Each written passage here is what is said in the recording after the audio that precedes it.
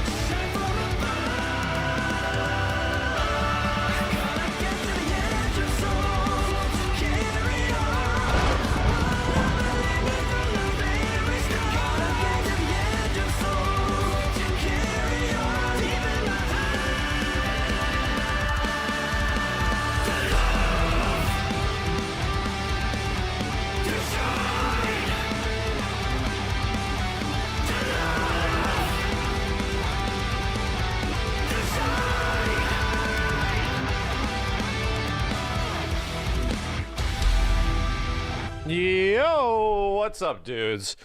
All right, chat. Yeah, we got a lot to catch up on because all the embargoes are out. I am over here, and that's over there. And hi, how's it going? Yeah, all the embargoes are out. We're just free to talk about anything. So, we're gonna have to start talking about stuff. We are gonna have to start talking about things. I'm setting up this YouTube thing. Hold on a second. There we go. Save. All right. Anyway, hi. Hello. We demand the Kirby Air Riders recap. Yeah, I didn't get a chance to do that. I did not get a chance to do that. So I think we're going to have to maybe, just maybe, check out that presentation at some point today. Maybe, just maybe. Okay. So, like, the Strive update hasn't hit yet, and we're definitely going to have to do that. However, I have unique footage of Onimusha, of Resident Evil Requiem 9, as well as Pragmata stuff. So yeah, I've got like a little bit of everything, dude. Like a little bit of everything. Stuff that is obviously unique to me and hasn't entirely been seen by everybody yet.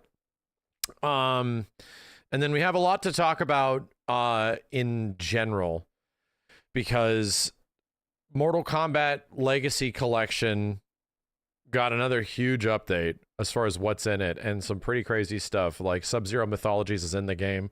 We got to talk about the chance of anything else showing up in the game. Man, what I had so many other things I wanted to discuss. I'm running a blank right now. Anyway, there's going to be a lot of yapping tonight, and then I'm going to want to play some games. I don't know. I don't think Lucy is out yet in Guilty Gear. I don't think so. I did see the Punk moment. Who missed it, right? There was no way you could have missed the Punk moment, or wherever the heck that was. Was it ECW, something like that? EWC? It was ECW. Yes, that's what it was. That was crazy. That was crazy. Big Wushige moment. Yup. It certainly was. What is he standing up for? Why is he standing up? So he made that very exciting. To give him credit, he actually ended up making that thing really dang exciting. Yeah, I did see a tactics trailer dropping for gameplay stuff. I'll need to see which ones they are, if it's anything actually new. The problem is it's tactics, dude. I know how that game works. I know how Tic-Tac works, brother. This is a great set, though. I didn't get to see all of it. Am I gonna play Mythologies again? Yes, we'll talk about that. There's like a new Night Rain boss as well. I really want to play more goddamn Fatal Fury, bro. I really want to play more Ken in Fatal Fury. And yeah, I think it was actually one of our gift sub emotes was that Sub-Zero Mythologies could have shown up on the Game Awards show, but we got it like the next day or some shit. It was like a day later, which is funny. I would say it was funny to say the least. The sound's coming out of this thing. I'm gonna try to click that just to be sure. Anyway, hi. What first? I think we need to go over, because I already discussed quite a bit of Invincible stuff. I can show you guys. You guys want to see a little bit more Invincible stuff? Because I have some more footage to share that's like not as cut up and shit. I can show you some very good looking capture. Probably the game has gone through some more visual overhauls, and the new game looks, the new updated game is just looking better and better and better. Let me see if I can find it where I put it. I actually rendered it out. Hold on a second. There we go. Hold on a second. I'll just fire this up a little bit. No, that was my video. Where's the Omni Guy gameplay? Is it in a download? Hold on a second. It is. Yeah, so check this out. Big screen this shit. It's very low volume. My apologies.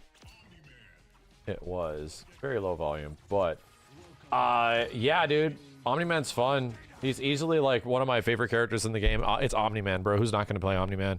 Like, that's the thing. Who's not going to play this guy? It's very low volume. My apologies. I have to like crank this. Inside a GDA cell.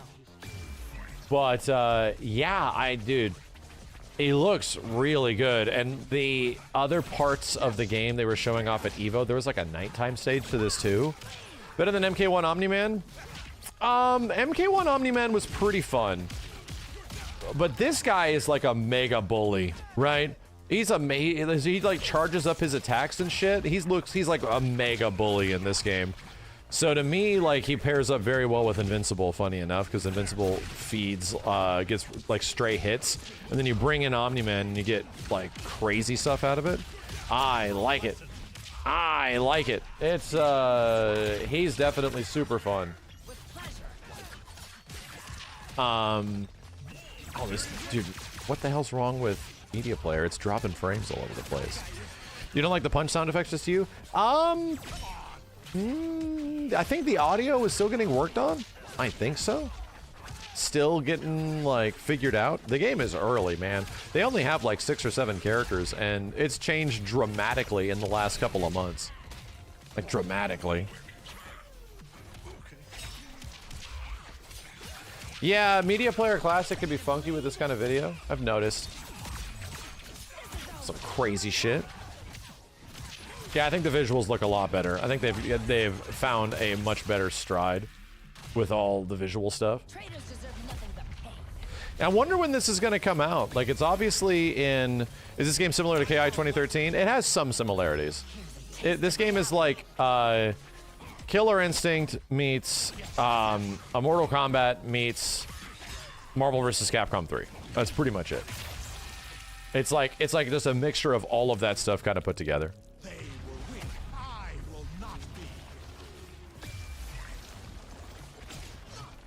Injustice plays nothing like Injustice.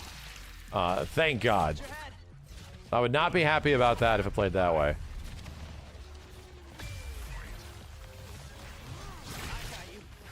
Sucks I can't get the audio for the freaking thing. How can I fire the social? I mean, look it up. I don't know. You gotta look it up. Jesus. He's dead AF. Scratching the MK9 itch. I guess maybe. Yeah. I guess maybe. Just like a little bit. I do hope Conquest is in it, yeah. Conquest is like the big bad of the, what was it, the 3rd season? Or is it the 2nd season? I'm not super averse in all of this stuff. To me, it's like, dude, the thing about this game, I'm not even like a huge Invincible fan. It's just the gameplay. Like, there's tag stuff in this game that tickles the shit out of my brain. And it's to the point where once you start getting like other people to play with and you're not just like playing random CPU or you're playing a, you know, like a training mode, that kind of stuff. As soon as you get that, it's the same thing with Killer Instinct. It's like, oh, there's a lot of surface level and 3-layer deep mind game things that start happening all over the place here, which is quite fun. And it's like constantly a teeter-totter of all these mechanics and abilities, and it super encouraging tagging all over the place. But the tag is risky, but also super rewarding, you know.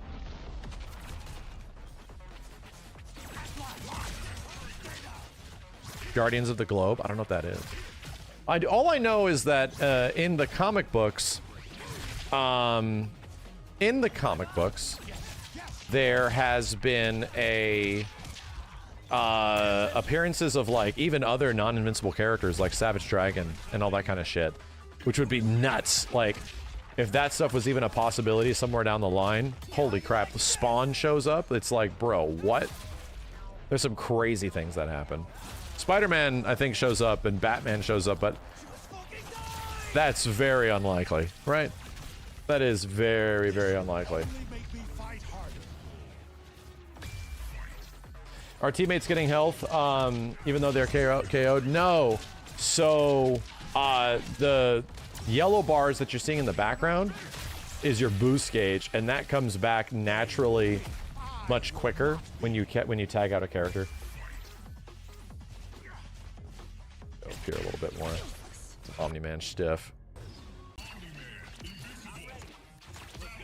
Is Omni-Man beginner friendly? Kinda, yeah. He's not as much as Mark, but he definitely is. You definitely press big buttons and you hold down buttons and you get like armor. So he's pretty good to kind of mix up inherently. You bastard. I keep my mustache pristine. Like Marissa? A little bit. He's a charge character. Charge as in you hold down an attack, his medium or heavy attack, and he gains armor. Not every character does that. And they're good. Like they're far-reaching.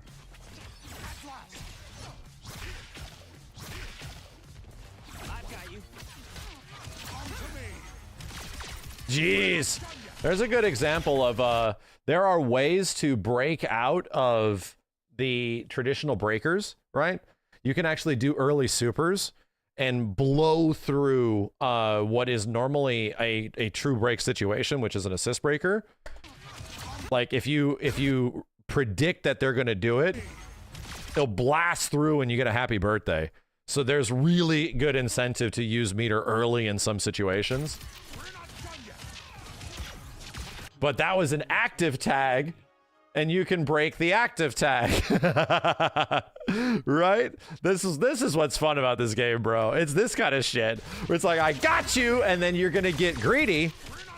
I think I was playing Kitty Cat Man here, and I got greedy, so I'm like, all right, I'm going for an active tag here, but active tags have 2 different timings, so you can break those timings or you can fake out, and I think I did the quick. Yeah, this is the quick active tag, and my opponent, which is one of the devs, predicted that I did the quick active tag on timing and broke my shit. So it's like, well, crap! Suddenly I got greedy, and now I've lost my assist for a little while. And it's turned the tide. That's kind of the thing about it, where it's just like, it's a teeter-totter. Like, so many of the matches are literally teeter-totters of just like, do you go for more? Do you know what they're gonna do? Are you gonna predict what they're gonna do? There are like big hard counters for a lot of that kind of shit. Quick active tag, light auto double. In a way, yeah, Shinku. It's not light, medium, heavy. It's light or heavy. But then there's also the fake out, which I don't know how to exactly utilize yet.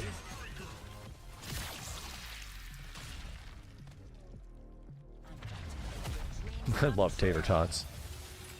You think heavy is fake? No. It is like, if you double tap the assist, the active tag assist button, then it fakes. It like jumps back, you know? Ah, I screwed it up. I tried to tag and I was holding the button down.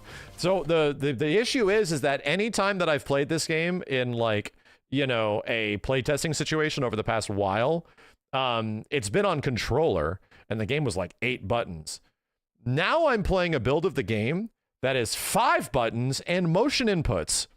And the motion inputs are still getting figured out. So it's weird to like have been exposed to different parts of the game for so long. And now it's looking completely different and is playing way different because we're having to get used to motion inputs and all this stuff.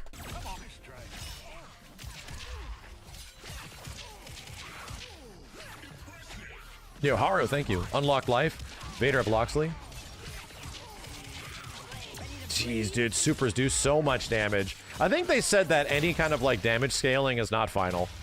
You know? It is not final.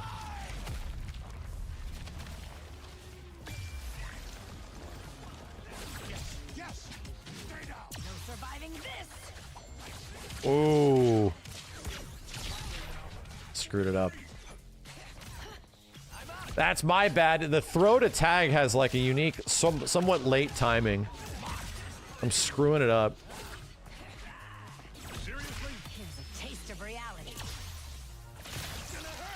Did Omni-Man do that? How did she get hit? I think he did. Yeah, the assist killed her.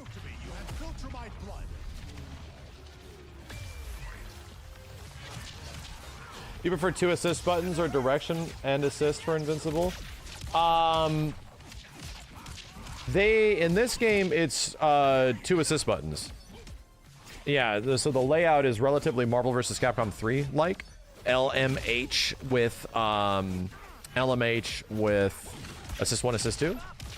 And you get, I think, 3 different assist options on each assist. So each character, they pretty much have you have like a C assist, you have a like a projectile assist, like a regular assist, all that kind of stuff. No X Factor comeback mechanic? Not inherently, no. Not inherently. I think at the rate of development, this game will launch on 26. In 2026? I think so. Yeah. I think so. It'll likely come out next year.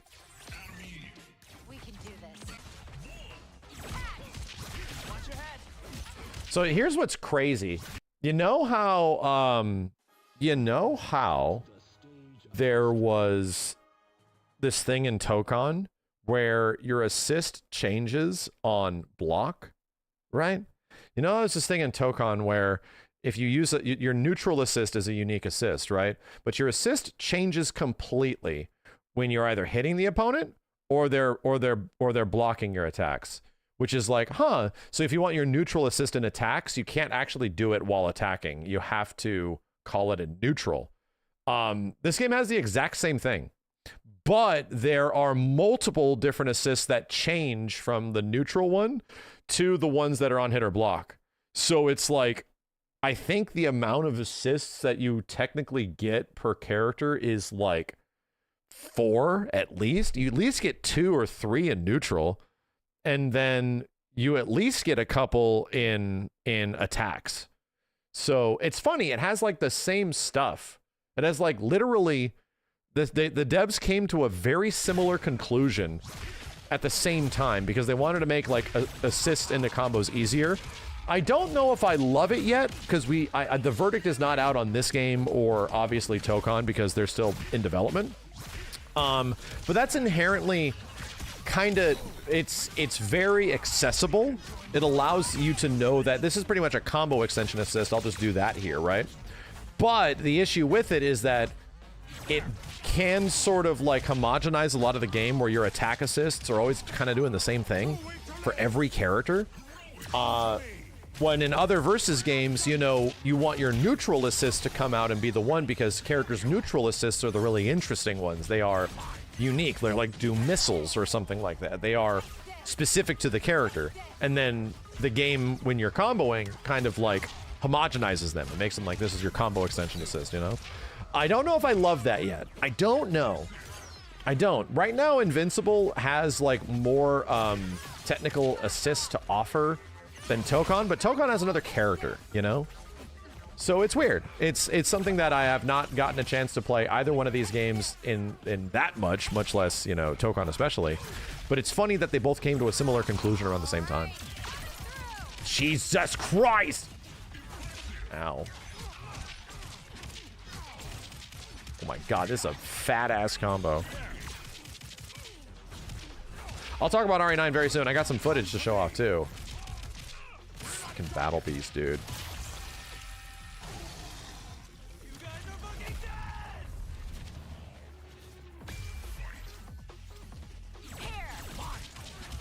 Yeah, that was one of her bigger neutral assists. Yeah, the characters literally have C assists from Dragon Ball that that have like more oomph to them, and they're super armored and shit like that.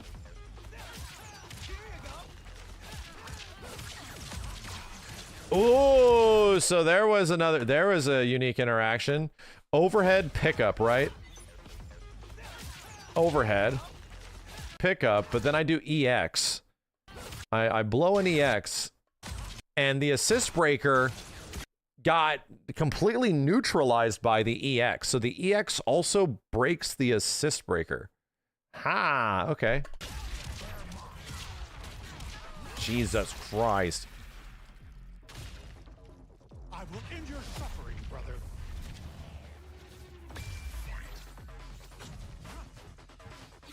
It happens in every generation where like so many developers end up doing the same thing at the same time. It's very true.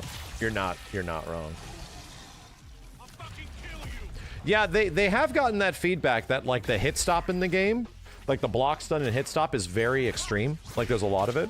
It's something that we've also been saying too for a long time, that there's like these big beats and stuff like that, which was also extremely prevalent in games like KI originally. So that's a piece of feedback that they have gotten. And again, in development, this game is also being like sort of community developed, you know. Too weak to live. When fighting game is the best hit stop, that's Third Strike. That is Third Strike. Well, there was a reason hit stop was the way it was in Killer Instinct, was for combo breaker purposes, right? Because you needed that timing to be like universal across the board because of the light, medium, heavy aspect of it. So KI hit stop was there for a reason, like a really specific reason, you know?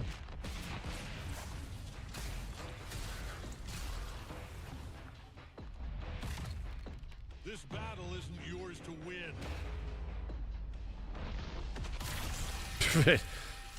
He's a husk.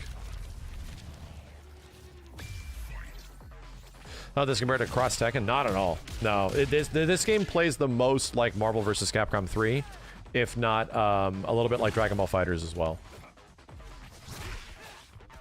From the surface level, it looks Mortal Kombat-ish, but it doesn't play anything like that.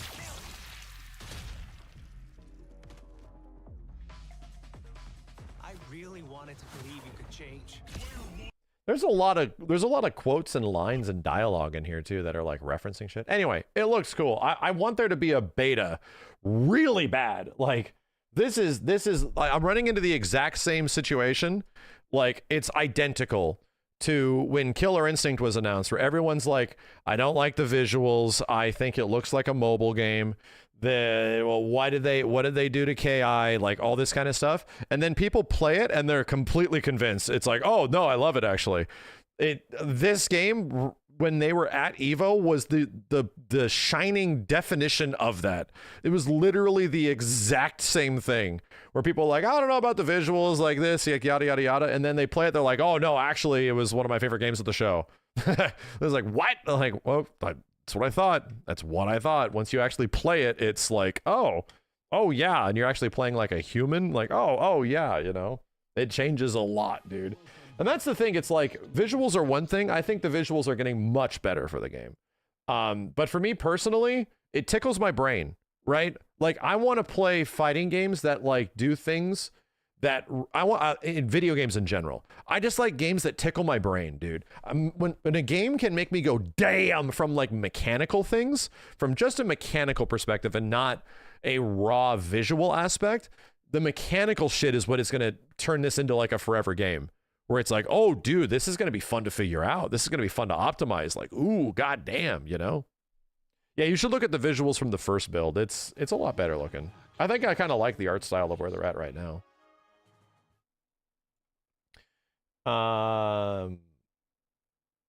Killer Monk, shut up. You can't just say that and that is not That is not real.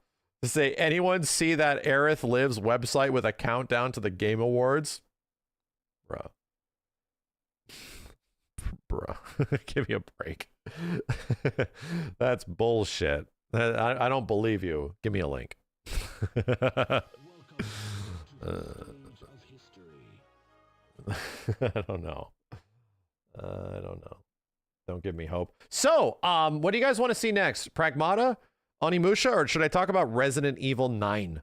Resident Evil 9. Did I play any of the Capcom games? I played literally every single Capcom game. You want to see RE9? All right. So, I'm going to make a recording of this as well, so we can be in mega high quality. So, Gamescom build of RE9, we got to play it. And the most important aspect is that it is the first time the game is publicly playable. A lot of people have gotten their impressions. The negative is that it's the thing I already played. It was a little bit more polished. It was a little bit better. So what I'm going to explain to you and what we're going to show off is my gameplay footage of me playing Requiem, but it's pretty much the exact same thing. So for anybody that's expecting Jill to drop in with a rocket launcher on the back of Nemesis to, you know, high five Leon as they twerk on Jack Baker, probably not going to happen. It's pretty much the same thing of like Grace Ashcroft, like waking up in this weird derelict crazy place. So there's no crazy additional characters or anything like that. Like, this is the weird spooky RE9 that they're setting up for right now. And I will say personally, it does feel like there is going to be more to this, because the way the game starts, which is seemingly this, is very unique. And it would be surprising if like the whole game was this way. To me, that would be surprising, but at least I get to show you. Again, the game that I compared this the most to was Alien Isolation. This experience was very Alien Isolation-like. So I switch between first and third person every once in a while during this. I think I do. But yeah, this is my Resident Evil Requiem gameplay. I'm going to pause the notifications for now. Thank you, Moon. I think visually the game looks friggin' nuts, man. Like, it looks so good. This is sort of a long cutscene at the start, so I want to get into some gameplay stuff and talk to you all about it. If you want to be freaked out by this, I'm pretty sure this has already been shown on some other channels. Oh, that's not good. She eventually gets out of here. She wakes up in a place that you've like never seen before. This is running on a PS5, and it looked really good. It looked really good. So, yeah, you just sort of like wake up in here and just start perusing around. Third person's neat, but I honestly felt that this game or this sequence ran particularly better in first person. I think it felt like this was more intended for a first person experience. But yeah, it's dark, man. Like, it's really dark. This is on console. And yeah, they're just going, this is mega spooky atmosphere, dude. Power radius of just like chucking this thing.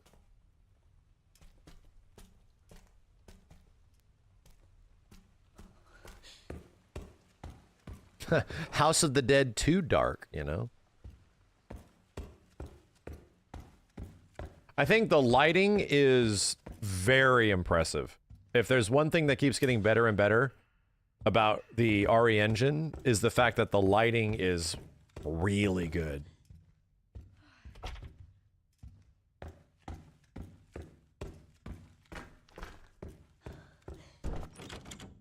Smash it with a bottle.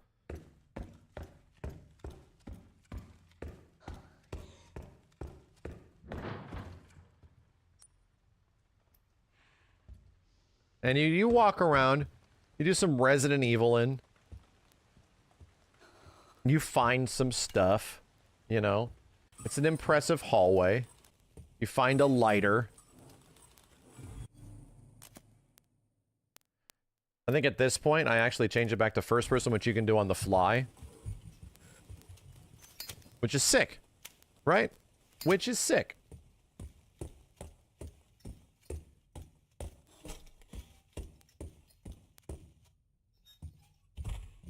It was spooky. No, I'll give it credit. Like, so the first time I played this was at Summer Games Fest, and it was legit scary.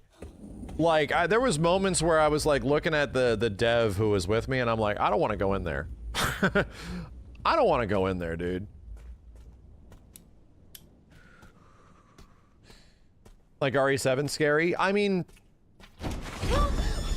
kinda, yeah. Kinda, yeah. This is funny. This is really funny to me. He's dead. No shit. No shit. Infected.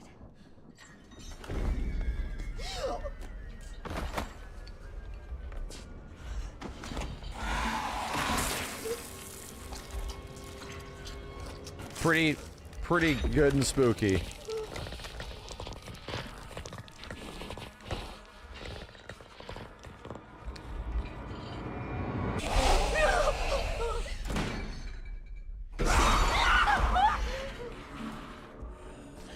Time to start running.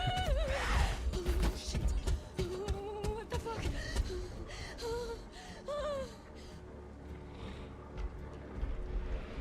Look how creepy this thing looks, dude. This is where I get very much like Alien Isolation vibes. Don't come any closer. Because there's just some places it won't go. And it jumps up into the vents just like Alien Isolation, dude. It's like, whoa. What the hell was that thing? I'm like, this is just an isolation vent. Jeez. Are the cutscenes in first person? No. No. The cutscenes play out as they normally do. The fact that the game is like starting this way is pretty good. I'm curious, like, obviously how it evolves. Of all the Capcom games that are playable right now, I'm the most curious of how they evolve.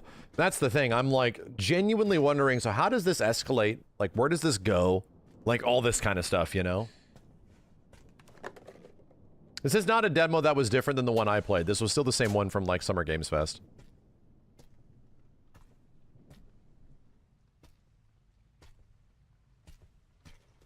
Yeah, it's the same thing with Onimusha. It's the same thing with Pragmata. I'm really curious, like, how they evolve. And they really don't give you, like, all of the demos don't really give you much to mess with. If anything, Pragmata's the one that gives you the most. 1 second. Hi.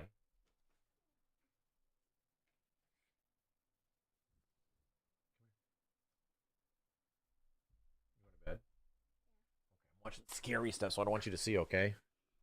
It's kind of scary. Okay. Alright. I love you. Good night, sweetie. Night. I'll wake up and see you in the morning, okay? Okay. Okay. Yeah? Wanna go? Wanna try? Where are you going, Daddy? In here? It's a spooky thing, honey. No, you don't want to see it, okay? Trust me, it's very scary. I was talking about. Oh, tomorrow? I'm gonna go with you to school. Yeah. And I'm gonna pick you up too. I wanna. Sorry. How was her first day at school? It went great. It went great. There's nothing to report, you know? So, she's just an easy kid, dude. Anyway.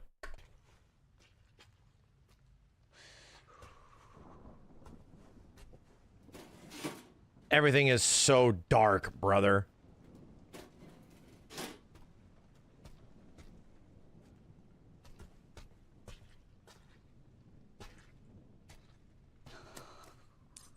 So you have to move this big thing.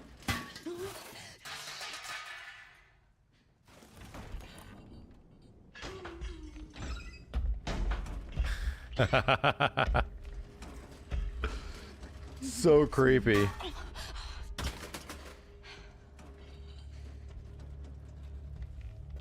It really reminds me of, like, the sequences when you go to House Bienvenido, the creepy baby house.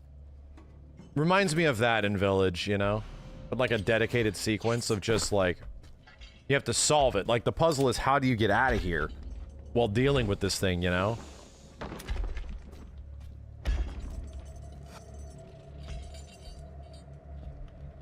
And you just have so little resources, it's mostly a puzzle game.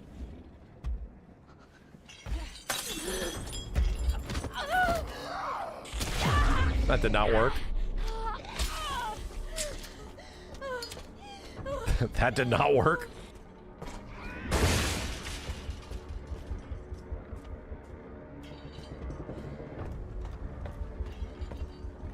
Yeah, she's massive. Massive.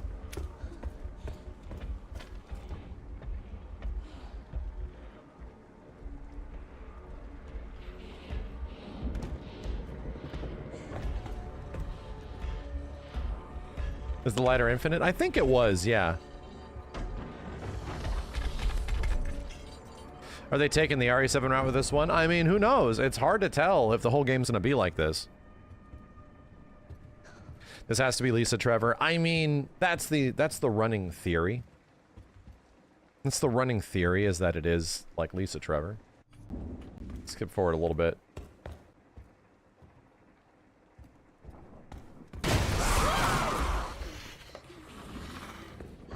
Some big moments.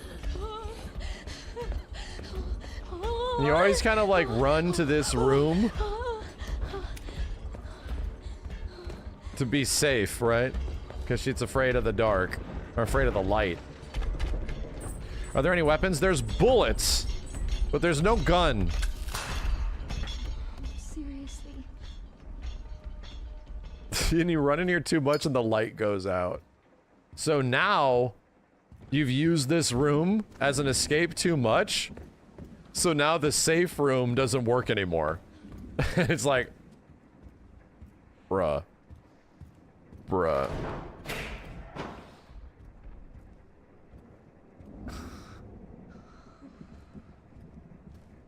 This is a huge thing. You know, I said it functions a bit better in first person than third. Which did you like better? And for this sequence, I think it's better in first person. Because it's not super actiony. You're not like aiming everywhere and stuff. I think the third person, when you're having to like aim and pick targets and move around a whole bunch, I think that works way better in third person. So to me, it's like there were moments where the game actually recommends which way you play it. And I think the recommendation for this sequence was first person.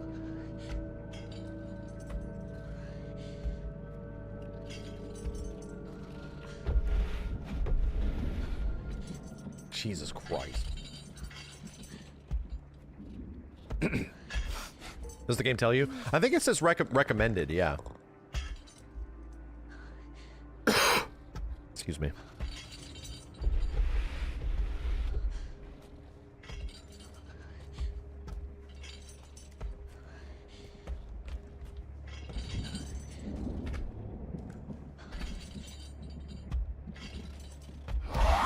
Oh God. Oh God. I'm gonna light my hair on fire.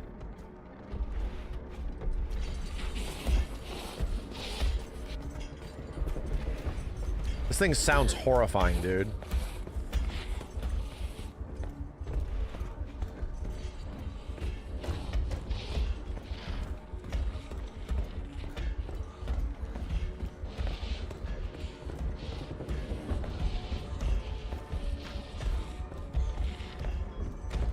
Close the goddamn door. Close the goddamn door.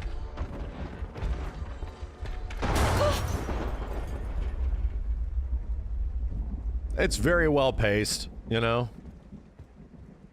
Why is she running so slow? Because she's not like a cop. She's a desk worker, you know? She's like a normal chick. She has no experience.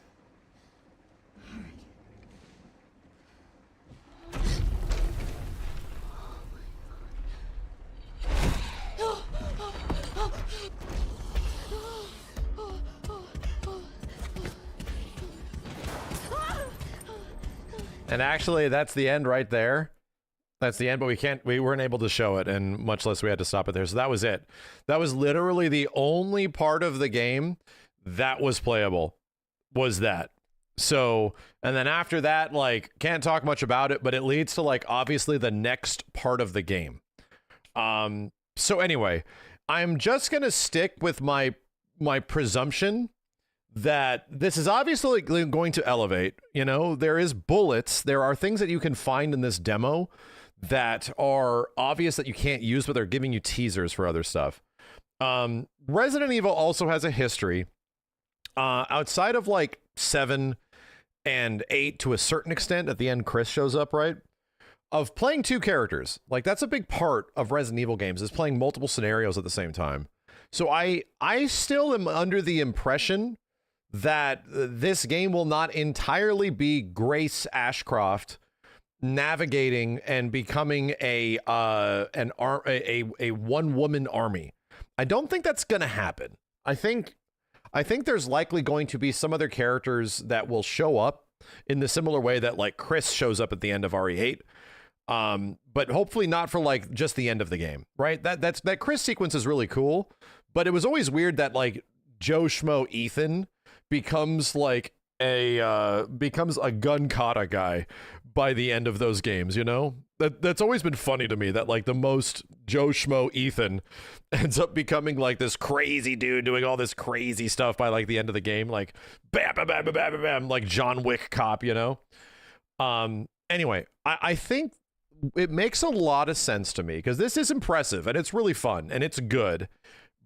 But I don't know if I want the entire game to be like this, and it feels like they are specifically holding back. It feels like there is an intention to hold back what the rest of the game is, and they're being very coy, dude. Like, they're not answering any questions about anything, bro. They're not talking about when it's going down, like what time frame. All we know is that it is Raccoon City. Like, all the trailers and everything that have shown off so far is specifically keeping you in the dark about how the game is. And it's my presumption that at some point there's going to be, like, a big character reveal of some kind. Like, it really feels that way. Do you think you want it to be Alien Isolation more instead of Run and Gun? So here's the thing. I think some parts of it will be Alien Isolation, like, in the exact same way that some parts of Resident Evil 2 Remake also had a stalker, in the exact same way that some parts of RE7 and RE8 also had, you know, Big Daddy chasing you down in the old house, and also Lady Dimitrescu. But those were limited to certain portions of the game, you know? I wouldn't be surprised if this Big Mama character, right, is sort of chasing you down throughout the game, but not in a constant situation. I don't think she's going to be there, like, all the time. I think there's going to be a lot of crit pathing and puzzle solving and all the traditional, like, RE1 kind of stuff. I think it'd be really cool if that was saved for Grace. Because if you're Grace, you're pretty much walking around a big spooky place and you're playing a really spooked out girl that is trying to figure out what to do. So that sort of fits, you know? And it also makes sense that you have all these Resident Evil veterans that are just like, everybody's John Wick in every single way, right? That are just blasting zombies in the coolest way possible. I would not be surprised if that exists. And it's my hope that it's a Leon with a beard. It's my hope that it's Leon with a beard. And he's like the other character in some way. That is like a side sort of campaign that's running at a similar time. But it would be neat if, like, you know how originally you choose one or the other? It would be really cool if it's like you play a segment of the game and it's Ashley, and then a segment of the game it's Leon, and then Ashley, and then Leon, and Ashley, and Leon, and then they all, like, sort of converge in some way. That would be really neat, dude. I don't want to play as both at the same time. Don't get me wrong. I don't want RE0 again. But I really feel that it's setting up for that. And I feel that so much of this being as coy as it is, not Ashley, Grace, sorry, Ashcroft is what I'm thinking, is a specific, like, marketing effort. Like, they're really trying to hide what the actual meat and bones of the game is. And my dude, they've shown us city. You have shown us, like, dilapidated and run over and nuked Raccoon City. That's a really cool piece of iconography. We're not going to be sitting inside mansions the whole time, my dude. That's not going to be happening. We're not going to be playing as a slow, really slow Grace, like huffing through Raccoon City very slowly. Like, I just don't think that's going to be the way that the game will be.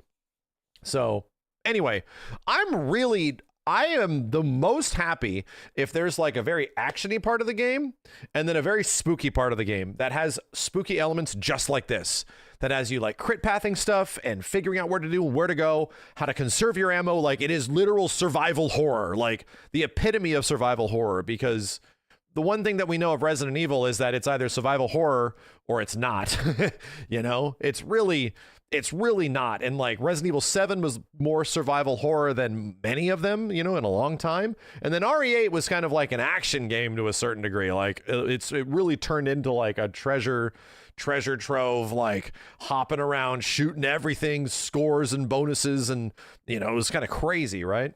So anyway, I'm curious, bro. I'm really curious where this goes, and I'm glad people get to see this because I was impressed. I felt like this thing was hunting me. I felt like this isn't just me like running circles around Mr. X and trying to avoid Mr. X. It was not that. Like, this thing felt like it was actually hunting me, and it was disappearing, right? In the same way that the alien does in Alien Isolation.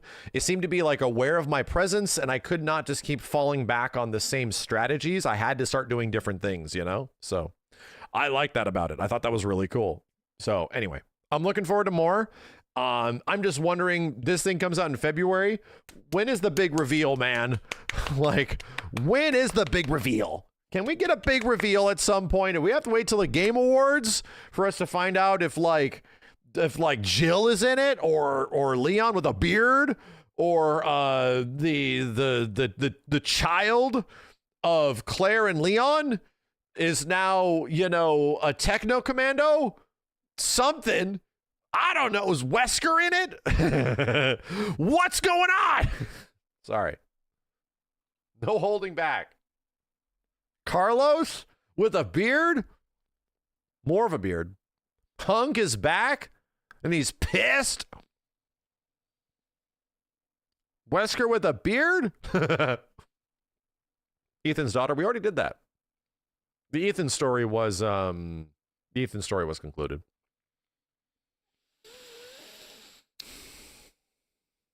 Maybe Sherry. It would be neat. It would be neat if Sherry came back. Somebody needs a fucking beard.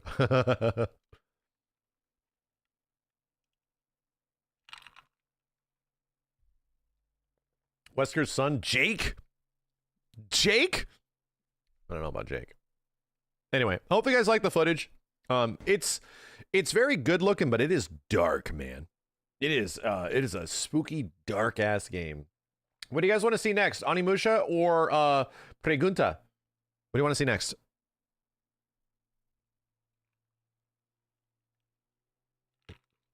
Onimusha. I put up some footage of this talking about it. That ain't it. Hold on a second. Do I have my Onimusha? Shit. I don't think I rendered out extra footage. Hold on a second. Did you watch the new Crimson Desert 13 minutes of gameplay? I did not. From Gamescom. I did not. I'm just gonna wait for that game to come out to see how it is, because I've played it and it was very much not for me after playing it, you know. So I'm gonna wait to see what it's like when it eventually comes out. Onimusha. That's not it. Yeah, hold on a second. Let me get my second playthrough. Yeah, there we go. So, you know, to no one's surprise, look at this is not a Souls-like. This is not Souls-like level design. There's a few branching paths, but not a ton. This is 100% a shallow corridor action game, focusing heavily on sword combat. I don't even know if the game is really going to end up being like the original Onimusha was, like Onimusha 1, 2, or 3, which are kind of like Resident Evil likes with sword combat, you know? They're all about like getting keys and solving this and doing a puzzle. Like the original Onimusha is just a spin-off of like a Resident Evil game. In the same way that like Devil May Cry kind of was, but Devil May Cry really took a different turn. I don't know if it's gonna be that way based on what I played. I don't know, because it's very straightforward. Like, and it just wants you to engage the enemies. Like, that is what it's all about. It's about engaging the enemies and then getting access to some sort of thing that's sort of puzzly, but not really.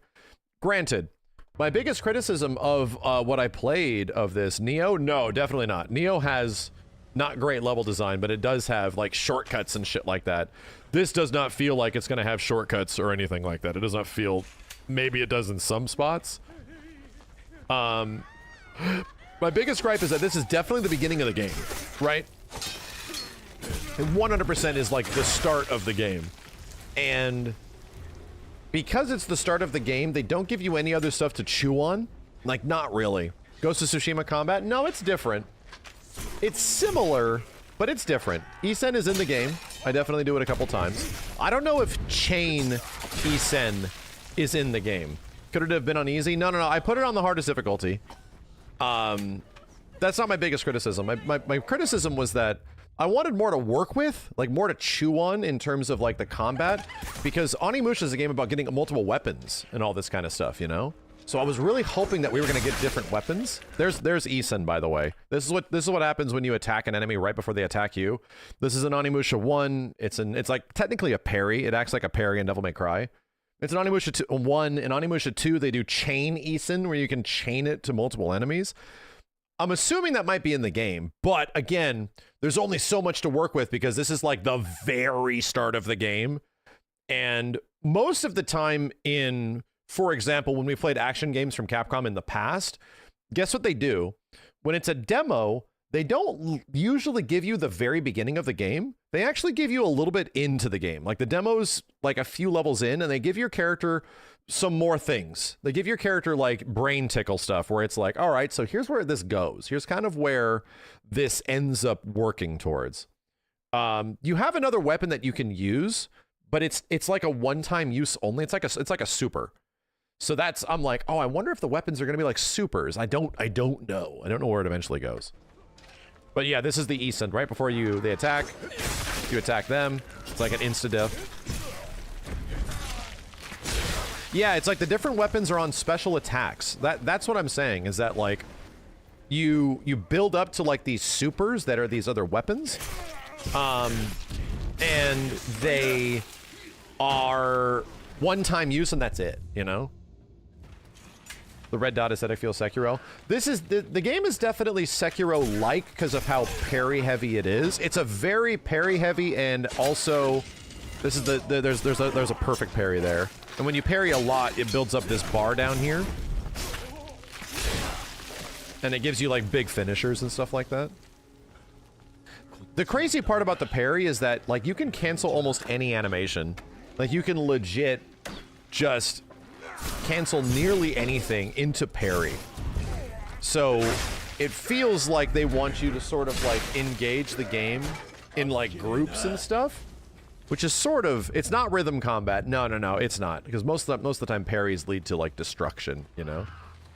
And parries have like a ton of different animations. The parry looks really cool. I wasn't able to do a lot of interactive environmental stuff. Yeah, we saw that a lot in the trailers, that like the environment around you like really has a big part of the game, and that didn't happen very much in this demo. It didn't. If that did, it would have been pretty cool. I'm trying to get the timing of this stuff. And all the monsters kind of like die quickly, right? Like most of them sort of just like wait a lot, and it was like, the demo is short. It was like 10 minutes, you know? It's fun. Don't get me wrong, it's fun. I just wanted more. Like I really wanted to be like inspired on where this could go. And it felt like, once again, the exact same thing with Resident Evil. All these demos feel like they're holding back. Like, all the Capcom demos, even Pragmata to a certain degree, feels like it's holding back on where the game is really going to go. So it's like, yeesh, I want it to tease me on how cool this could possibly look.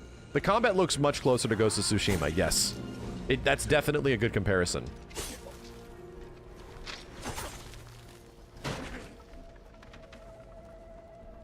Does the combat feel slow? It does. But that's intentional.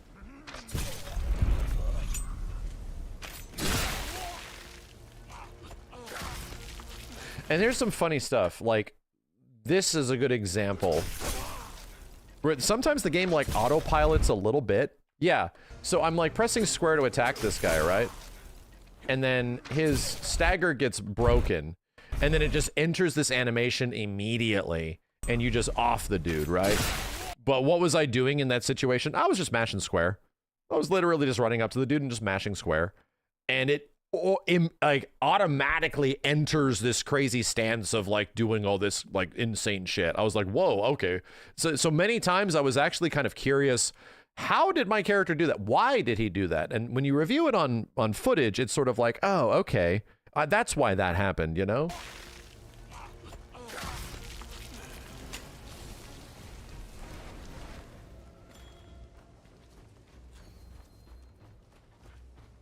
It's just a finisher. Yeah, pretty much.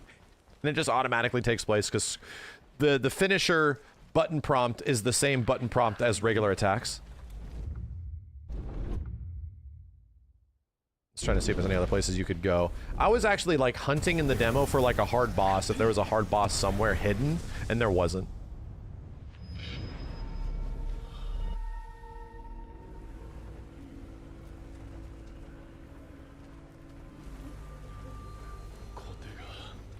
He doesn't have different weapons in this, like full weapons he can use. Sword is the main weapon, and you get access to like a dual blade thing, but it's only like it's like a build up super, and then you just do it, and then it's over. You don't really use them anymore.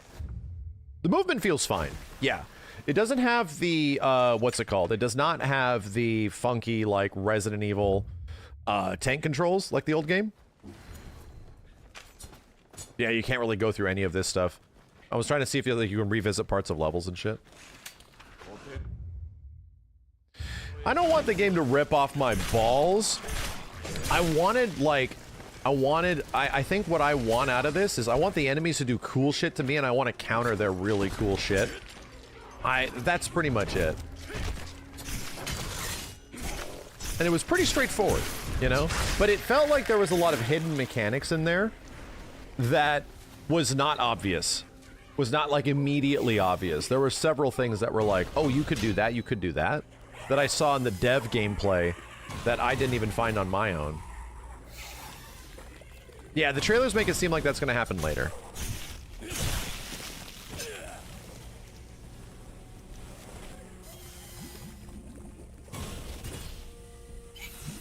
Yeah, parry is on L1.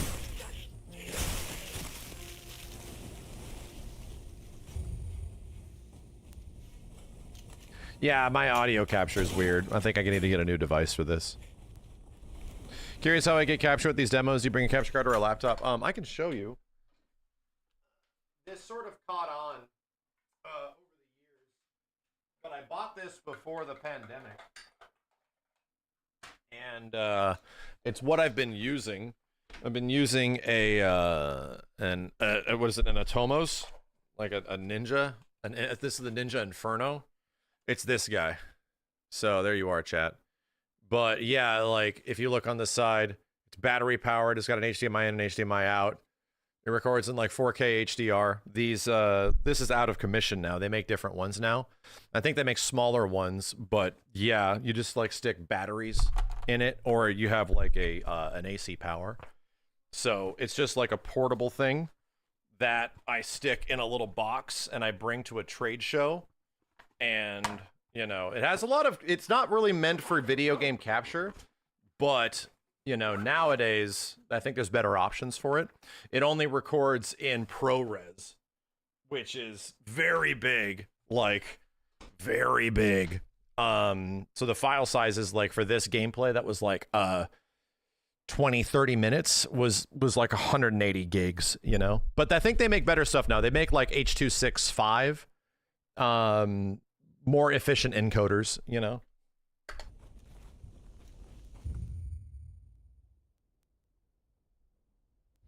How expensive are those? That one back in the day was like $600 to $700, but that was like 7 years ago that I bought it.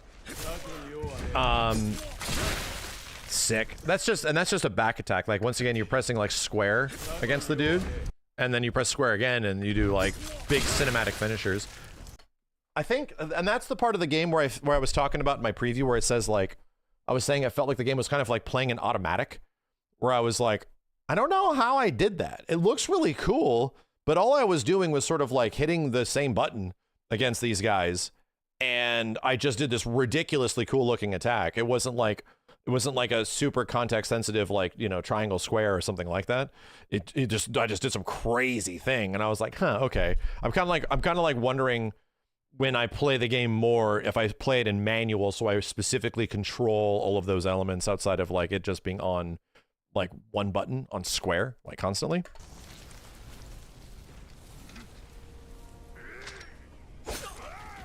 Trying to get the E-Sen on this dude. There you go.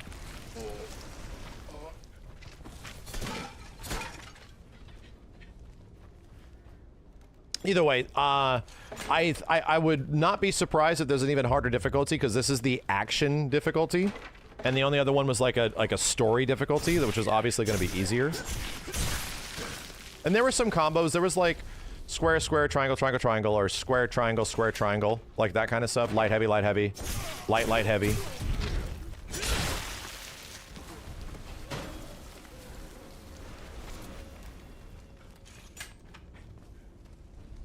These guys die quick. Yeah, they don't. Most of the enemies in the demo didn't put up much of a fight. You sort of just like wailed on them.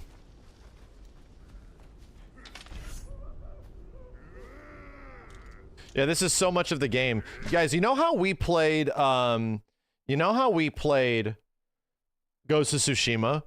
Like, literally, we aura farmed that whole game, you know, most of the time. It's Ghost of Tsushima, you can play the game like aura farming just in general and just hitting multiple enemies and doing all this shit. This game, like, that's the point, right? Like, Onimusha feels like that's the whole point, is that we effectively want you to aura farm the fuck out of this group of enemies. Have fun, you know? And that's where I can't wait to see, like, you utilizing countering mechanics later in the game when it eventually gets to that point. That shit's gonna be sick. It's gonna look really cool, especially if it's got tight timing and stuff. Yeah, every time after every fight in Ghost of Tsushima, we would clean the blade and then sheath it and then walk to our horse and, you know, look at some wind.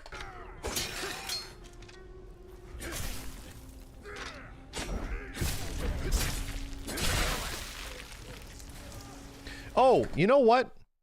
You guys are right. Hold on a second. Let's watch something really quick. Parry. There's no hit stop in this game. And I think that's a criticism. There's no hit stop. It feels like the early version of Monster Hunter Wilds.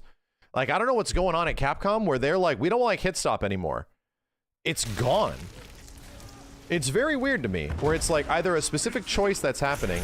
So all the hits, this is the super, by the way, and then it goes away.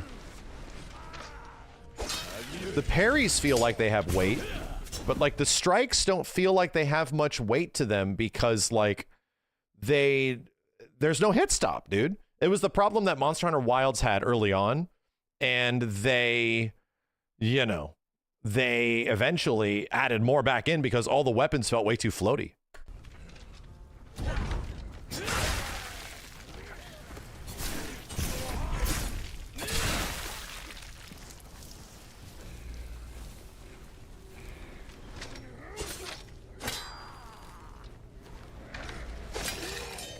Yeah, some things have a little bit of pause, for sure. What is hit stop? I'm a noob. So when you like collide with an enemy, if the attack just goes through the enemy, it doesn't really feel like you hit them. Like, you'll see them react and stuff like that, but it doesn't feel like you know, like the weight of your attack actually like hit them and collided. Hit stop pretty much means that when you collide with the enemy, it holds on that frame for a little bit, depending on how big your attack is, like a little bit. So it's like a little bit of pause, and then you go through. So it feels like, oh, I collided, and then we went through, you know? You ever play like Ocarina of Time when Link does like spin attack and you hit a bunch of enemies, and there's like 3 enemies that go, yeah, and it'll spin, and it goes boom, boom, boom. It does like this big thing that circles around, and you feel every single one. If that wasn't there, he'd just go, yeah, and it would be over. So like the impact would not necessarily be there. You get 5 big like explosions every single time. Yeah, it emulates, it's supposed to like emulate in game design the friction you get when you actually come into contact with things. God of War does it really well with like the axe. When you hit an enemy with the axe and it like hangs on them a little bit. That's like a hit stop that they try to get to make that game feel that way. Yeah, Monster Hunter Wilds, the beta versus the final game. Perfect example.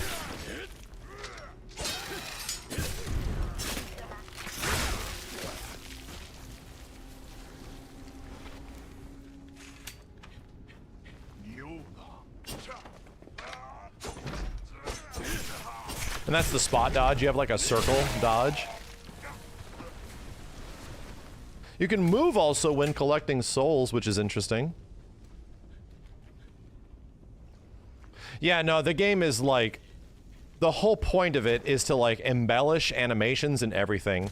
It's all about like super smooth animation transitions between all your parries and attacks that will really make it like, the title of the game is Way of the Sword, dude. Like they are like legit horny for sword combat in this game. Like that's the whole point of it. They're trying to make like the best looking like sword combat game there is. And I think like Ghost of Tsushima looks amazing, dude. Like Ghost of Tsushima has really cool sword combat. It's not like, it wasn't the most deep, especially in the first game, because it was sort of like Simon Says. But it felt really good. It looked so cool.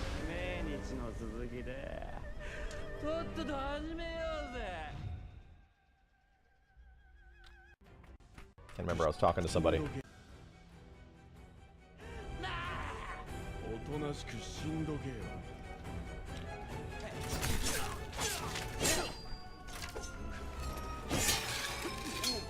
Yeah, when you get really good parries, you get those huge ass animations.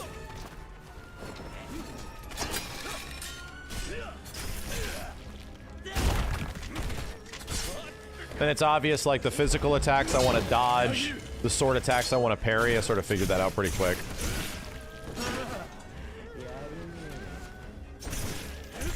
Yeah, he's wearing a gauntlet as well.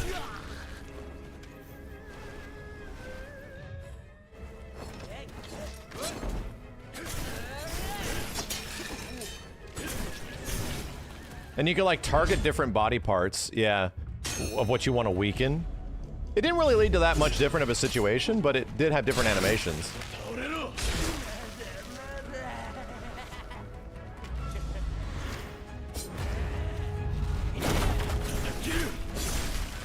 You get like slow-mo. Look at that shit, dude. So that's late timed dodge. So what also happens, this is like your parry meter. This is your dodge meter, okay?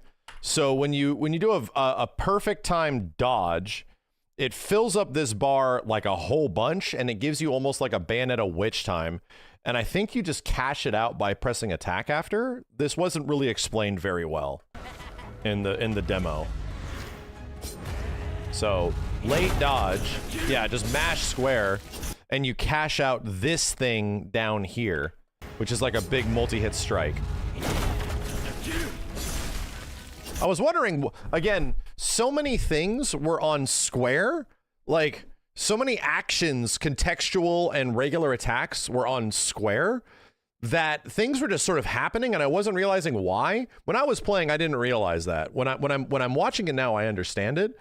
But since so many things were on that button, it just felt like really cool shit was happening all the time, but I wasn't exactly sure why. A lot of really cool shit is happening, but I wasn't particularly sure why that's happening, because every single thing was always on square, you know? Or most things were always on square.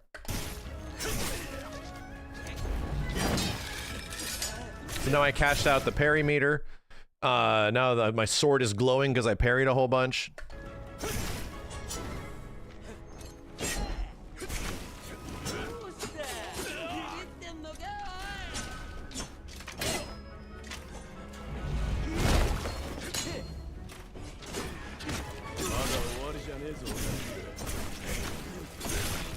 He's just getting rocked. Good lord.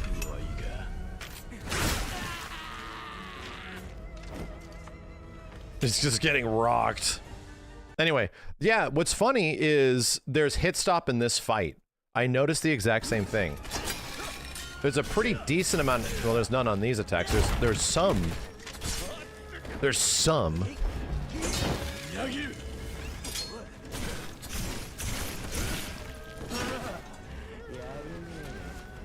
It's on like the two-handed strikes. Yeah, I think so.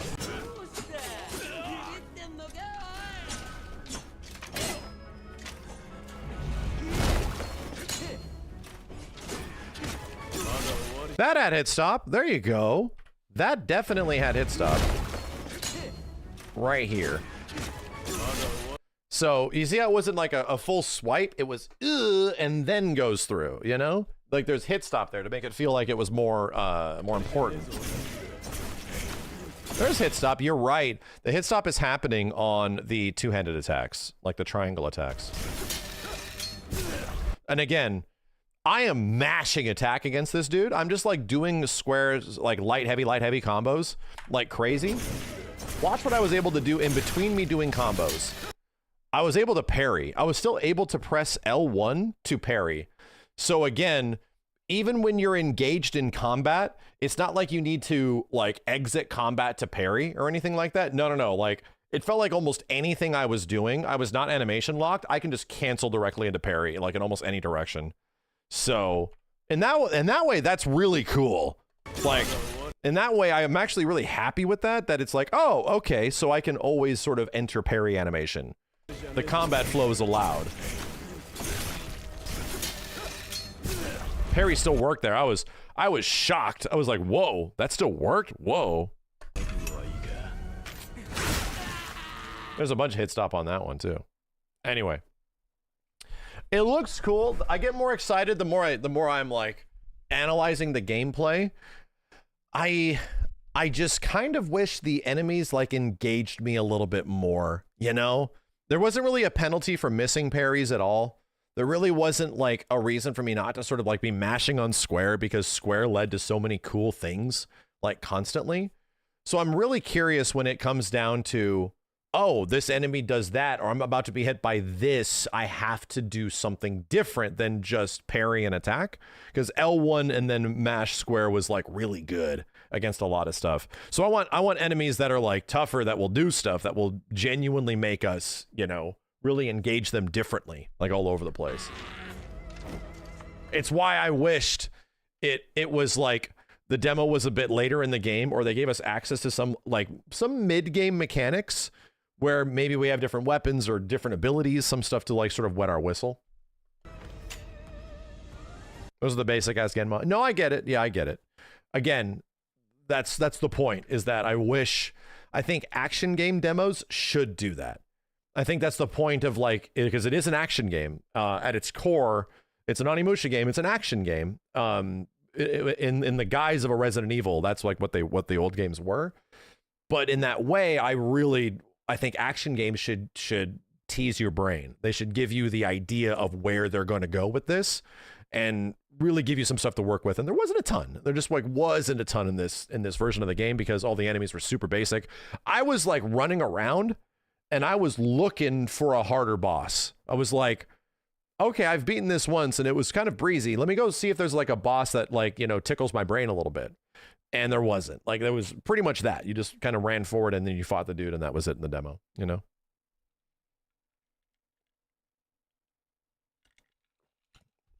Anyway. Guess what was the best game I played of all the three? Guess. It happened again, bro. Max, which game did you like the most of all the 3 games you played? It was Pragmata. It was actually Pragmata.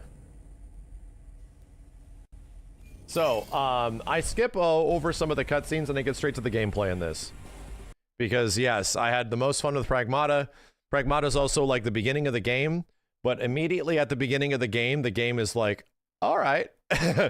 Like, my brain already goes, all right, with some of the very, very early things the game is setting up.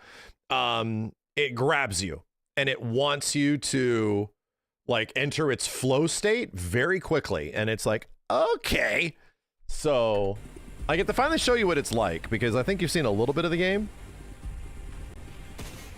Oh, by the way, this is the PS5 version and this was running way better. Like, holy shit. Before the PS5 version that we played at Summer Games Fest, the very, very brief version, whoo-wee, it was running like 25. It was like, okay, I get the concept of the game. I think it looks really cool, but oh boy, this needs some polish. It was running pretty poorly, and now we're playing it on base PS5, and it's running great. It looks really good.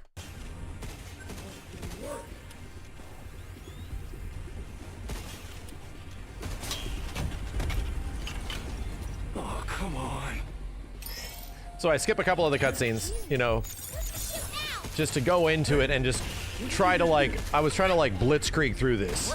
Just do it as quick as possible and just blast all these guys, right? Because if there's one thing that this game made me feel is that, ooh, I want to do this fast.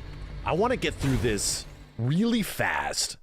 So that's what this this recording was me just sort of playing through it really fast. Once you solve the puzzle, the hacking puzzle per enemy, these change, by the way. They get bigger and different depending on the size of the enemy. You just got to make your way to the green thing and also engage these things. These things are like time extenders to a certain degree. And then once you do this, their weak points are exposed. But that doesn't mean the enemy will stop attacking you. They will keep attacking you. So there's this moment where like the dude's about to smack you and you're having to make the choice of like, oh, do I complete the puzzle and disengage or do I fucking dodge? What do I do? So that happens a lot. See, it looks like he would have been like hurt by that, but he's not. He's just got weak points exposed. Don't look now. We got company. I'm really sure you work here. What? This is my fault? Yeah, you can go straight to the green, but the weak point will be significantly shorter.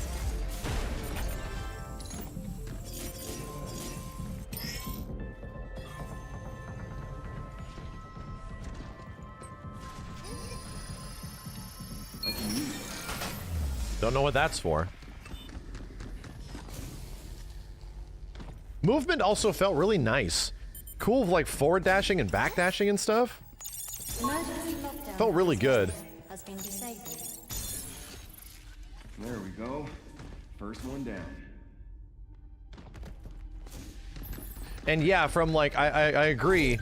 From an outsider's perspective, when you're watching this, it doesn't look like, looks weird. But trust me, dude, once you're in there, it's very fun. Look at this hit stun. Look at all this hit stop here.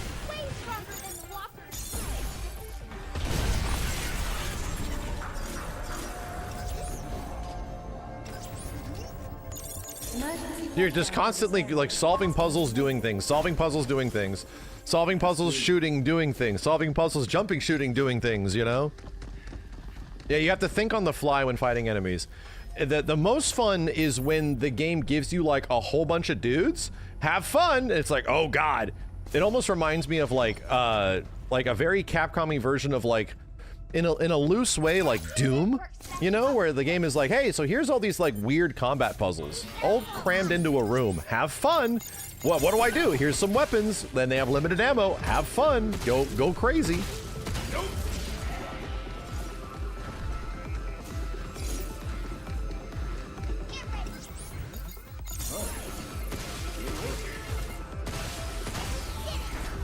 Did the combat get really challenging at some points? Emergency lockdown for this area has been disabled. It is to a degree. 2 more to go. It is to a degree, but not like a ton, because this is, once again, just the very beginning of the game. Got it.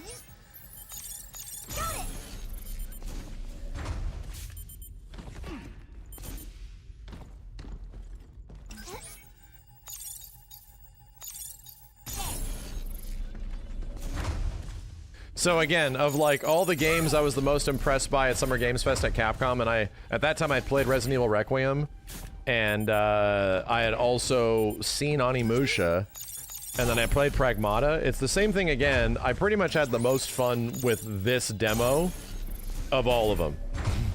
Pretty much had the most fun with this demo specifically, and I can't believe I'm saying that.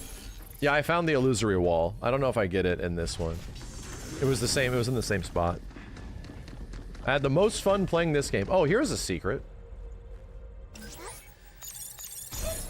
I think I go to it over here. There's like a weird corner you can go into.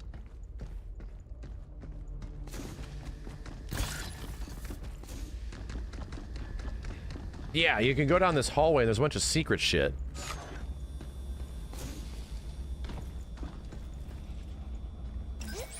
So there's a lot of like little things like that that are just off the beaten path a little bit. And now the hacking escalates a little bit. Now it's not the same. Now they're going to give you incentives on the grid, which are like bonuses if you go through them as well. So now there's like a risk reward. Do I take the longer route on the grid when I'm hacking, or do I just go straight for it, you know? Which is pretty neat.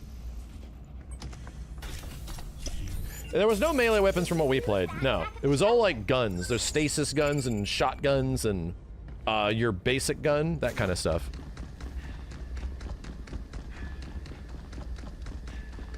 It's video gamey AF, bro. It is super video gamey.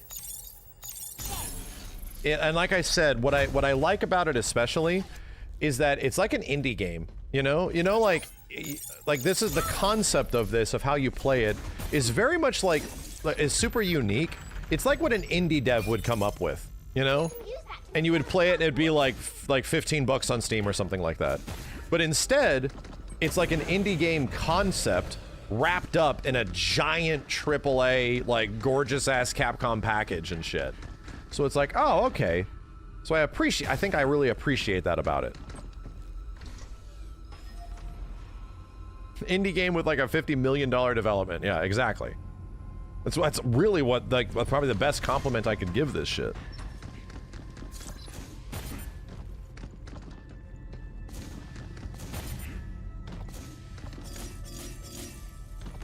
So like Kunitsugami, I think it's probably a little bit bigger, but I do feel that this game is probably like Kunitsugami-like. Right? Path of the Goddess is definitely Exoprimal-like. So here's an example of some crazy puzzling. So that guy's super stasis. I missed that this dude fell in here. Try to hack him at the same time.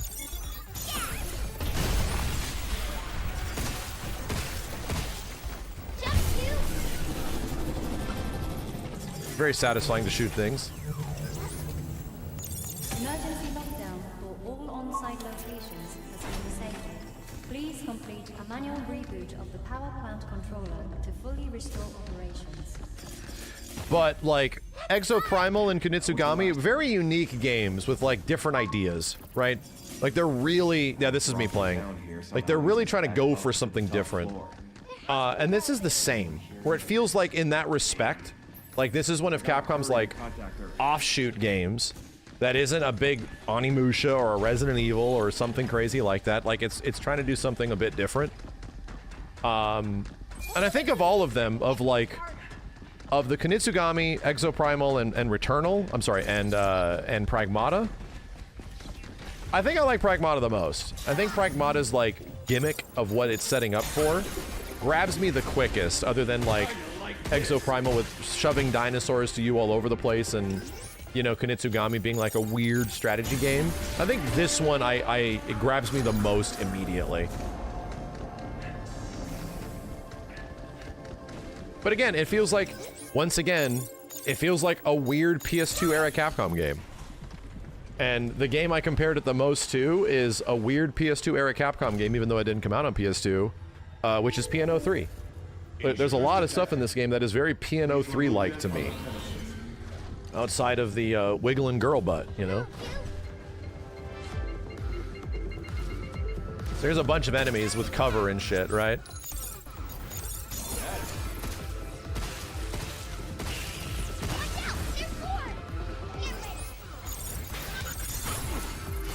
So, it also has witch time. I don't think I solved this puzzle here. Oh, I did, but I dodged right at the right time. So if you do, there's like just dodges.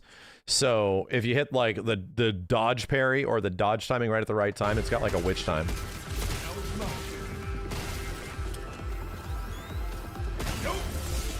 Is there a boss fight? Yes, there is. We actually get to fight the boss. It's working.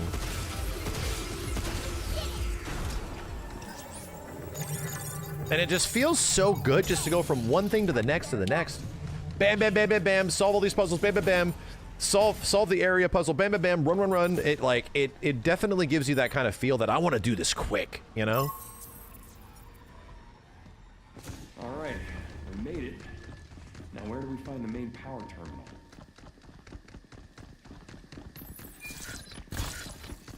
No, you have to hack the dudes to expose the damage points. Yeah.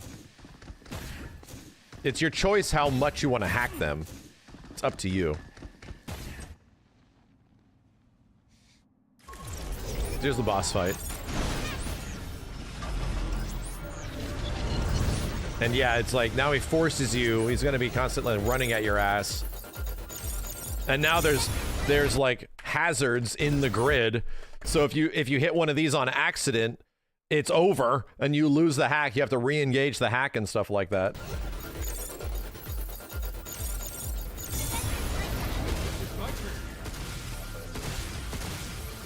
It's brain training, yep. Now you have to make the choice. Do I dodge or do I hack? Like, this is kind of the gameplay loop now. Oh god, I'm stuck. I'm stuck in the hack. I don't know how to get out. My brain is doing too much shit.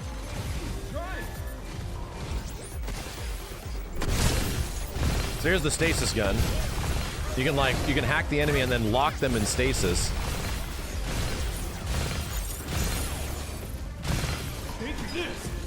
And then once you like stun them, you get a big contextual beat them up.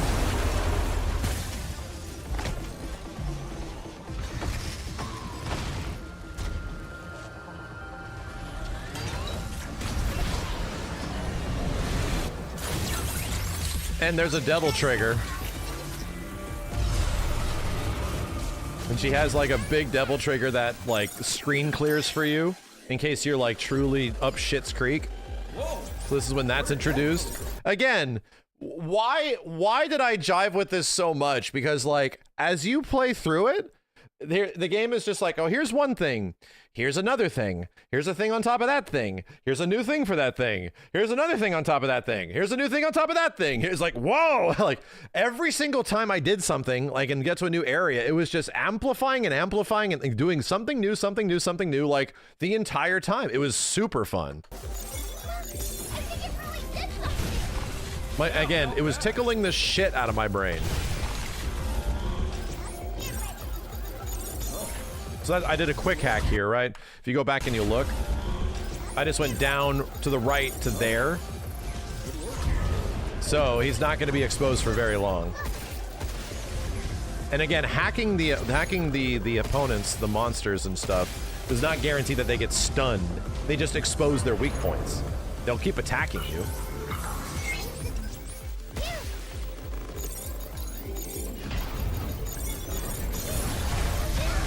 I think that might be it. I think if you do the full grid, yeah, because I also did this one, and then it stunned them, you know? So I think you might need one of these or something, because these have different effects if you complete the hack with it. I think you get more damage if you get all the hacks. That makes sense.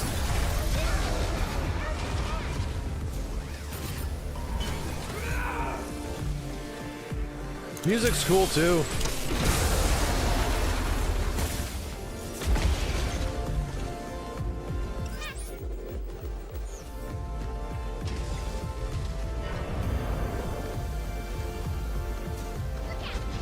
That's a cool ass background.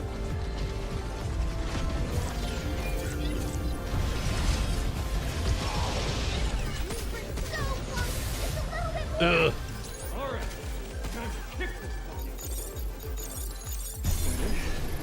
Yeah, and actually the hack itself did damage. Energy levels restored.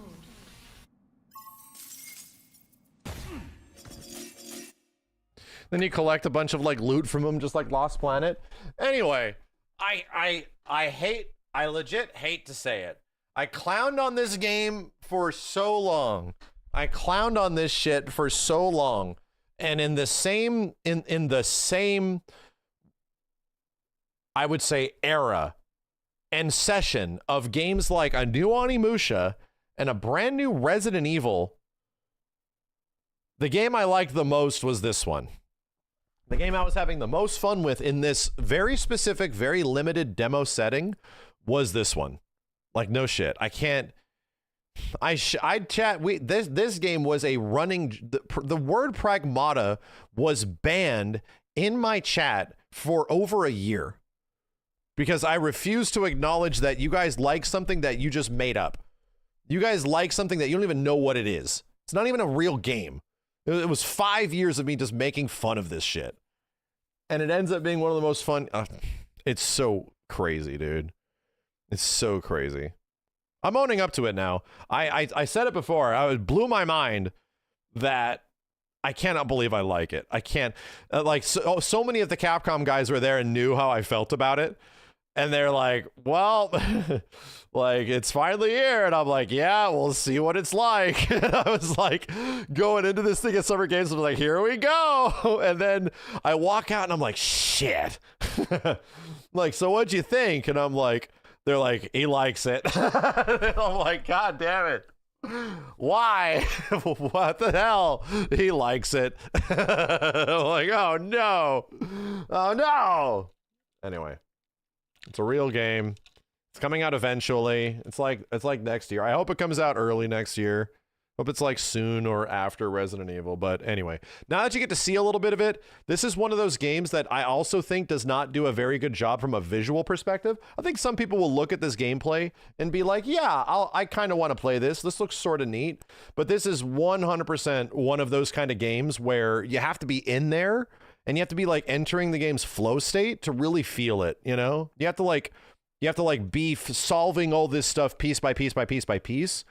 And it doesn't look like it would make any sense. It looks kind of like stupid from a surface level, but then you get into it and you get it. And it's like, ah, crap. Oh God, it's fun. Oh God. Everything that happens always like does something new and cool and different. Oh God. We got him, boys.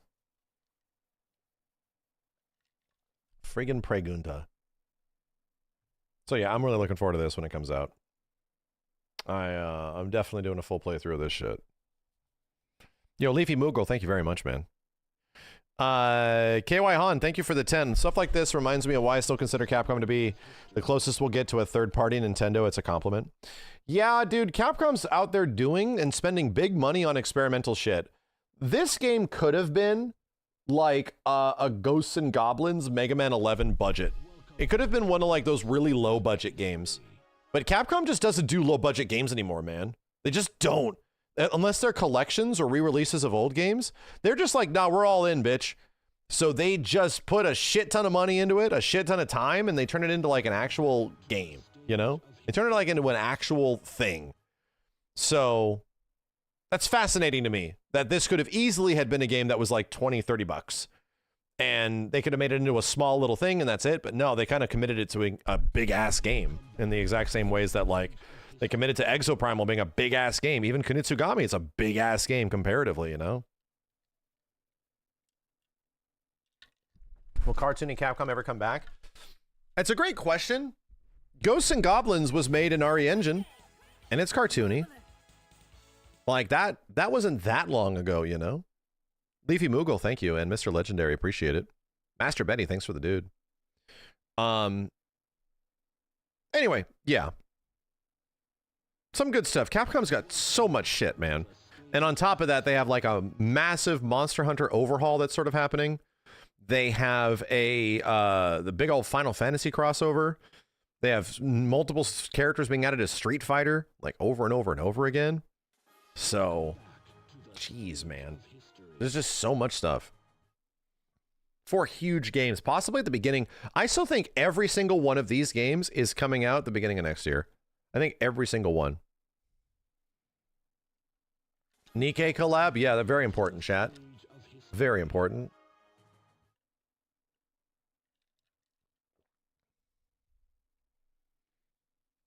Just in time for GTA 6. Trust me, everything's going to try to avoid GTA 6. No one wants to get anywhere close to that shit. I did see the Punk versus Shanghai highlight. Yeah, I did. Don't worry. I was definitely made aware of that. Oi, dude. Anyway, hi chat. So that was all the stuff that I played from Gamescom, all like the early previews. The nice part is that I didn't have to go to Germany to do it. They all had like previews available in some way. We had to just go some places and play them. Had to capture, which was nice. What do we have left to check out? I got to chat about the Mortal Kombat thing. The Mortal Kombat announcement. We gotta check out, I gotta watch the Kirby thing. I'm gonna watch the Kirby thing with the guys that like, I'm not into this shit, but can this shit make me into this shit? Can something about Kirby do it for me? I'm not looking for Smash hints. I know that's not there. I'm just looking at what he's putting on the table, and is it fascinating? Because we tried Air Ride in the past, and it was not necessarily super engaging. It was like, okay. It definitely feels like, at least from everything I've seen on a surface level on Twitter, it definitely feels like, man, they asked Sakurai, hey, you know, we know you want to do Smash. I'm sorry, we know we want you to do Smash, and you have to do Smash, Sakurai-san.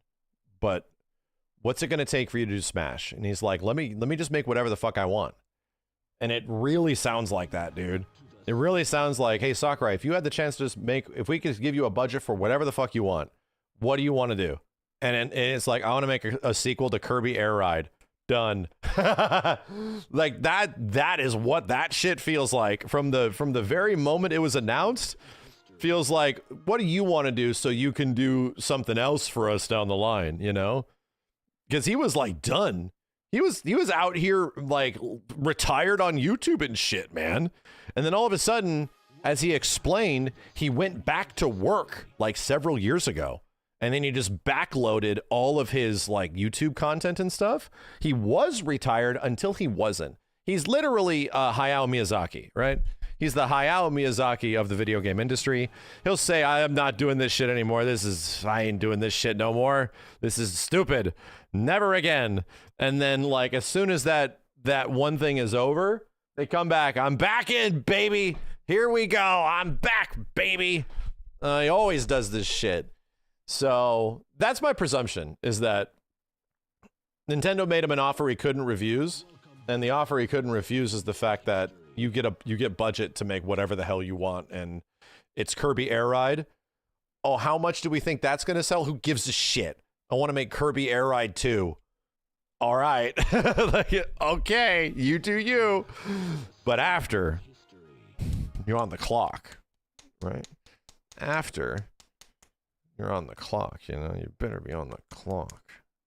It'd be crazy if Sakurai just bowed. Wouldn't that be nuts? In the direct, is he like, I'm done. This was fun. I got to make Air Ride 2. See you later. Is that what he does? He's like, I'm so glad I got to make this final video game. I'm so glad I'm here for my final video game. See you later. Does he wave goodbye? Does he walk into a sunset? I gotta watch this. Shit. I just gotta watch this. Hold on a second. Let's just see it.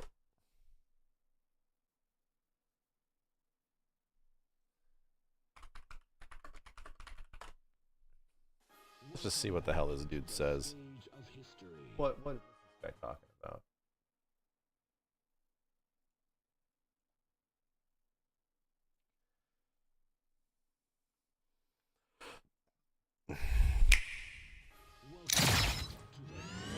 What is he talking about?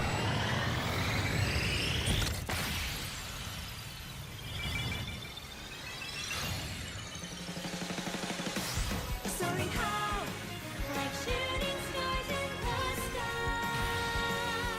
We'll break through, knowing we finally reached on the way to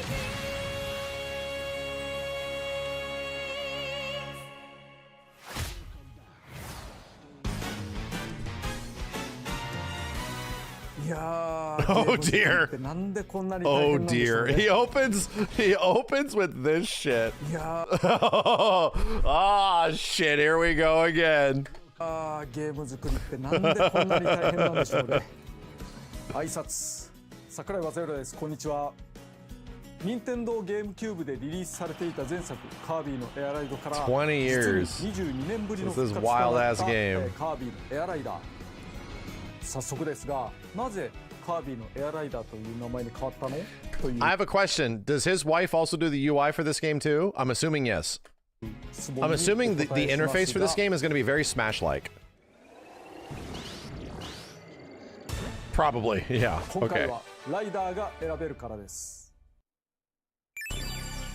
Is water wet?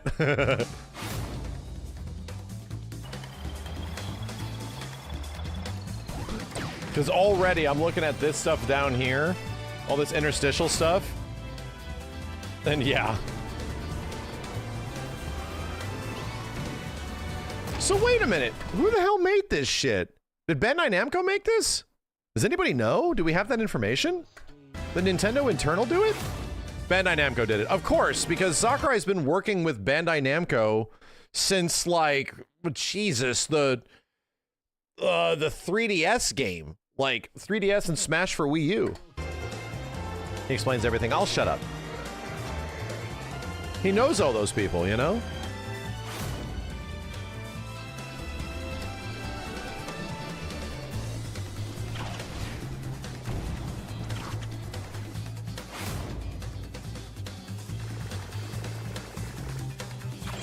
Damn. These pictures of delicious food. 前作では番外の2名がいたものの、ライダーは基本的にカービィのみでした。カービィがさまざまなマシンに乗り換えて遊びで、 Forgot about that. That you only 今回 played は as 各 Kirby's. キャラの I 個 guess 性 so. も楽しんでいただきましょう。 How? Yeah. Okay. なぜエアライドの新作を Why ended 私 up creating a が new 作ること Kirby に Air な Ride ったの game? か Yeah. というと、任天堂の There's a ソフト strong 開発 request 責任 from 者である Takahashi head of 高橋さん software と development 当時のハルケン救助社長のミスハ and ル Mr. さんに Mutara, the ぜひ president と of も HAL at the 強 time. くお願いされたからです。その頃私 I was working は on DLC スマブ for ラスペ Smash シャルの Ultimate. ダウンロードコンテンツ制作に忙しく、とても手がつけられな Wasn't かっ really た able の to で get す around to the が、 request. マッハで企画 I 書を完 managed 成 to さ complete せ a ま written した。 proposal at high speed. このあたりについては I actually mentioned it on my 私の YouTube チャンネル channel. でご紹介していますので Wow. 見てやってください。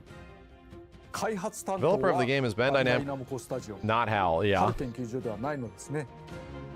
私こと空とバンダイナムコスタジオはスマブラ4やスマブラスペシャルと同じタッグ Yeah, ということ we に know な the ります。 history. それでは本題です。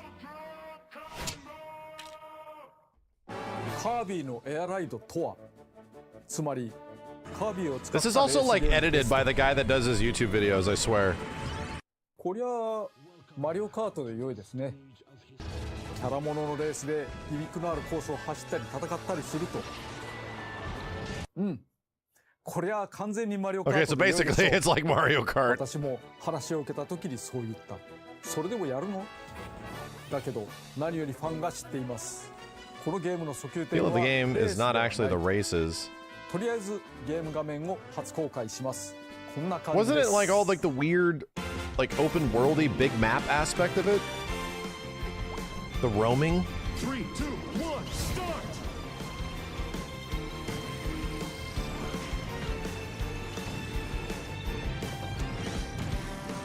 Damn, that's a lot of friggin' camera movement. Holy moly. 本当に作られていますね。これからたっぷり説明させていただきます。基本的なマシンの走らせ方について、ここ大事なのでぜひ覚えてください。さまざまな形状や特徴を持つ乗り物、これがエアライドマシン。 Yeah, you like roamed around the city 略して picking up buffs for the next like race or something like that? 上に乗る人は通称ライダー、ドライバーではないですね。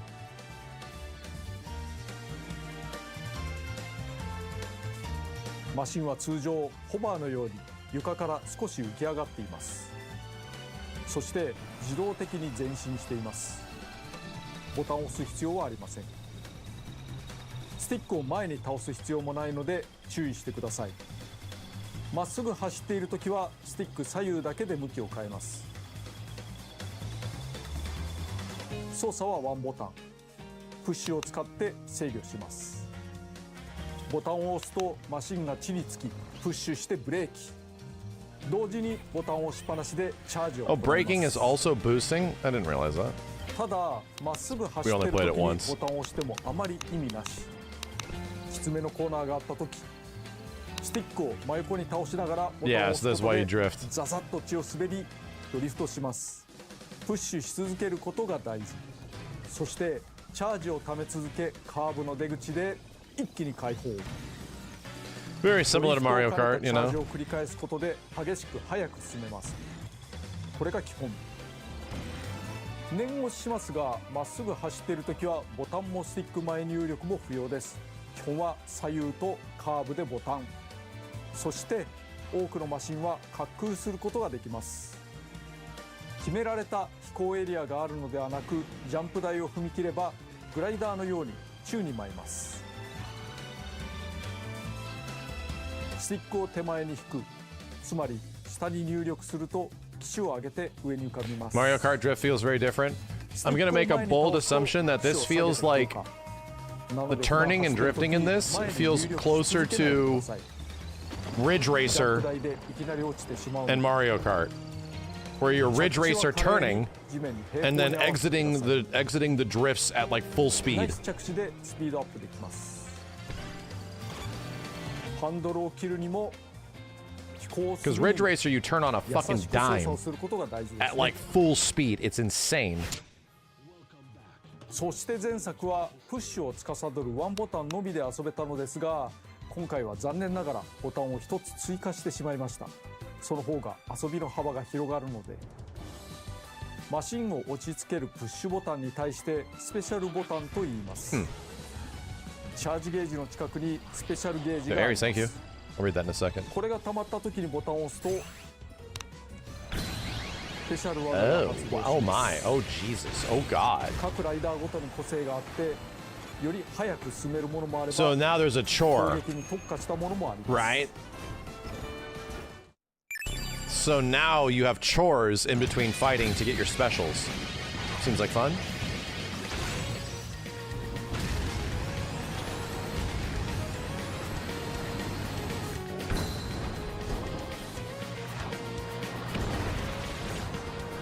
Goodbye, bitrate.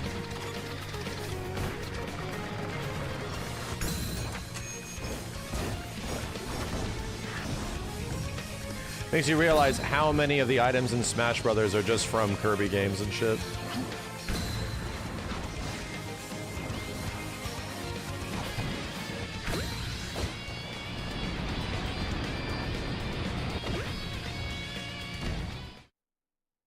カービィだけは4つのスペシャルがあり、色を選ぶことで使い分けられます。まあ主役ですからね。そして He is the main character after キャ all. ピーが混じって He いま might し be た。 slightly biased.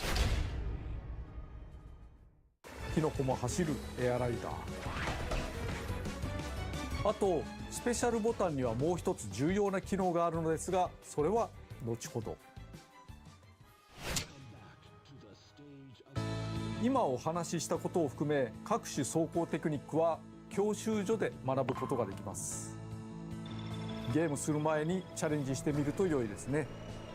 全部のチェックを埋めたら、このゲームのテクニックは万全になっているはず。 Wow. This UI. そしてマシンの性能は様々です。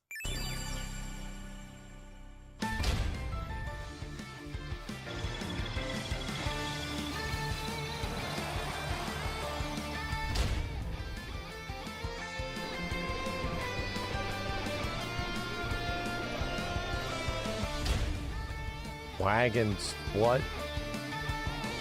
What the hell is that? What? Noodle cart, my beloved? Huh? It's a washing machine.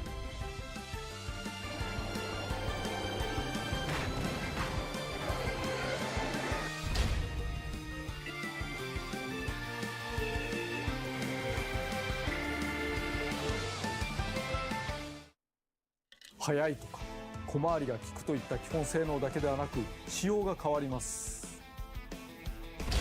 This has to have like a big online mode to it, 例え right? ばヘビースターは It チャー has ジを to. ためそれを燃料として走ります。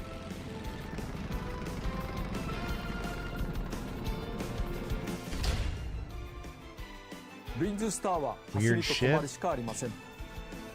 プッシュすると止まるのでプッシュして向きを変えて飛び出すという。 That seems ineffective. 前回は大きく分けてスタータイプとバイクタイプという2種がありましたが新たなタイプが登場します。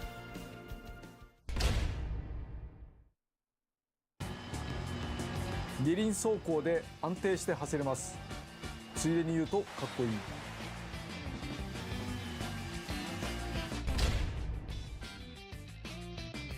プッシュしても速度を止めずに直進します。そして向いている方向にチャージダッシュ。耐久性も高いです。なぜかキャラ立ちがあるマシンたち、これが一つの魅力になっています。 Meta Knight on this big two-wheeled bike. ところでマシンはルールによっては壊れかけることがあります。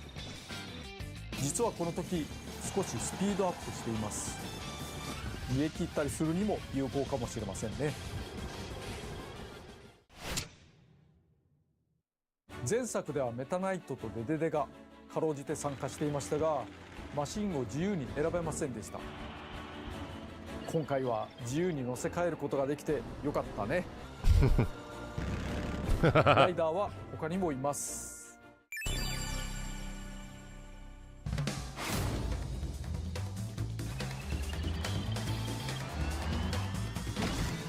There's a bunch of characters that I have probably never seen before.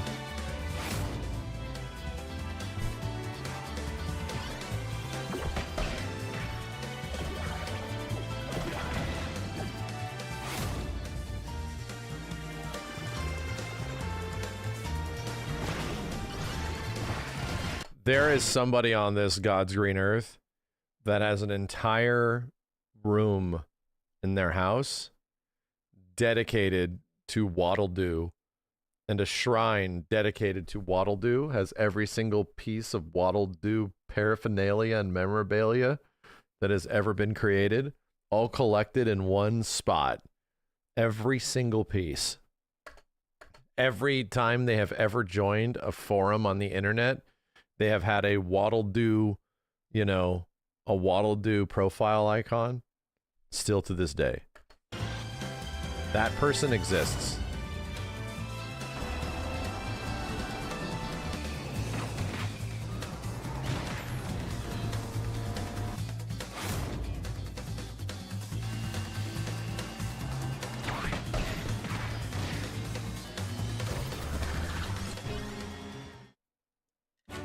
Rider ライダーは軽さや大きさでマシンの性能に影響を与えます。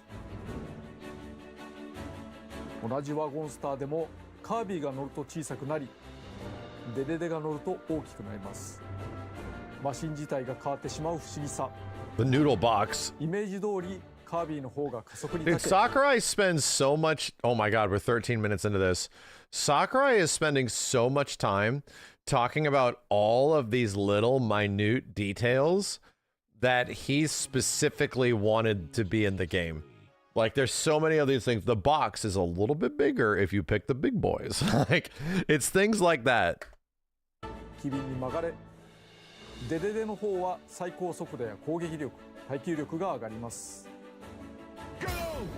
しかし走行性能が変わるだけではありません。例えば Split デ screen デデや mode? メタナイトは近接攻撃ができます。敵に近寄るだけで自動打撃。I am. All this is really doing is actually making me curious to try it out. If anything, when we first saw that this was coming out and it was like, well, that's going to be interesting on the way to Smash, probably going to skip. But the more I'm looking at it, it does look quite fun. It looks like a modern-day interpretation of like F-Zero in many ways. しかしライダーが選べるとなると気になること、コピー能力はカービィしか使えないのでは？カービィシリーズですから敵キャラクターからさまざまなコピー能力を奪えます。それはカービィの1000倍特許。他のライダーに対して有利というか楽しさに差が出ています。そこでいろんなライダーがコピー能力を使えるようにしてしまいました。なんと全てのライダーにコピー防止付き。そこまでやるか。やります。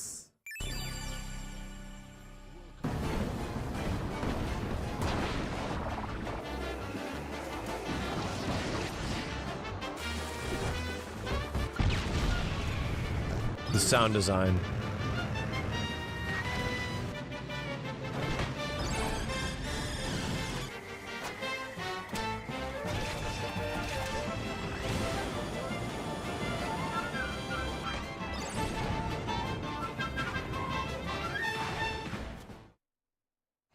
Why is the music so good? Because the Kirby music's always been good in the Smash games too. The Kirby music's always been pretty good.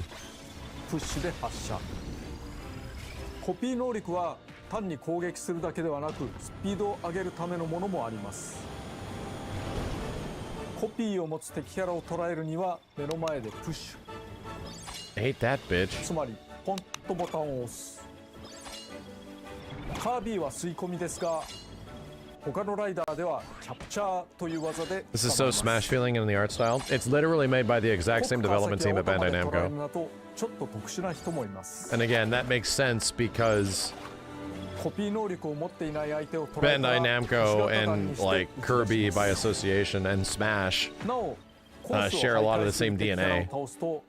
Although I don't know about the latest Kirby game, like the Forgotten World, whatever the last big one was. I don't know who the hell made that shit. I don't think Sakurai did. The Forgotten Land, yeah. Yeah, it was not Sakurai.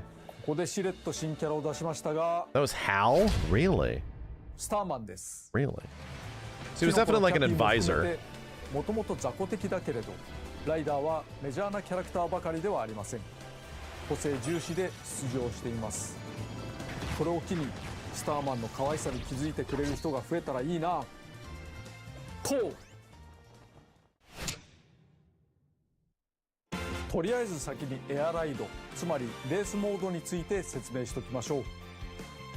個性あふれるマシンとライダーでゴールを競うものですね。最大参加人数は6人です。Cool. 技術的にはもっと増やすことは可能なのですが、適切に1位を競うのはこのぐらいがバランス良いと思うので絞っています。I like it how the UI looks like it's moving fast. I think that's really neat. 勝ち抜く可能性も低くなったりしますから。とりあえずこれから1周だけに絞って遊んでみます。人のプレイでは画面用意するかもしれませんから、I suggest you move away from the screen. 画面を小さくするのがおすすめです。海のコース、ダグを倒 So chat, that's the challenge. Turn on the OLED, turn on the 85-inch OLED and watch this shit from 6 inches away. Kiss my ass, Sakurai. Smash cut to frothing from the mouth on the floor. ラテンが流れていたりして、喉からリゾート風味になりがちですが、このカービィのエアライダーはそんなに甘くはないです。ご覧ください。Yeah, I want to look at this. I'm 海の面行ってみます。I'm gonna zoom in. 海がいきなり割れてますけどね。わーすごい。何が起こってんだろう。なんてのんびりしてる場合じゃないですか。敵が走った走行軌跡にはスタースリップというのがつきまして、つまりこのキラキラしてる星ですけど、それを捉えることでスピードアップすることができます。また自身が敵キャラクターとかライバルを攻撃すると、そのスピードアップすることができます。Dude, okay, so there's a reason why I'm kind of immediately into this. This is arcadey AF. 攻撃によって自身をスピードアップする。というそういう This is like super. Oh yeah, the camera is moving a lot, bro. Wow, this is intense. ドリフトで抜けて大砲そして大渦 Wow. そしてもう水の荒れ来るのがすごいですね生きた水というコンセプトで、このコース There's shortcuts. コピーもう一個取ってみておホイールだ Dude, the camera is intense. Holy shit. これでどうかなこのまんま巻いてっちゃおうよしはいフィニッシュああこれは気持ちのいいやつですね、Okay. 気持ちのいいゲームですねというふうに攻撃行動はいろいろあるけれど、Okay. それによってスピードアップをしていくという遊びが見て取れたのではないかと思いますあと海の面ダイナミックですね It looks pretty fun. 音楽も含めてコースは密度高くよく作られていると思います同じようなところがあまりなくくるくる展開が変わります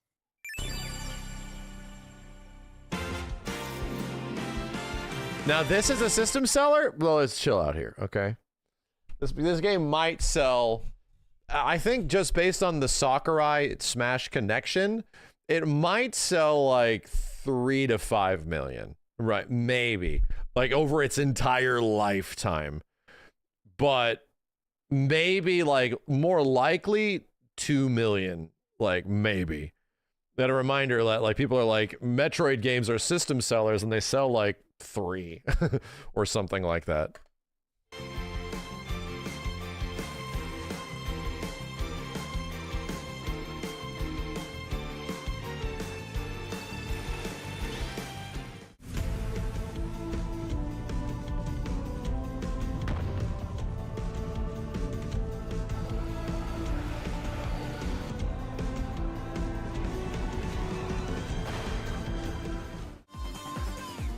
Wow, the music. I mean, Mario Kart did, right. Mario Kart, the game that sold like 80 million fucking copies on the Switch or some shit. Mario Kart. Like, how much did Kirby Air Riders sell on a GameCube? Which is what it's coming from, you know? These are very different things, dude. Granted, I'm buying it. This has convinced me of all people.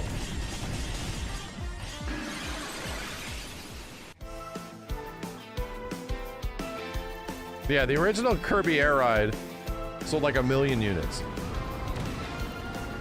But granted, that was on the GameCube, a system that did not necessarily have a huge audience. I think one of the biggest benefits is that there's not that many Switch 2 games. There ain't that many actual Switch 2 games, bro. By the time this comes out later this year or something, this will look really appealing. Because there's really not that many options. I don't think legs is really going to do it for most people. ヒット時に出てくる星屑を受けてスピードアップできます。星屑はマシンのパワーであると。いろんな攻撃アクションができるゲームですが、先行者の邪魔をしたり足を引っ張ることが主体ではありません。やられた時のダメージリアクションも低めです。後ろにつくことにより、また攻撃により自身をスピードアップさせ。 Granted, you also have to realize, because this really looks appealing to me, somebody that likes arcade racers and likes like mechanical depth, cool looking video game shit. But to many people, like Mario Kart fans and shit, they see this big zoomy game that aren't like people that pay attention to video games, and this looks intimidating as fuck, and I am getting nauseous. Like, it's going for something that is very different. It will be something that is not going to connect to the exact same as the audience of people that will just buy a Mario Kart game, because you have to buy a Mario Kart game, you know? It's very different.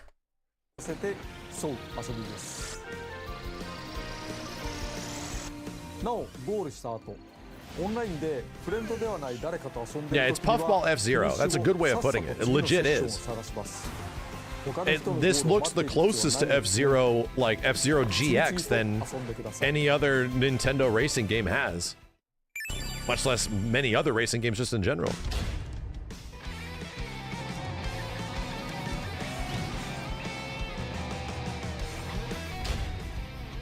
Dude, we're still looking at things? Or these are These are still boards and rideables.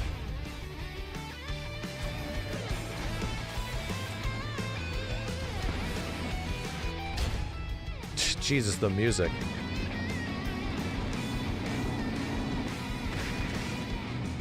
I think there's a very high probability I might like this much more than Mario Kart World. There's a high probability. Mario Kart World did not give me very many reasons to want to like log back in and play again. If anything, a lot of the first impression I had from Mario Kart World was that it was kind of frustrating. And do you want to like get past that frustration? Just getting blitzkrieged by items constantly? It's like, yeah, and eh.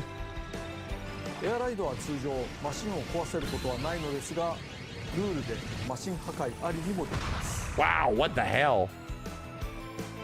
Retired. I thought that said something else for a second. シティトライアルを説明します。ここがメインディッシュ。ファンの方もこれを待っていたのではないかなと。前作はある程度の広さを持ったフィールドが舞台でした。今回も箱庭空間であることは変わらないのですが。Yeah, like sandbox mode, yeah. 今回はなんと空に浮かぶ島が舞台です。その名もスカイア。他のフィールドはありません。人によっては長い付き合いになることでしょう。スカイアは限られた箱庭空間ですが、様々な場所があります。So this has to be a big online mode. It feels like it's made for it. It's practically like a competitive roguelite.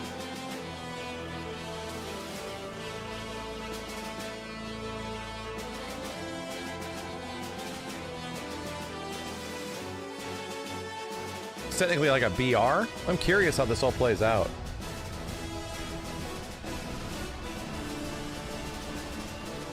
Again, we just jumped into this mode in the old game with 4 players. It made no sense.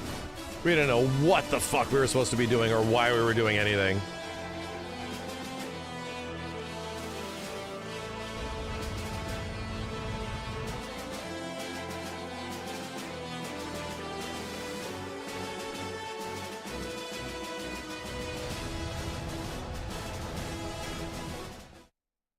Game の流れをざっくりご紹介します。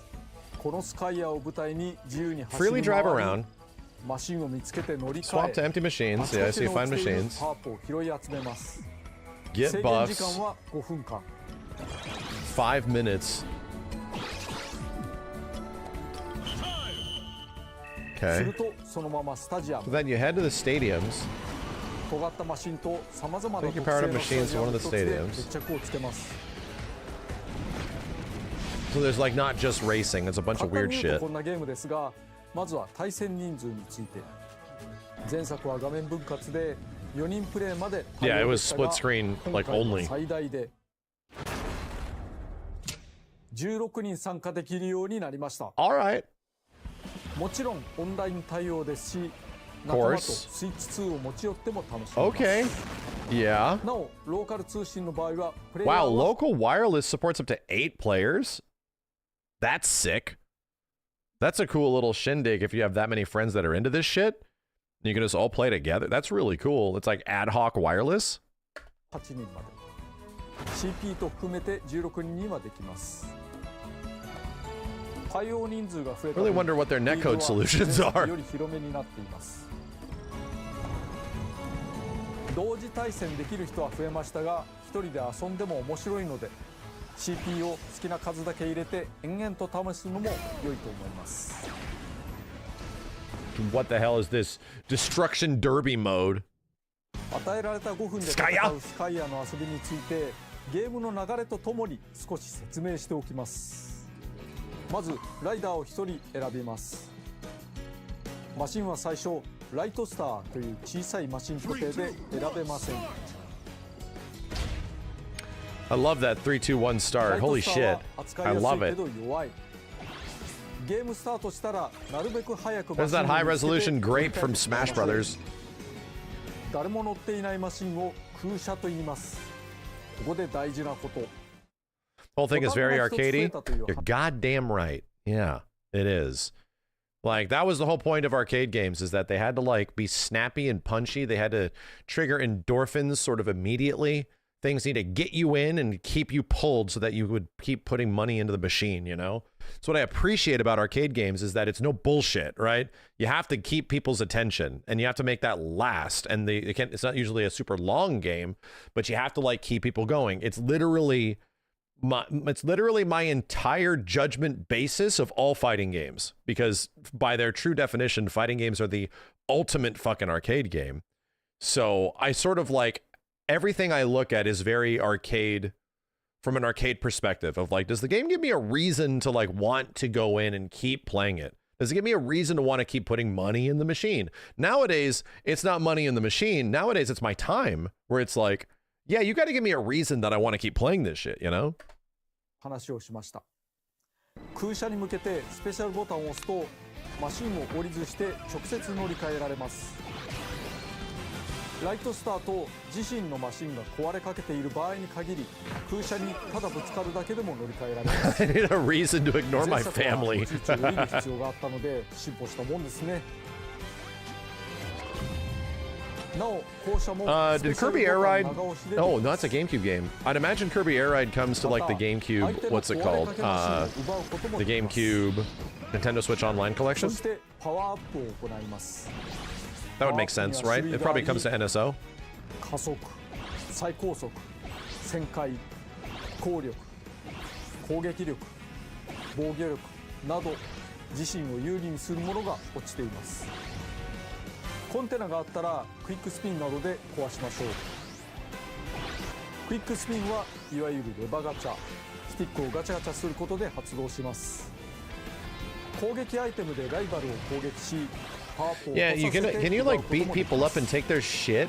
Yeah, okay.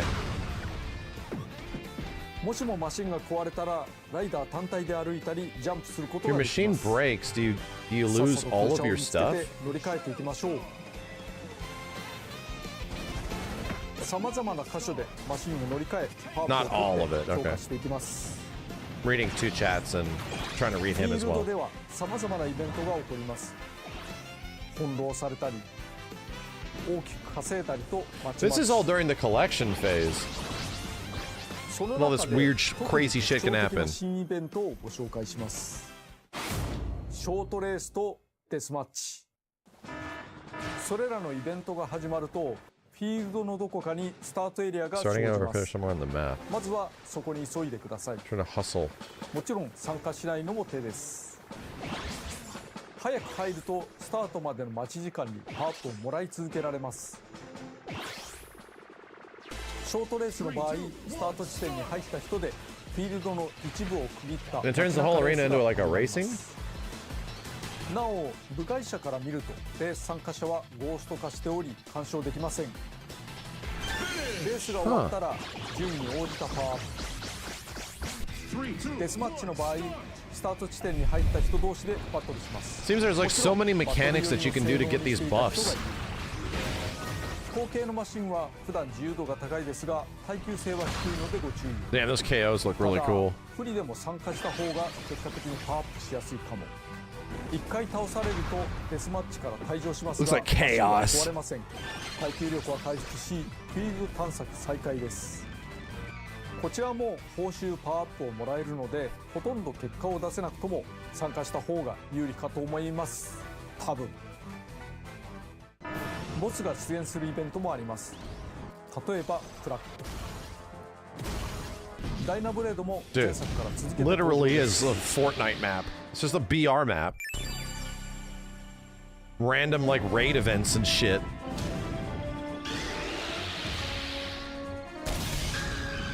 Duh.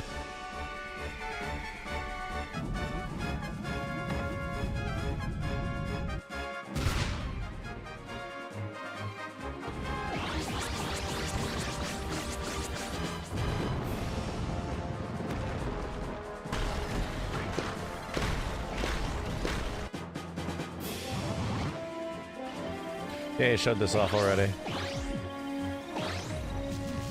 So there's a lot of world events. Like a lot of weird world events.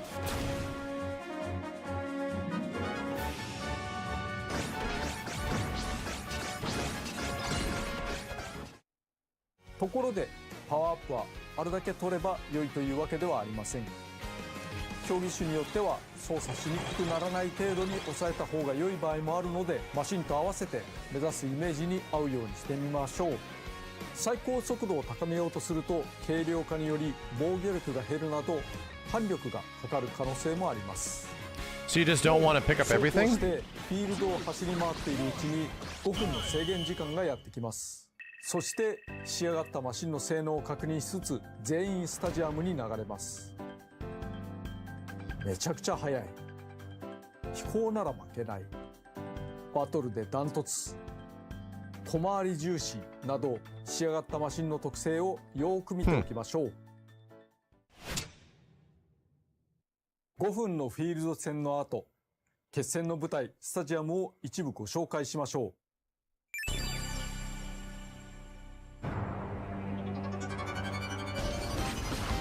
Like literally destruction derby.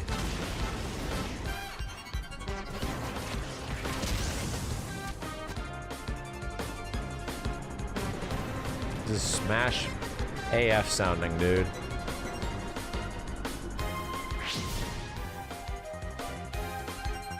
Three, two, one, go!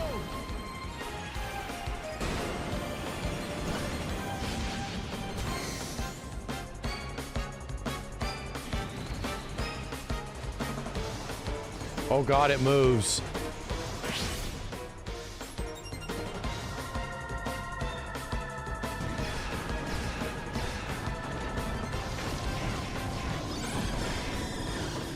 So much dank. So much dank.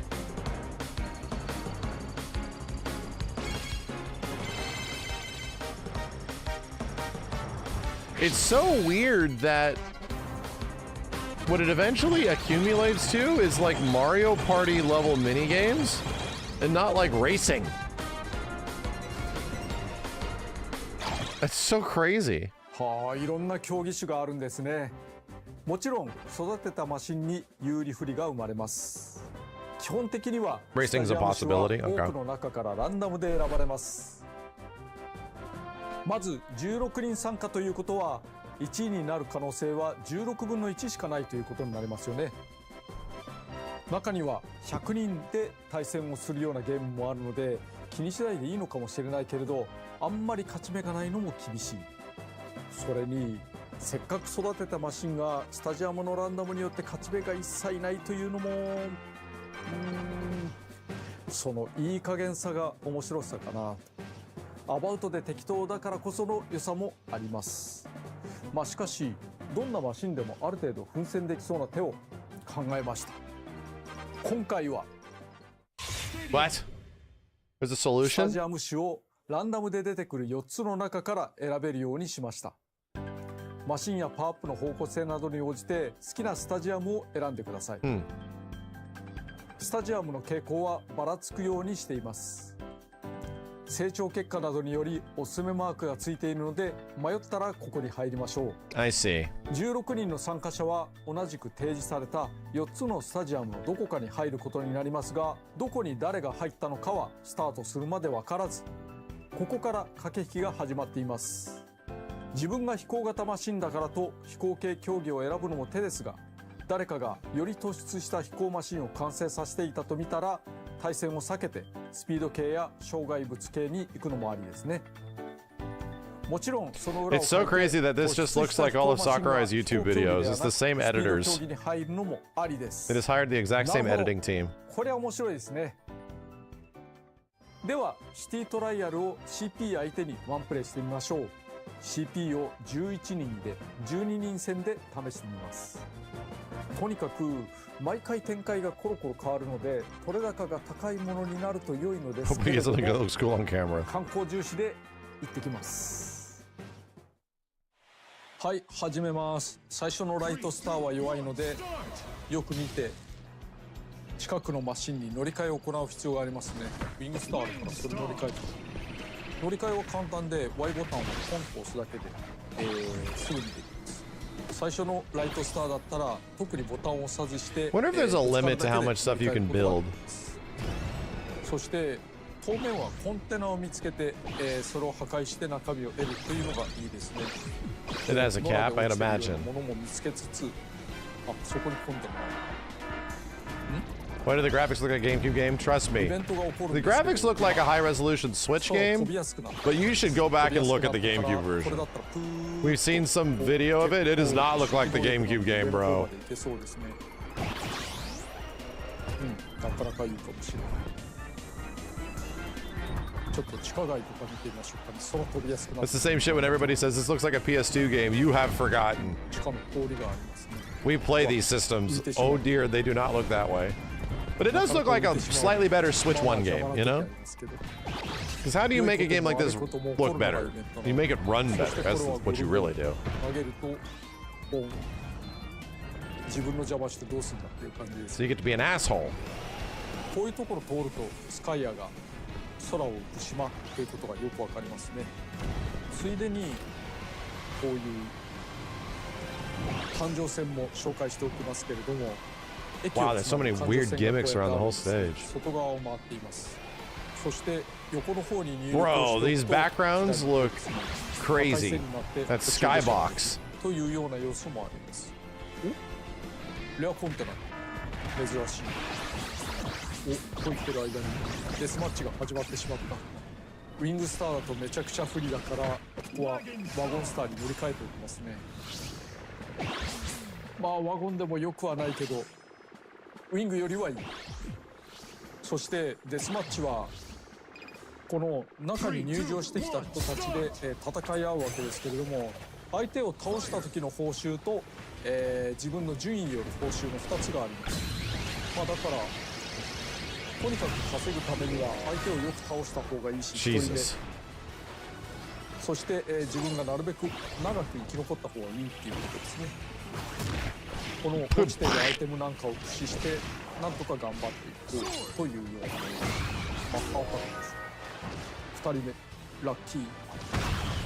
結構ここで3人目4人目、うわー、これ儲かりすぎでは。とどめちょっと強いんじゃないの。 And it goes right back.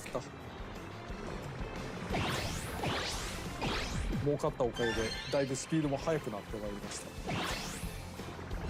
1位ですって。そうだな、ここでウィングスターにまた乗り換えてみよう。これだいぶ上に上がれるんじゃないですか。遠くに飛びますね。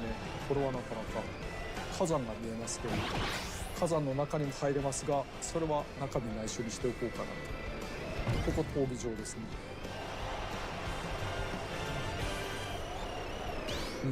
だいぶ上に何かぶつかったけれども、とりあえず今のは気にしないでおこう。 We're ignoring everything, Sakurai. さて、そろそろ時間も少なくなったので身の振り方を考えなければいけないです。身の振り方っていうのはどういうスタジアムが出てくることを想定してどういうマシンに乗るかってことですね。 Gordos are falling from the sky. ゴルドが降ってきた。なんだろうこの悪夢のような光景は。でも自分は飛べるからね、みんな頑張って。ああ、こんなにすごいゲームなんでしょうね。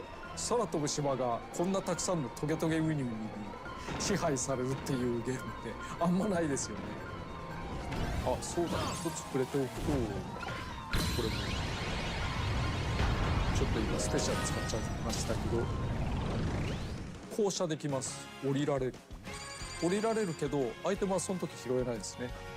だから降ろされたりとか、降りたりしたらすぐに、マシンを乗り換えたりする方がいいと思います。そして I'll have to play this shit a couple times. All right. 飛行能力は高いから飛行の I'll really have to see if this mode eventually sinks its hooks into me, because this looks like 5秒ぐらい。 I don't think I get it yet. I get how it works, but I don't think it immediately is like, 音楽もぴったりと。 I don't think it immediately is like doing it for me in this mode. To me, like the racing looks way more interesting. やっぱり飛行で攻めるべきですかね。 It's such a bizarre, there's a lot to take in, and it's like very bizarre. だから何でもいけるな。何でもいける中でこういうのが出てきましたけど、やっぱりおすすめに準ずるべきかな、というわけで。Does anything happen after the completion of this thing? Or is this just it? これ2回のチャレンジで、より高い得点を取った人が勝ちというルールです。100を狙うよ。よしよし。見ての通り100にはシャッターがついていまして、そのシャッターのタイミングによっては全然狙っても取れないということがあるので、This is how you win? 必要ですね。2 attempts at getting the 100? 様子を見てみようかしら。いや、いいや。また100を狙う。もちろん先に取られ、まずいね、このタイミング。危ない。To me, that seems really odd that that entire thing builds up to this, like, to this, you know?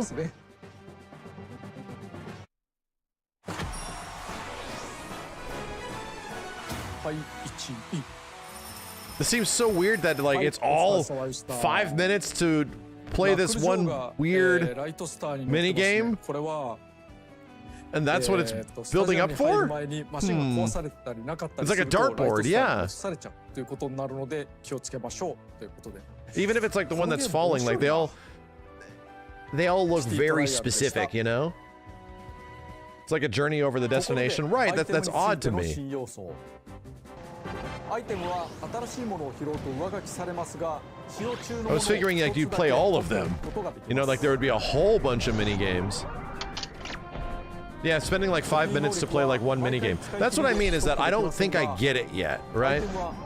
I don't think I understand like the hook of the mode. I get how it works, but like I need to play this like several times to see if it eventually like sinks its hooks into me. And there's like some mini games that are better than others and all that kind of stuff, you know? That's what I mean. The racing looks awesome, and I get it, and I understand like where it gets better and what it could become and how it could be more elaborate, and the depth of it looks really cool. But it's like there's not a ton of depth to like the dartboard thing. Doesn't feel like there's a ton of depth to, you know, falling and just getting these things, you know what I mean? いきなり全員一緒になる場合があります。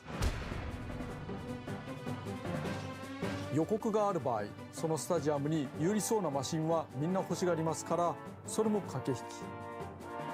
フィールド時、アイテムの予言の書やアナウンスでスタジアム種を教えてくれることもありますが、アナウンスはたまに偽情報を混ぜてくるからご注意。なお今回はよーく見ると偽情報を見破れる。Oh, it gives you recommendations. かも。I think I just have to play it. Yeah. I think that's really what it is. Especially with this mode. The rest of the game seemed much more appealing. But this is the mode that everyone freaks out about. It's like, oh. そこで疑問が、たまたま一人だけのスタジアムになったらどうなるのでしょう。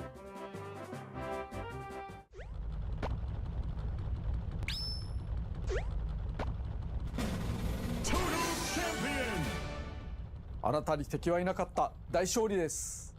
一応その後、その時のライバルたちの性能を持った CP と遊ぶこともできます。これに勝っても負けても優勝になりますけれども、オンラインで誰かと遊んでいる場合、自身が終わったらさっさと次のセッションにつなぐのはエアライドと同じです。好きなだけ遊んでやってください。参加人数が少ない時の対戦時は投票によってスタジアムを抽選することもできます。前作同様、Feels like Sakurai is really trying to design the game around the fact that winning in a 16-player multiplayer situation is tough, and he's trying to make that as easy as possible. Like he's really doing his best to try to like design around the fact when that's the whole point of it. Right, that's the whole point of having something that's like beyond 4 players, that is like against 100 players or 16 players, right? Is that it is supposed to be like a thing that doesn't happen very often and a celebration when it does, you know? ランダムにもできますのでルールをいじってみてください。スタジアムは同じ種類でもバリエーションがある場合があります。これはまたたっぷり遊べたもんですね。ファンに長年愛されたシティトライアル、ここに来て新作を遊べるようになりました。Sakurai still feels bad about beating that couple at King of Fighters. Damn, it haunts him to this day in everything he makes, in literally everything he does, in every step he takes, every game he makes, every move he's made, every turn he's played, he remembers them. ぜひお楽しみください。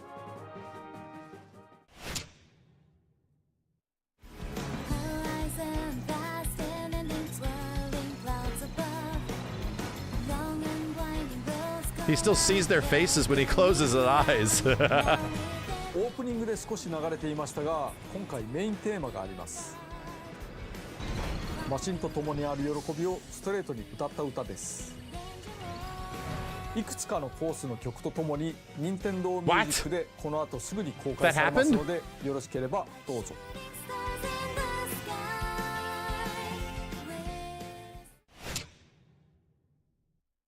単なるコミカルレースゲームではないことは伝わりましたでしょうか。元のゲームは20年以上前のものですが、古さを感じさせず斬新な、しかも他のゲームでは楽しめない遊びがあると思います。今回の番組はこれで区切りですが、紹介しきれていないことがまだまだあります。いずれさらに魅力を伝えたいと思いますので、ご期待いただければと思います。それでは。Wow.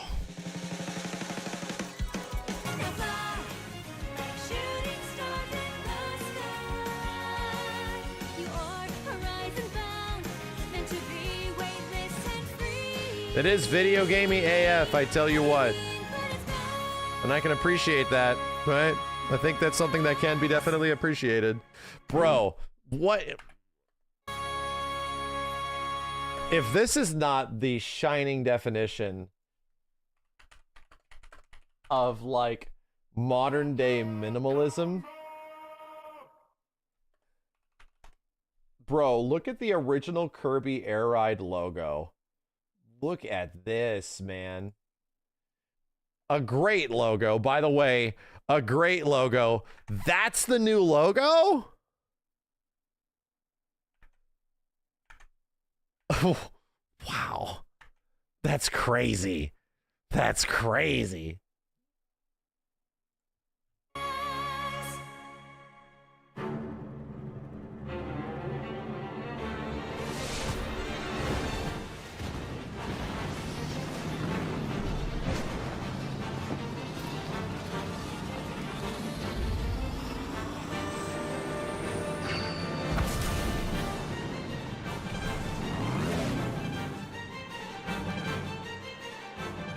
Is that Darth Vader?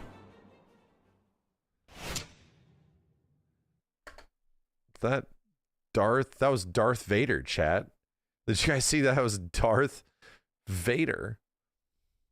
It's definitely a CG cinematic made by the exact same CG cinematic crew that made all of the Smash Brothers trailers. It was absolutely. Anyway, the good news is that this, to me, in passing, was a pass. Was just like, okay, yeah, Sakurai, you do your thing, and then we'll wait for Smash Brothers. But after the crazy roguelite roaming game mode, that hasn't really sold me. But I do feel like the basic racing, the very F-Zero-like, kind of like insane, ballistic, fast as AF racing, I think that actually has me significantly more intrigued, where I really want to see how that plays. As somebody that is naturally very acclimated to arcade style racing games, I love arcade racers, man. I like them way more than sim racers. I grew up with them. I grew up with Sega racing games. It absolutely has that somewhat like F-Zero GX feel to it, or at least from the surface perspective. So that F-Zero GX like modern day take on it. So to me, it's like, ooh, wow, that looks nuts. Really curious how this controls. Really curious how this plays. Because it looks pretty intuitive, but at the same point, it looks insane. It just looks like absolutely insane. So I think there's enough there to get me like, oh yeah, I'll try this. I want to go online and play some people. I'm actually I'm actually wondering if I return to this more than I did Mario Kart World. Because I think we came back to Mario Kart World like 2 or 3 times. And then that was about it. There wasn't really much that wanted to keep me going. We won like a few online matches and that was it. But I almost look at this and I see like, ooh, yeah, I wonder if this will be a thing that might be fun to come back to like several times. We'll see. We'll see. I'll try it when it comes out.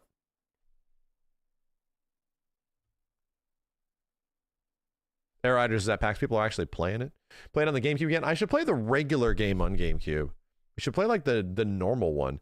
That's crazy. This is such a better logo, dude. Holy crap.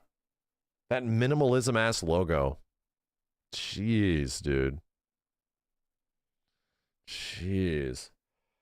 Yeah, Guilty Gear Strive is down for maintenance. I heard like it goes up like a bit later today or something like that. I heard about the Peak update. Yeah, it does seem fun. Steve doesn't want to play though. Steve don't like Peak. He doesn't like it. Let's check out the Mortal Kombat stuff. Hold on a second. Let's go over that. How many hours into this am I? Almost 3 hours into this. Jeez, busy day, chat. That was a large Kirby Air Ride Direct. It was very large.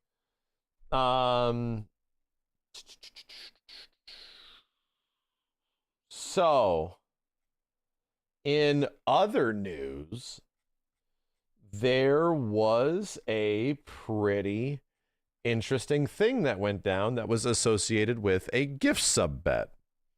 Now, specifically speaking, we were talking about the Mortal Kombat Legacy Collection, right? I'm trying to find the thread on it. I think I retweeted it. Let me go grab it really fast.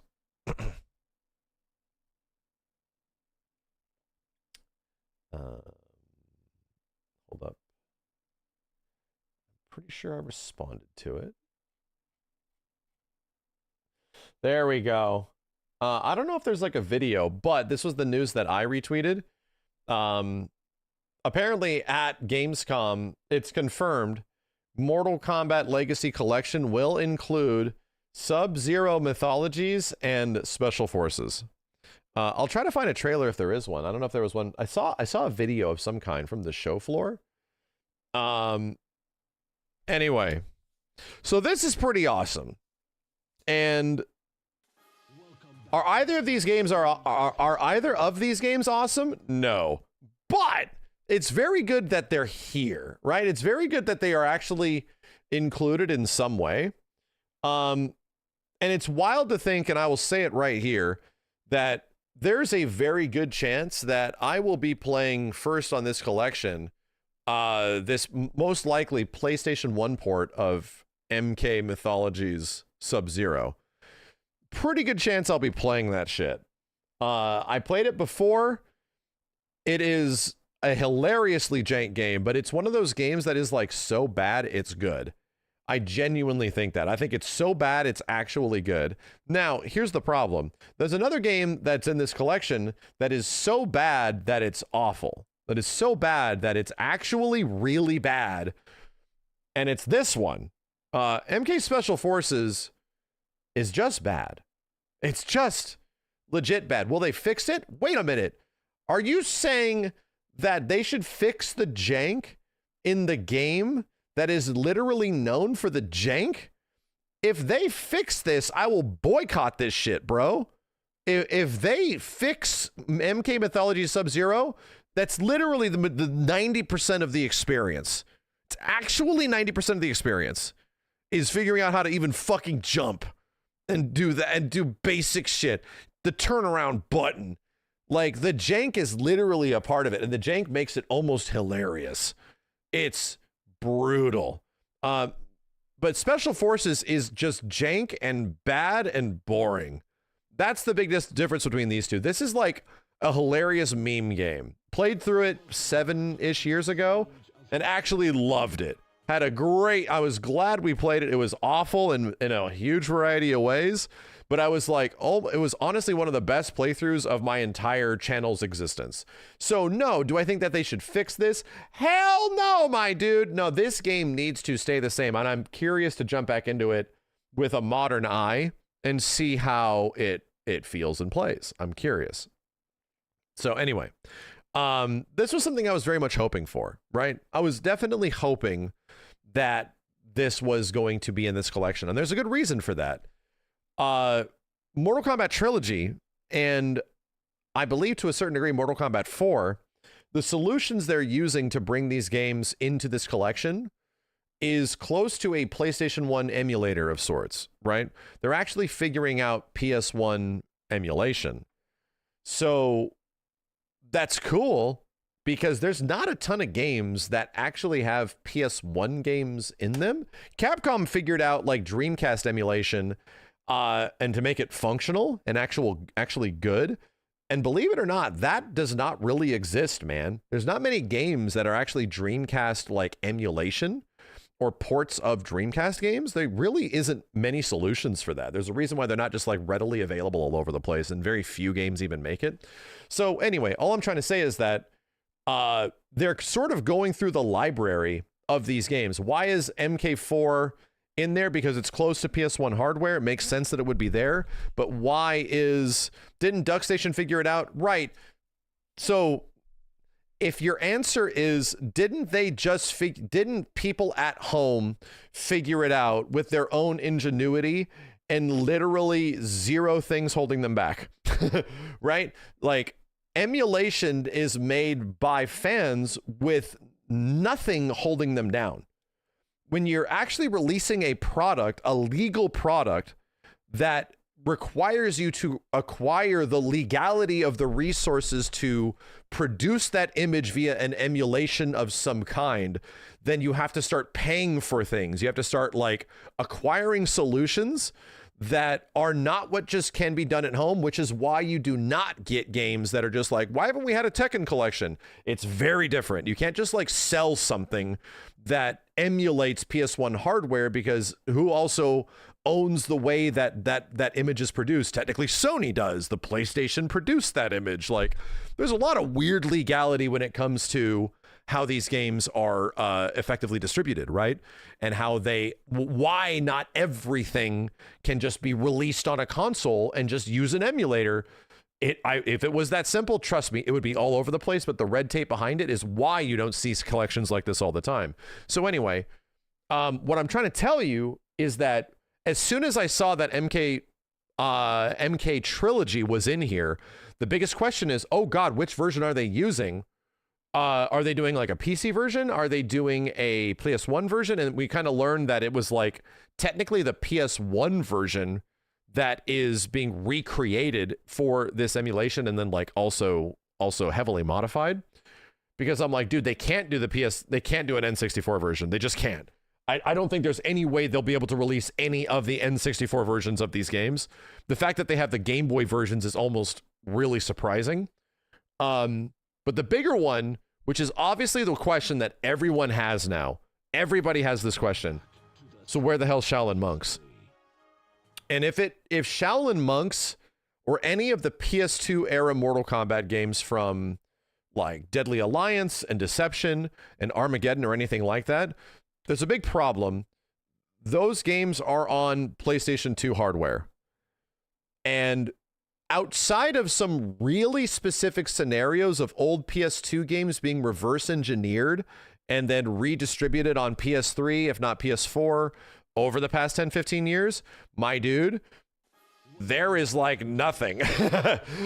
Dude, there is like nothing that reliably does PS2 emulation.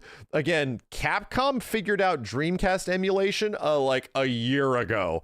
And it was one of the biggest holdups for like many things. So PS2 emulation is a step above that, requires much more resources, much more reliability to work reliably. It's been done for years on PC, but these are not the same things. Getting PS2 games or all the PS2 era games of like the Mortal Kombat stuff is nigh impossible. I do not think that's happening in this Legacy Collection. If it did happen, it would have to be much further down the line. And it would also have to be possibly in a completely different collection, because it would be a very expensive endeavor. And granted, if this studio figured out PS2 emulation of all things for mass distribution across multiple consoles, not just one, PC, Switch, Xbox, PlayStation, like everything, if they figured out that for all of those platforms, then damn, bro, they're sitting on a gold mine of PS2 games just waiting to be re-released in some way. It's a much, much, much, much bigger endeavor for them to do something like that. So even if they had like source code is one thing, but that will help. But it also means you like, it's beneficial, but it's also just as much work because you have to figure out like why it works and what it does and all this stuff. Yeah, we're seeing some really interesting thing happen nowadays with decompilers, where games are being like effectively decompiled into PC versions on N64 and Xbox 360. That shit is mega fascinating, bro. But again, the legality of selling something that is like a decompile / recompile of an older game is, I don't even know. It's new, right? It's like a thing from the past couple years. It's not an emulation. It is like literally recreating how the game works on a different platform. That would be interesting if that eventually is something that could allow to be a reality for like PS2 era games, N64 era games, all that kind of stuff. Anyway, what I'm trying to say is that this is really cool, but I think this is the extent of it, right? I think any other games that are on PS level hardware, this era of hardware is probably where it stops. And I don't think games like MK Gold are likely going to make it because MK Gold was the Dreamcast version, right? It was specifically the Dreamcast version of MK. And it had more content, but it was also fucked. Like everything of that game is fucked. And I don't think people care that it's fucked, but it also has like a lot of stuff. And then it got a patch. Technically, there's like a different disc version of MK Gold that is slightly less fucked. But still, it would be neat to have the fucked versions. Like this game, this collection is actually including like Mortal Kombat 64 peoples or some shit, 128 peoples, like some, I don't know what the hell bootleg ass version of MK. I don't know if that was a joke. I saw a Twitter post on that and I'm like, I don't know if that's a joke or not, because Mortal Kombat and 52 peoples, Yellow Raiden versus Red Raiden. Anyway, there's an appreciation for the versions of all of these games that are like messed up, which is why they're including like GBA versions and all of this kind of stuff. So yeah, I couldn't tell if that post was real. I was like, is this a thing? Was that an official product? I don't think it was.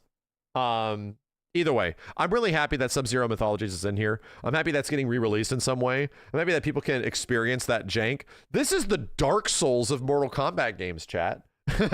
You know, all I gotta say is that I had a magical playthrough of this shit on my stream that turned into a very successful YouTube video. I'm looking forward to playing it again just to see what it's like. But this is the Dark Souls of Mortal Kombat games. So all I gotta tell you is that you should try it and experience it, because it will challenge you in ways that you never thought you could be challenged. Yeah, Steve needs to play through it. What the hell? Steve needs to figure out how to beat, is it Hotaru? Who's the windy bitch? No, that was, goddamn, who's the first boss fight? The solution of that, Fujin. Fujin's weird windy ass. Dude, the solution to that boss fight is some Zelda shit. It's like, what the fuck are we doing? What? Anyway, good stuff. Very good stuff. Yeah, I want to see that cinematic of Sub-Zero falling. I want to see that remastered in 4K. I want to see the original video files. I don't want you to upscale that shit. I want to see that shit running in 2160p. 3840 by 2160p, please. I want to see the film grain.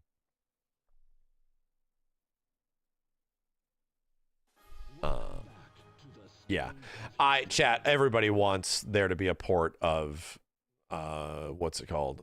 Of Shaolin Monks. Everybody wants that shit, dude. It's just such a difficult ask for that to happen. It's such a difficult ask. And they almost just need to like remake the game. It's almost better just to like remake it instead of trying to go back and reverse engineer or emulate it. It's almost easier just to like just do it again. Just like literally do it again. It would probably take significantly less time if you just like made the game again.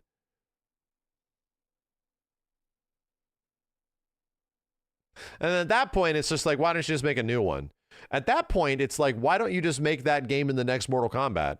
Why isn't that like the extra mini game in the next Mortal Kombat outside of the goofy, you know, board game modes and shit? What if that is the thing that you make in the next one? Like a beat 'em up, a 4-player co-op beat 'em up. That's like Shaolin Monks. Damn, sounds kind of cool. Sounds kind of cool if that's like the new crypt mode. Damn, that sounds kind of cool. Then at that point, you start asking questions of like, so why do we spend all the time remaking that game when we can just literally make our own new version of Shaolin Monks and you can like play with each other, you know? Yo, Fantasia, thanks for the 69 months. Antorius, Merkmo, and Agiza, Gavin, the Genticle, Three-Headed Monkey, Resident Evil 4 Remake, Putifeintekin, thank you. Put if ain't Tekken, that's what it is. Trey Pew Pew, Darko Design, Roku, Joe XOF, thanks dudes. 011, Denjiki, Sebastian Kaido, Dinwar, KS Nathos, Cobra, what's up, dude? Hybrid Car Theory, Ronin Saber, 010, Sano-chan, Darion, and Vin Claroth, welcome back, everybody. Willpower, damn, thanks for the 20 gift subs, dude. Holy shit. Very much appreciated. Damn, chat, get moving. Ricardo Rex, thank you. You gotta start dodging. You have to start dodging. You'd 100% rather have that than the board game. Well, the board game is practically the conquest mode or whatever, not the conquest, but whatever they did in Mortal Kombat 1. Slow moving a piece, you know, across a little board map. Invasions, thank you. Like, that was pretty much what Invasions was. So, anyway. The Crypt mode in MK11 had the bones to make a decent requel to Shaolin Monks. In a way, it did. It did. IGN posted a 15-minute Pragmata gameplay video. We just reviewed my 15-minute Pragmata gameplay video not that long ago. What else? What else do we have? Digital Eclipse is on tomorrow's Xbox Direct stream. If they didn't already announce that, if that was like a thing that was at the show, that was not announced, they'll probably be announcing that. I wonder if there's anything else. Like, I wonder if there is actually anything else for them to even show in that collection. I really don't think there is, man. Like, what other games from a PS1 era Mortal Kombat could they do? Like, truly, if Shaolin Monks is in there, fucking hell is frozen over, my dude. That is insane. Weirder things have happened, don't get me wrong. I also thought MK Trilogy being there was going to be nearly impossible. But if they find a way to make like Shaolin Monks happen, that shit's insane. That's actually insane.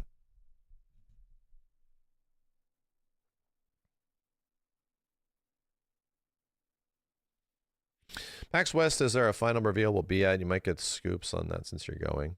Maybe, yeah.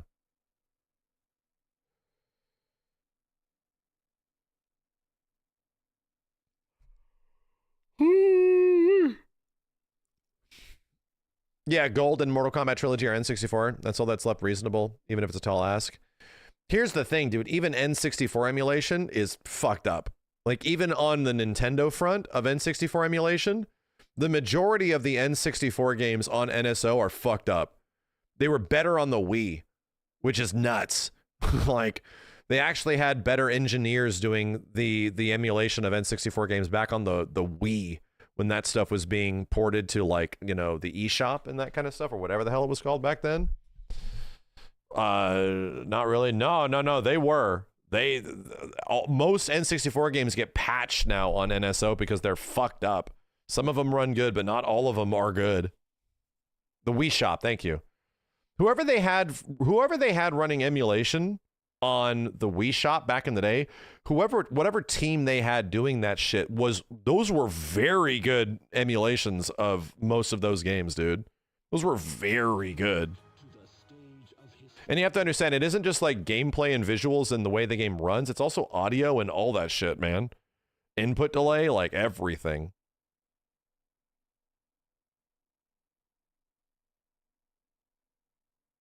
Now, NSO is not a cloud. You download the game, man. Like, you download Soul Calibur. You have to, like, go into it and then grab it. What's wrong with emulation? There's nothing necessarily wrong with emulation, is that it's very easy to do it incorrectly. Most people won't notice, but for people that actually play those games, it's insanely obvious this runs like shit. This is 90% of what you remember playing, and the last like 10 to 5% is probably what matters the most to actually make it as close as possible. Again, the majority of people bought that little Nintendo NES box, right? The NES Nintendo, the SNES thing. And it had a whole bunch of games that were emulated on it because it was on like a little Raspberry Pi or whatever the hell was in it. Probably even cheaper than that. So most people were okay with it. But to me, like the games on the NES Mini and the SNES Mini ran like shit. They look good, but they ran like hot ass, bro. Damn, Ubita and Anonymous. Thank you, dudes. Thank you so much. To anybody that actually like remembers playing those games, or if you've played those games on hardware, you go back and you try them and it's like, oh shit, this runs like absolute dick. Like, it's bad.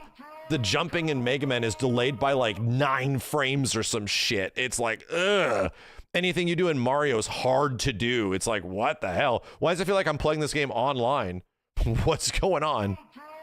So yeah, that's like the last 5% of emulation that can be fucked up. And when it's fucked up, it compromises the whole experience, dude. It's really bad. But most people don't care because all you have is the memory of them and you haven't actually played them. So you just play it. It's the reason why Soul Calibur fucking sucks. It's the reason why Soul Calibur 2 on the GameCube emulation is like okay until you start playing it a little bit and you've actually played Soul Calibur 2 and you're like, actually, this kind of sucks. This seems really good. What's going on? Where are all these fucking gift subs coming from? Omega Servo, thanks for the 5.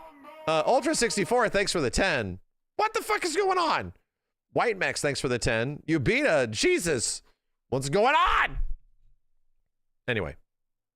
Nintendo wasn't always bad at emulation. The Wii, their era on the Wii was pretty good, dude.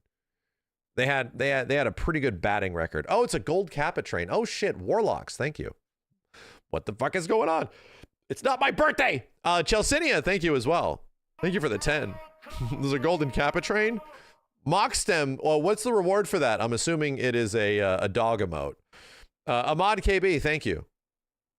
Appreciate it, guys. New Night Rain boss drop. Really? Again, did I lose the one that I was fighting before? Yurimu, Cypher. Appreciate it, guys. Chat, this is again why Capcom Fighting Collection 2 and the Marvel vs. Capcom Collection are goated as fuck. Because those games play so good.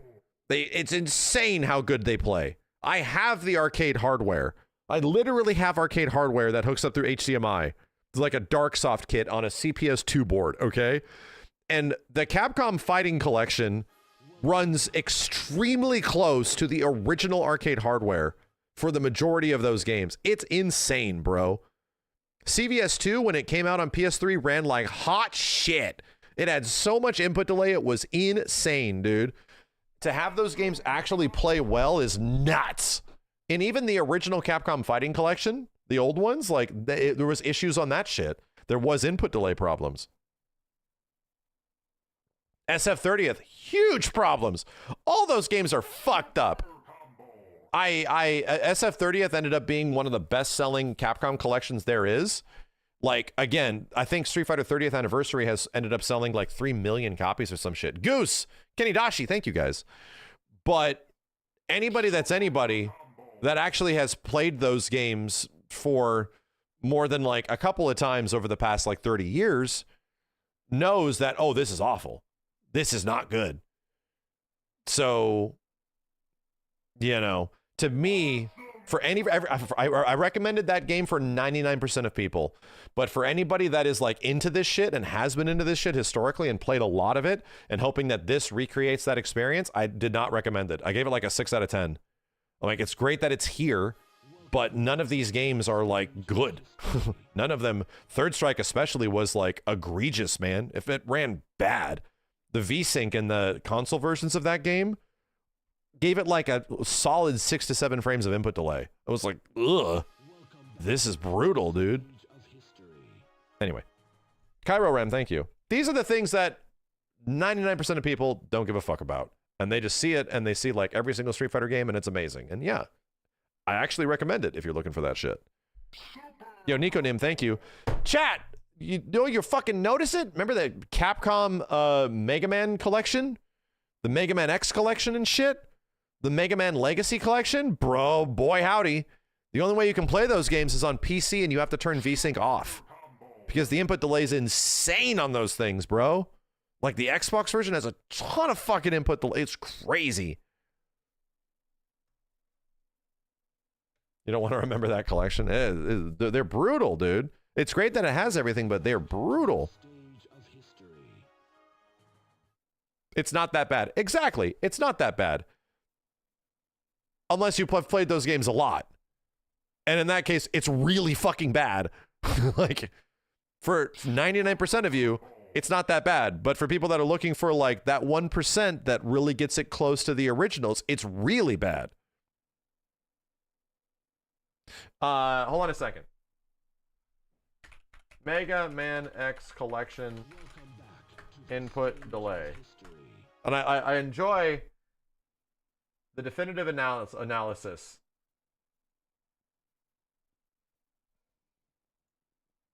At last. Let me just watch this. At last. We finished all of the tests for this final episode of Button to Pixel about the Mega Man X Legacy Collection. I know, with the bombshell that was... So, let's see how not bad it is. Holy shit, dude. The Xbox version of these games was running on average 117 to 130 ms. So, yeah, like 8 to 9 frames. That's on X1. Mega Man, that's like the SNES shit. X4 was a little bit less, but still a shit ton. Could have been like 4 to 5 frames or some shit like that. X7 and 8 ran a little bit better. And then the challenge mode was also like super delayed too. Like, it's fucking crazy. I didn't make this up, man. Like, these games ran poorly. Like, very, very poorly. The version of the game was better, though PS4 was only slightly better, which is amazing. So obviously, if you want to use a controller and have no screen tearing while enjoying a responsive experience, the Xbox One is the platform of choice for the X Legacy. Anyway, this is documented, man. This is, and I think the SNES games are some of the biggest culprits.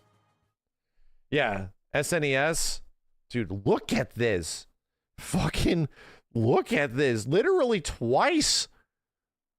That's fucking insane. Put lag score compared to the X Legacy Collection. I was also pleasantly surprised with... That's insane.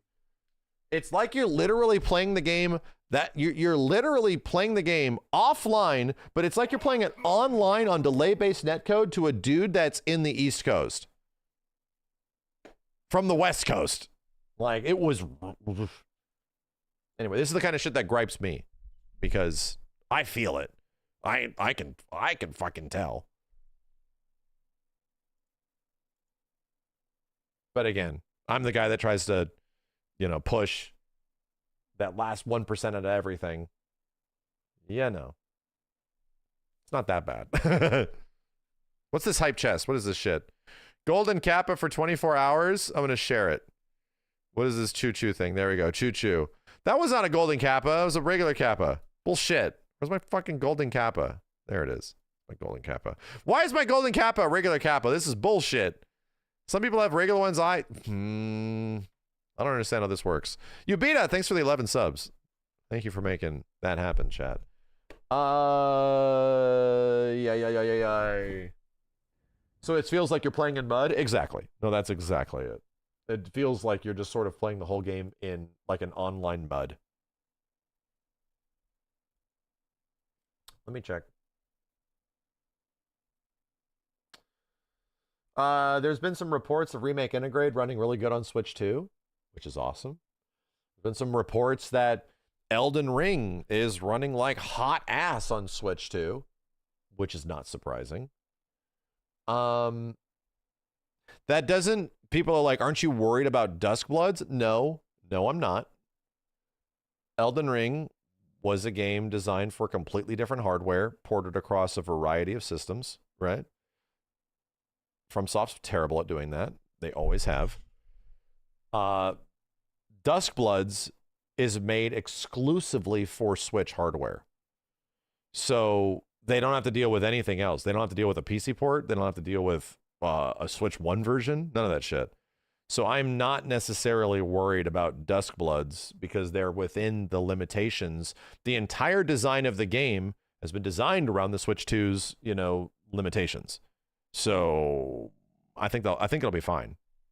I think it'll be fine. Yeah, granted, like Bloodborne, but FromSoft's always been bad at this shit, bro. Hopefully they're getting better.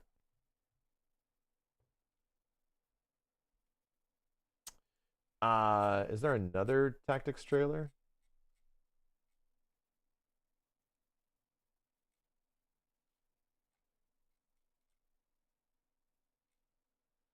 Wow.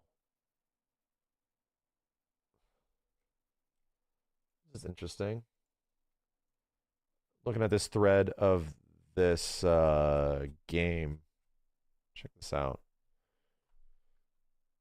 Something on Era. Showing Tic Tacs, the original one, versus the new one. Weird. And that doesn't necessarily, I like all the lighting, I don't know. It doesn't necessarily look like an improvement. It looks like you put on the wrong pair of glasses. Looks blurry. Yeah. Hopefully there's options. I hope there's options. I need to see a video.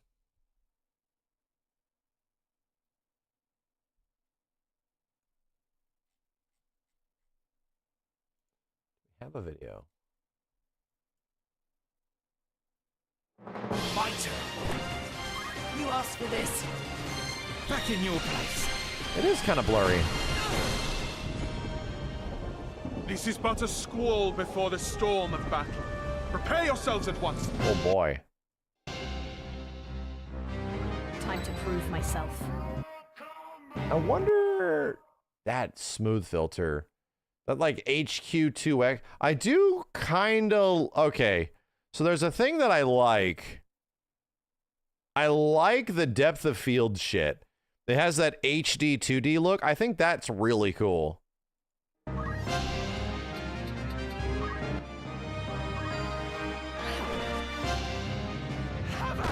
Have at you! Leave that to me. Oh, you know what? You know what sucks? With all the new voice acting, we're missing the like the sound of the female and male death. Their screams when they die, the death noises, dude. Those, you like lived for the death noises. You needed them. Oh, like the sound of that guy fucking dying. You can probably switch that. Yeah, he didn't do it. Oh, you have to get me the sound, dude. This day grows lovelier by the hour. Nothing can stop me. Damn, that is a completely different UI. Holy shit. Lovelier by the hour. What in the hell? Jesus. This is crazy. How long is Tactics? About like you can squeeze a 60-hour full playthrough out of it. It could be like 60 to 80 hours. And if you straight shot it, it could be like 30, 35. Nothing can stop me. Let's finish. Yeah, if you keep doing the deep ground dungeons or some shit, oh boy. There's these dungeons that are literally unlit. There's no light dungeons at the end of the game. So the deep dungeons go on for quite a long time.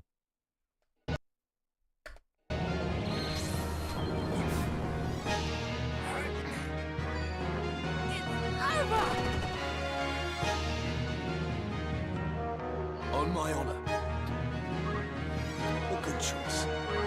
This will suffice. Feel my wrath. Embrace inevitable end. Judgment blade.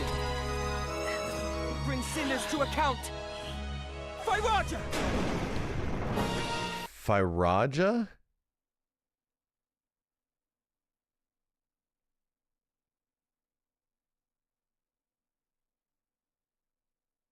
Ja? Firaga. Or Firaga? Firaga would be cool sounding. Firaja? Bruh. No, no. Jif?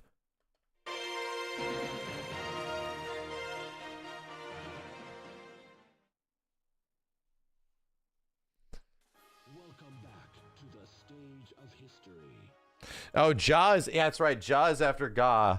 So it's fine. So it is fine. Yeah, Ga is the tier 3 spell. Ja is the tier 4? Fajita? Oh, that's fine. Firaja. Firaja?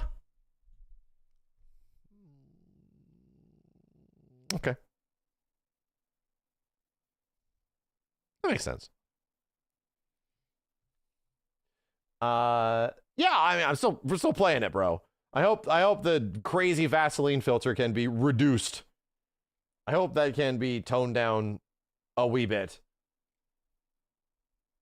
And I think we're actually kind of caught up on Gamescom stuff, man. That only took 3.5 hours. Fajitas.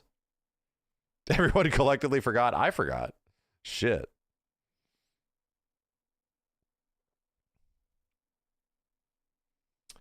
It's also coming out on PC. Yeah, that is true. It's also got like a big ass PC version. What'd you miss? I had hands-on stuff talking about all these games that I played, from Invincible to Resident Evil to Pragmata to Onimusha. And we watched Kirby Air Ride. We talked about Mortal Kombat. There's a ton of shit. Silk Song stuff is tomorrow. That's cool. Are we supposed to get a release date? Supposed to get a... Oh, 2XKO offline news. I did hear about that. Yeah, that's actually awesome. That's really good news. That they're unlocking like the champions and everything for offline functionality. That's really good news. Strive patch notes. Chat, I don't know dick about Strive functioning as a game. All I have is one question. I was gonna play Elfelt. Did they screw her over? Did they completely screw her over? Or is she still good? Nerfed into the ground? Did they nerf everybody into the ground? Shot dead in the street? I was gonna play her. She can no longer do Rekka indefinitely. Oh. Oh. She lost her Rekka? What the fuck? How?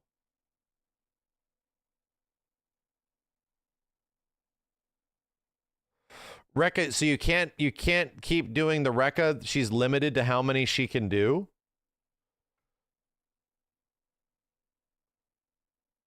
You can't reset it. Oh. Well, before it sort of like forced people to have to FD off of you, right? Or to have to, you know, use some like alpha counter resource, some shit. So now it's just not nearly as bad. So you just do overhead. Rekka's limited to 2 follow-ups. Yeah, you just do overhead. Or overhead low, or low low, you know? It's going to be less of a scrub killer. God damn it. And I'm sitting out here with the scrub killer character about to fight people in the new ranked mode. God damn it. There's the whole point.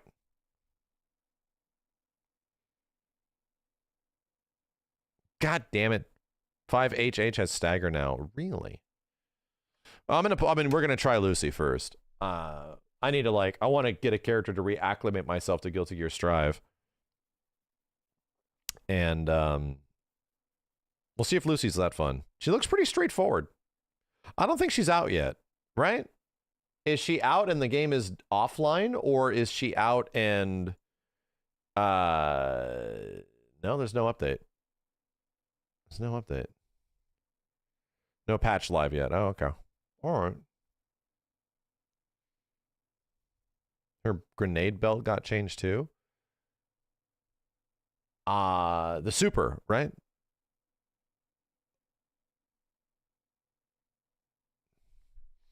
Oh, in like 2 hours. Ah, damn it. It would be late by then. Yeah, 5HH was the launcher. I need to get back and try. It's been a while. I fought Steve for a little while in like one session, and I figured out many things. Strive is such an easy game to pick up, man. It's such an easy game where like most characters do like slash, heavy slash, special, RC, big thing, wall stun, super. Like, it just works on so many characters that I'm like, damn, I know how to play this game. Fuck. Or I don't. Ah, shit. Yeah, slash, heavy slash, special, to super, 50% damage with everybody, at least. Brie Anderson Nelfeld. No, I definitely am. That's the character I want to play. I like her a lot. I like her redesign.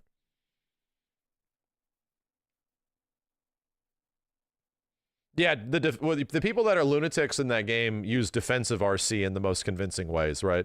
BRC and all that kind of shit.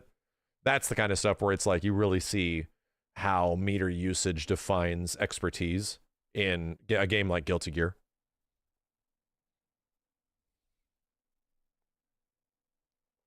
YRC got hella buffed? Really? Really?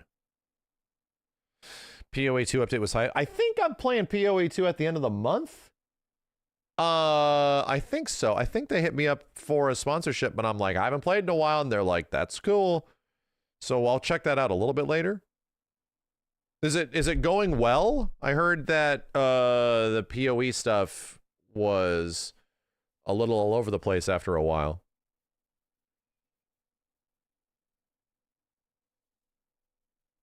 Oh, we got a new style. Okay, we'll check it out. We'll check it out. Yeah. Damage was super nerfed in the new patch? Really? In the new Guilty Gear Strive patch?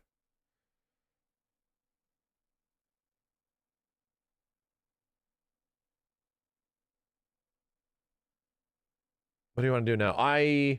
I'm debating on this Guilty Gear Strive thing. I'm kind of curious on the changes. Risk changed. Like, would they change the scalability of it or something? I'm pumped for Guilty Gear Strive as well. Has anyone actually played the new ranked mode? Is it good?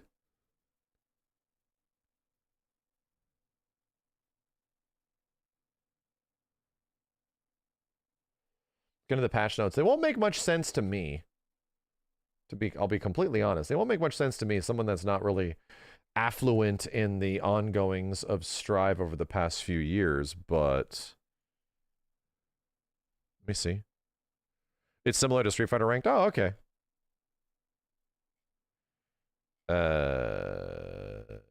Oh, it's like an RP and placement matches. Cool. Ah, damn, bro. And then you probably fight it out at Vanquisher and above. Damn, bro, they just literally copied Street Fighter. Holy shit. And they're like, we don't give a fuck. This is their master rank? Jesus.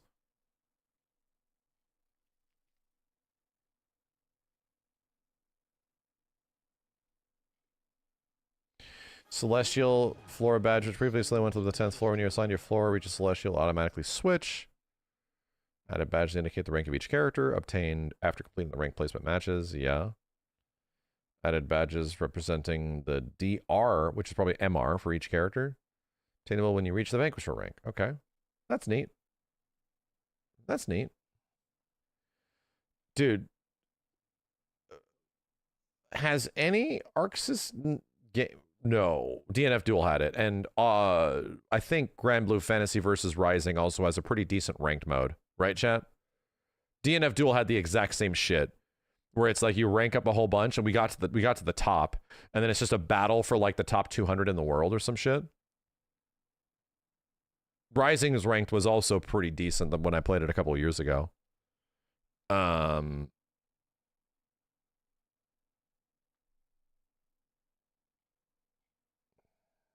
they all did, like, I think DNF Duel did similar shit, where if you go on, like, win streaks and stuff like that, they give you huge bonuses.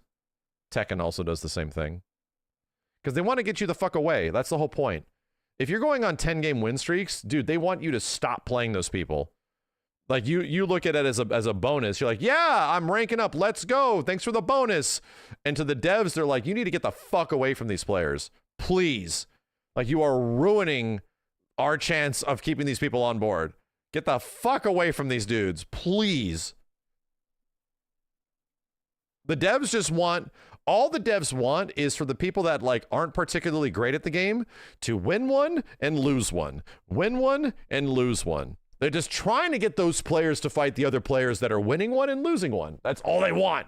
And you show the fuck up and you go on a 16-game win streak or something. You go on like a 16-game win streak and ranked, it should just put you into master. Bam, get the fuck out of here. Like, that's what you get. Shit.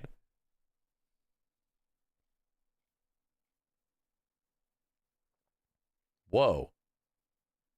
This is bizarre.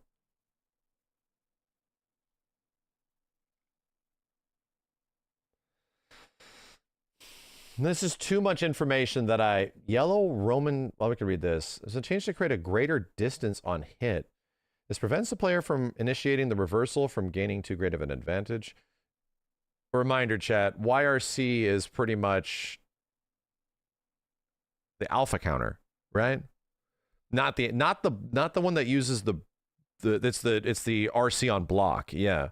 Not the one that uses your burst gauge. That's a different one. That's a different alpha counter.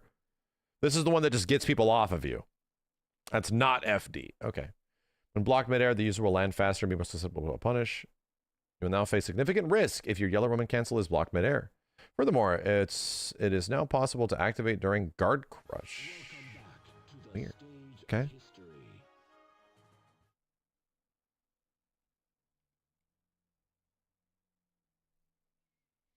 Adjustments for all wild assaults. This is Strive Rush, right? As they were still too powerful overall, the following adjustments have been made to emphasize the traits of each color variation.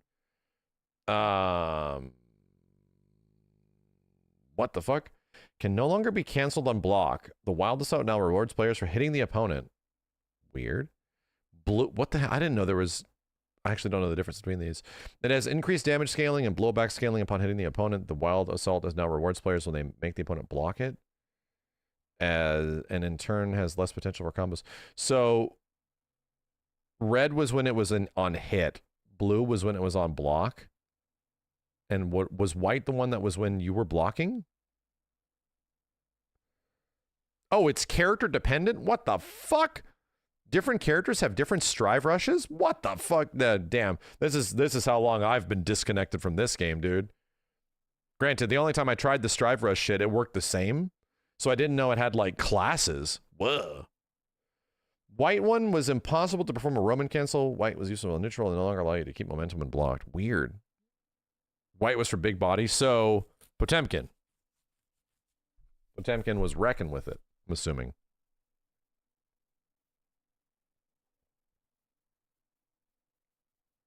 And Nago? Weird. There's a lot of changes in here, man. There's a lot of changes in here. There's a lot of fucking characters in this game too. Welcome back to the stage of history.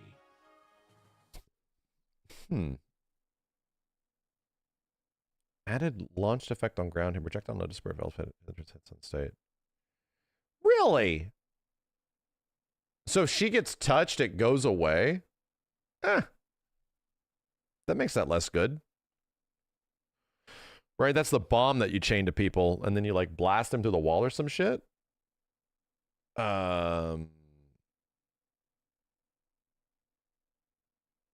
It launches on hit now. Really? That's kind of neat.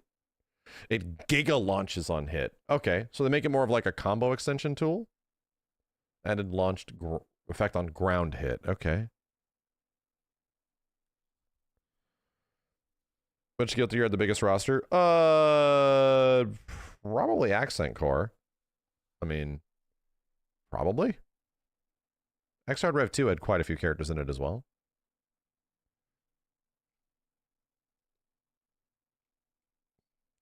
Strive now has the biggest? No shit. Is that true? Strive has had the longest support. I mean, well, Jesus Christ, actually, the XX technically lasted forever. Accent Core is 25. Really?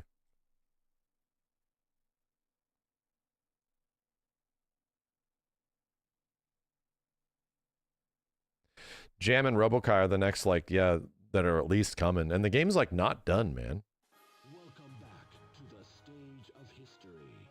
Jam's in 2.0. Yeah. It's essentially a Strive Rev 2. I mean, yeah, like, this is not even the 2.0 update. You have to assume that this is them just, like, figuring shit out still. This is, like, mechanical... In a way, yeah, like a Revelator to a Rev 2 situation. Kinda. But if we're talking 2.0, you know, this is balancing and refining, you're right. But if we're talking like a 2.0, nah, man. Like, shit's gonna change. Like, in my opinion, if we're talking a Strive 2.0, gameplay will have to look different, you know? It's going to have to look different. It's going to be a different game. Yeah, they're not talking about it. So that's what my expectation would be, you know? Kind of feels like they're doing Strive 2.0 instead of another Guilty Gear. So, but then here's the problem with that. You can't alienate the people because it is a platform, right? It isn't like you can just, I always want to go back to OG Strive. It's a platform. So you can't just remove Guilty Gear Strive as a functional game. You know? That's like the issue. You have to sort of like expand and evolve what Guilty Gear Strive is as a game. Because if you have a Strive 2.0, my brain goes to, well, that's going to be like a different game. Still at its fundamental, a Guilty Gear Strive, but then like, yeah, reverse Gatling. I don't know, some crazy shit. And I don't think they'll do that because there's no way for you to play Strive 1.1 nowadays. There's no official way for you to play like the launch version of Guilty Gear Strive pre-Strive Rush and, you know, using your burst gauge on all that kind of shit. That doesn't exist anymore. So I think they'd be pretty nervous about like evolving the game beyond what the game initially is. It's kind of like Street Fighter V, right? Where Street Fighter V was such a dramatically different game by the end. Then you could not play the original Street Fighter V anymore. Street Fighter 4 you could. They released that in the last version. Anyway. This looks fascinating. I'm really curious about this rank mode. Now that it's crossplay, I'm hoping that there's a lot of easy matchmaking. And hopefully everyone's like playing it, you know?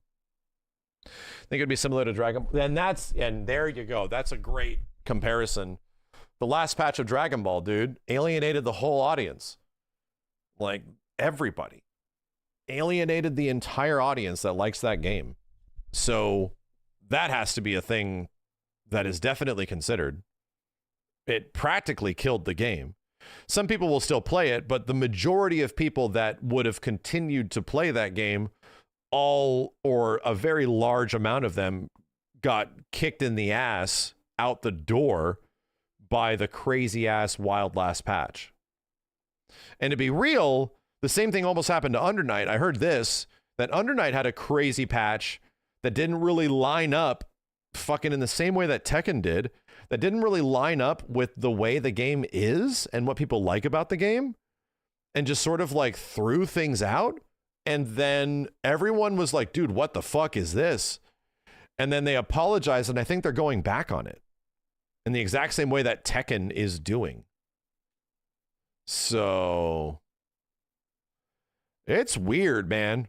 It's weird that this is happening.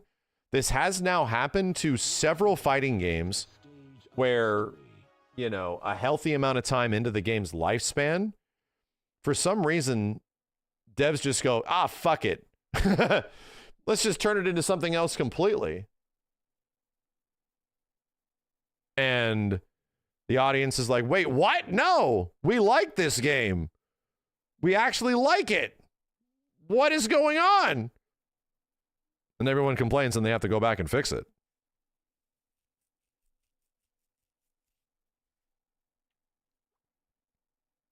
Yeah, Under Night, they just released a patch that pissed everybody off. This is me offhand. I have not played it.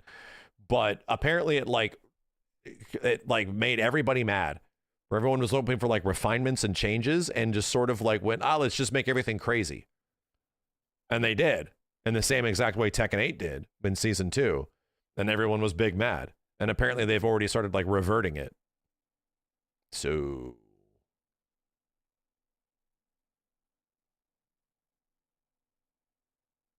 it's a weird thing. It's a weird time.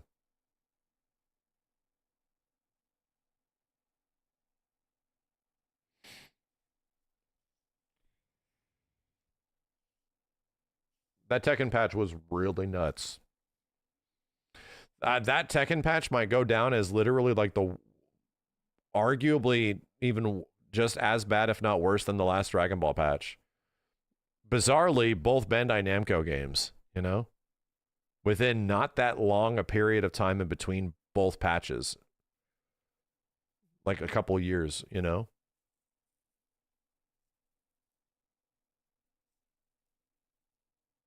Doesn't feel like a coincidence, honestly. Like, I've never seen those sort of patches go down at similar times. Yeah, I don't know. I don't know. It is definitely concerning, is all I would say. It's definitely weird. There's like a disconnect. I don't know if it's because of trying to become either more competitive or moving away from competitive. Trying to even the playing field. Is that the idea? I don't know, man. It's all very bizarre. Arrogant devs. Well, an arrogant dev is like, my vision of the game is better than what any of the community says. But that's a bit different. Like, usually when a game comes out, that's what the developer's vision was, and the community fell in love with it.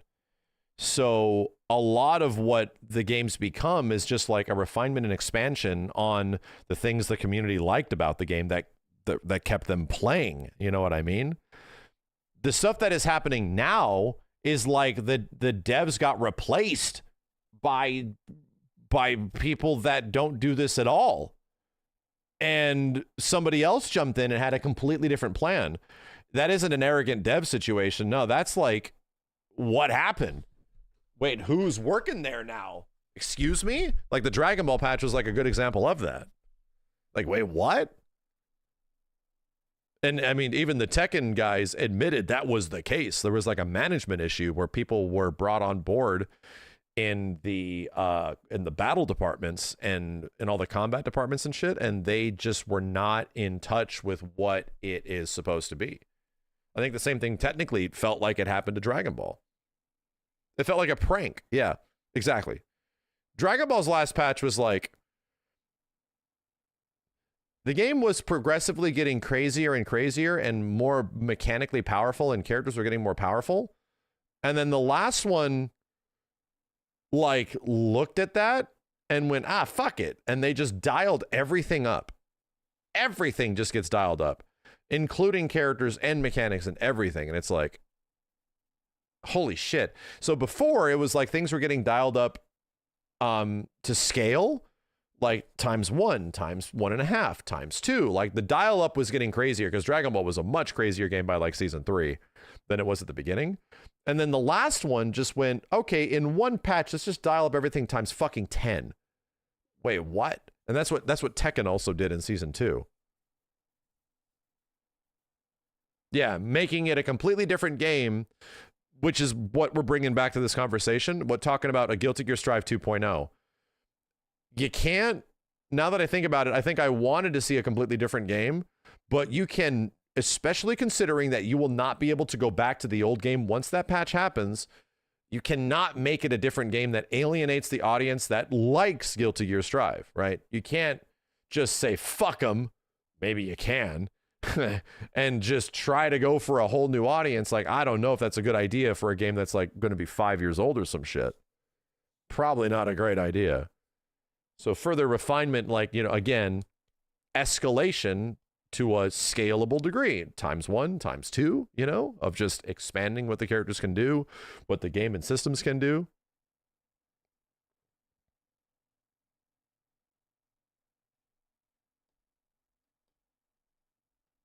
Yeah, more games need to be like Ultra Street Fighter 4 where you have options. I completely agree, dude. Completely agree.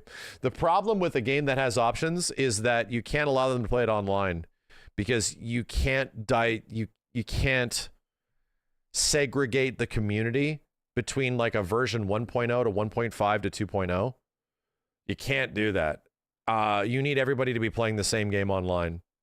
The player base can't be split. You can do it offline. It's totally fine. Play the game however the fuck you want offline. But like the whole point of an online community is that everyone is playing the same game, you know?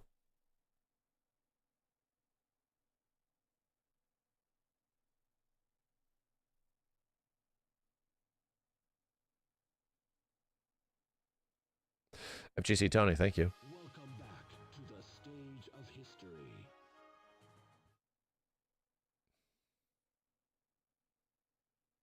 Even for non-ranked online, that's also a bad idea. Think about it. Because there's just as many people playing the non-ranked modes as the ranked modes.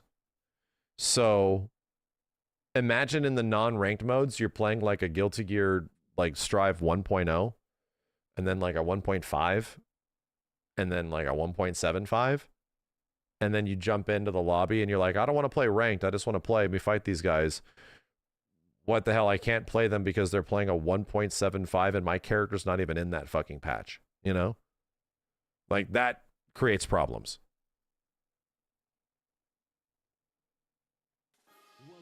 Even in private lobbies, that's an issue, dude.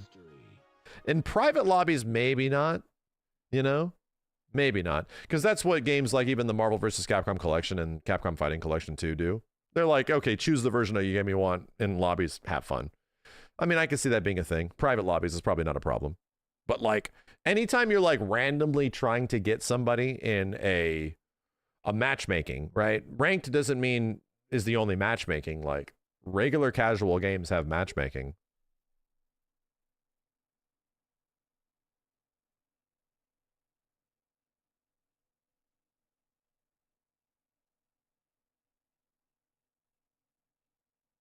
This is what I do in between the YouTube uploads. Between the YouTube uploads? My dude, I've been doing this for 15 years. It's older than you. Like literally almost every day for 15 years. My dude. Welcome.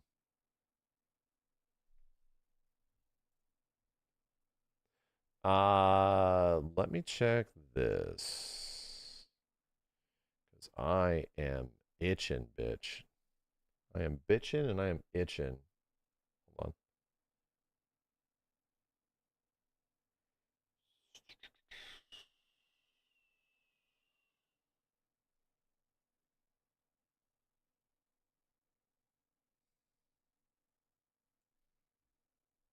These streams?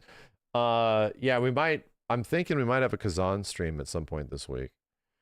Chat, I'm itching. I'm sorry. I'm itching. I gotta scratch this itch, bro. I gotta do it. I gotta scratch this itch. Let me just scratch it. Please, let me scratch. All right, let me just scratch just a little bit. I have to scratch. I've been watching so many videos of people playing Ken in Fatal Fury for the past, like, week that I haven't been able to play it. I've been watching, like, a ton of people play this character just trying to get ideas of how to play him better. You have to let the intro rock.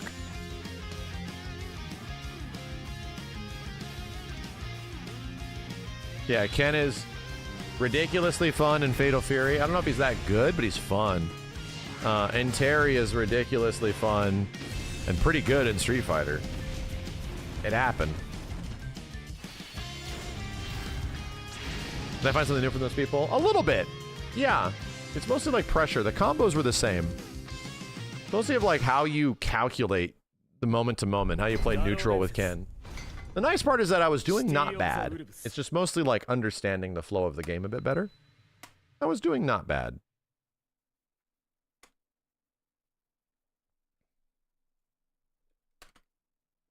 It's not plugged in. Oh shit.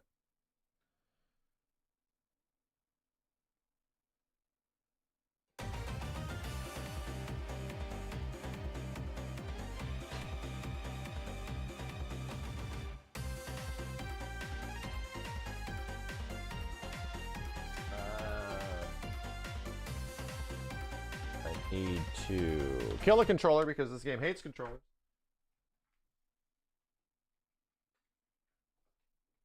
Okay.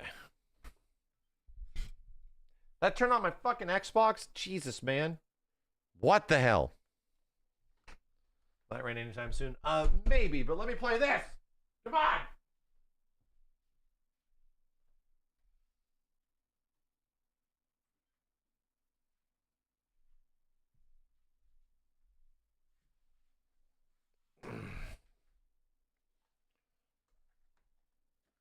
Xbox, turn off! Turn that shit off!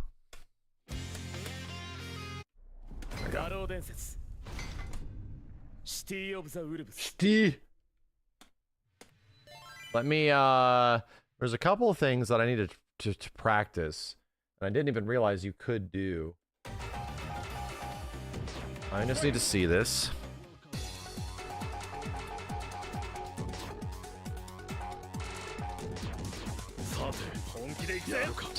Look like the same fucking guy.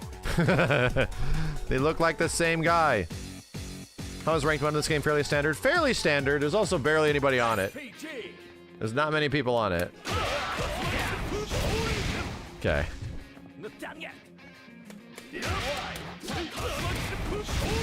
Okay, this is supposed to work mid-screen, right?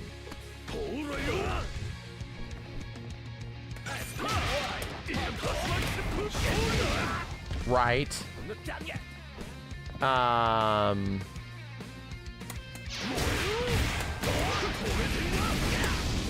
That definitely doesn't work. That only works in the corner.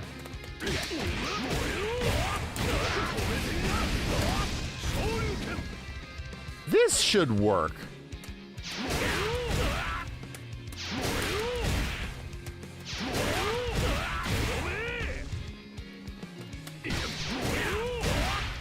Damn, bro.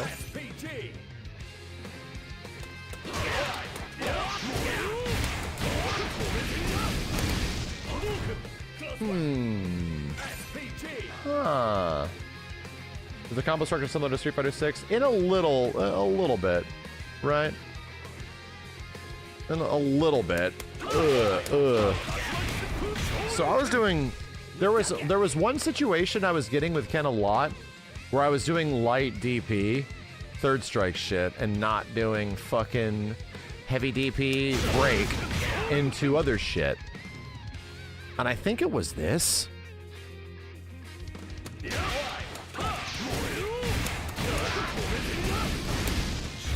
could have swore it was that. I could have fucking swore it was that. And I've seen people do it, and I'm wondering how the hell they're getting it.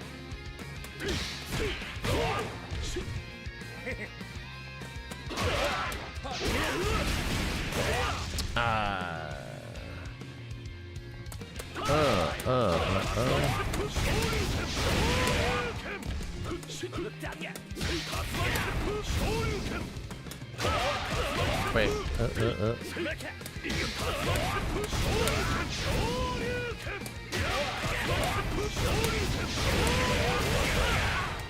Oh, that's also what I wanted to try too.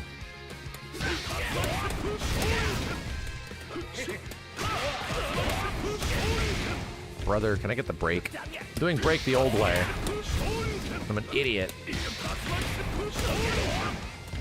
First hit. And I have to do Tatsu after? Yeah.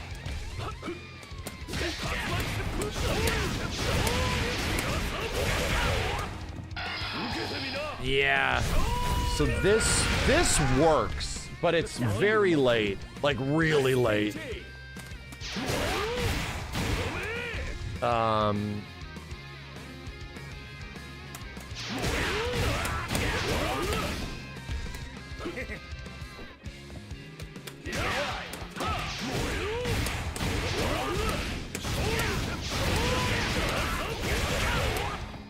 I think this works.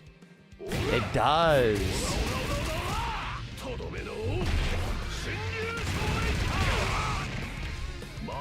That ain't bad. That ain't bad.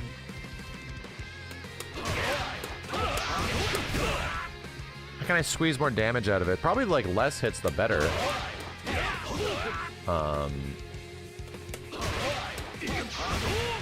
And I think EX Fireball at the start might scale too much.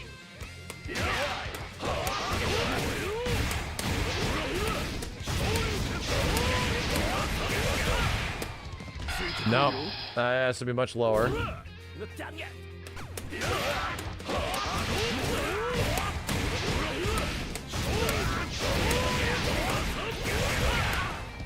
This might work. No. So what is the gimmick here?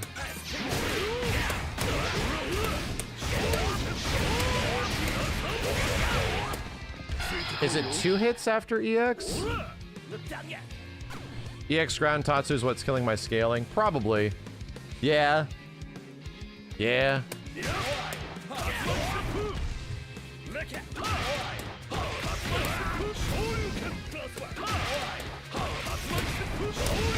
Damn. Really gotta do the whole trick on this. Yeah, that's what it is. You have to do the whole trick.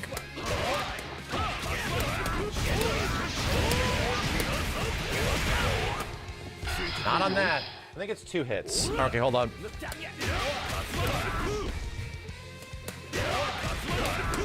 Bro, what? You do this shit so fast. So fucking fast.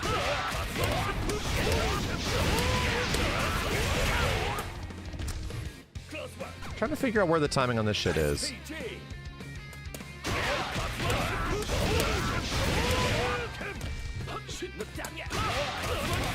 Got it on accident.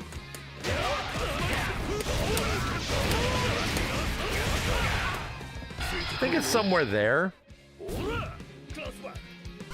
That I got it on like my second try. You can combo off SPG, yeah. But it's tough.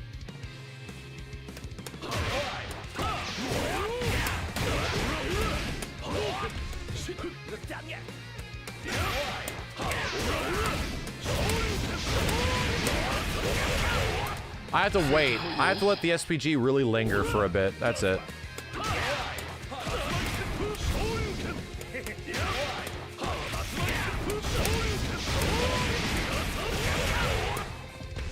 Damn it.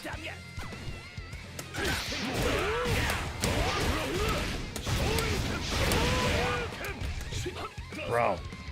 Ugh. Come on, hands.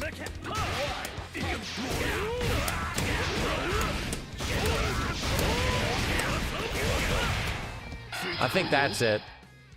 Ah, shit. It's like a very late cancel.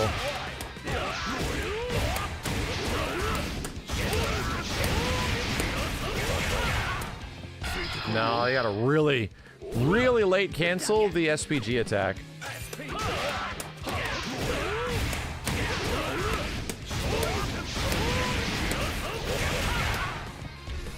Oh, and even the whole trick's not working there. God damn it.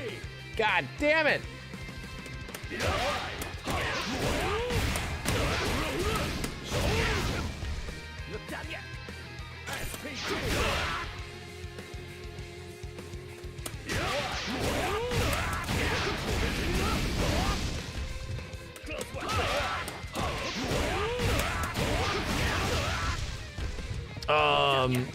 What is it? Let's toe tap. What is the backwards one, bro? What is the overhead here? Does he not get the overhead? He does. What's the step into overhead?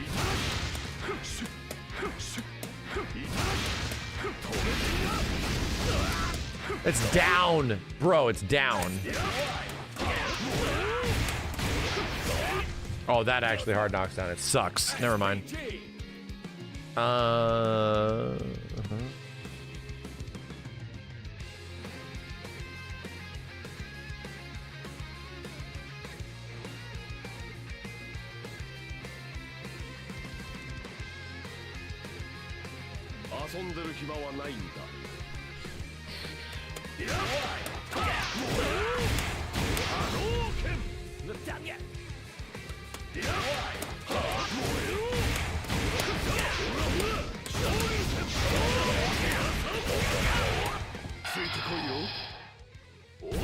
Fudge!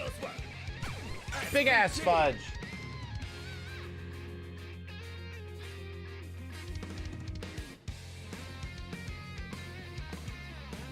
Ah.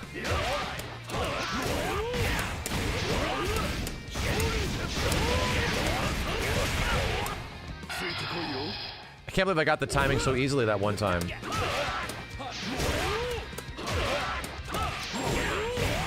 Shit.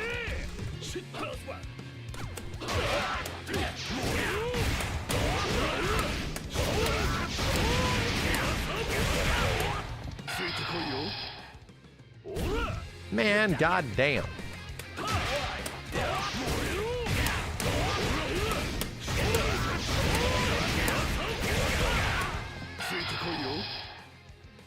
Bruh! Bruh!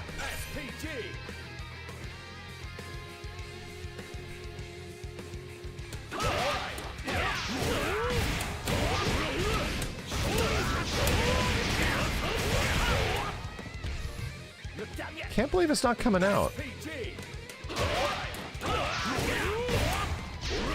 So weird.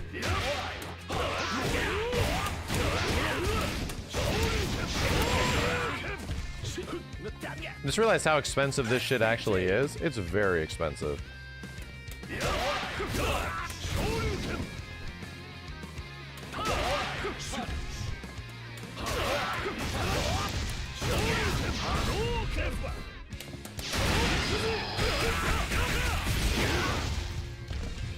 Okay.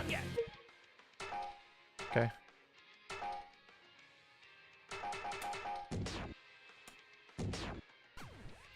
Oh, you have to like go into match entry first and then shit happens.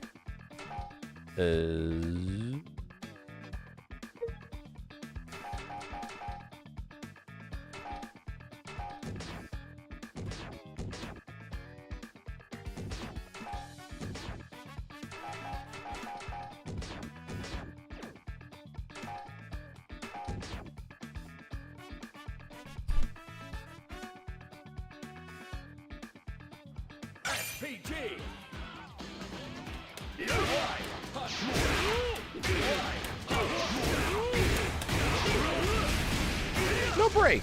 Huh.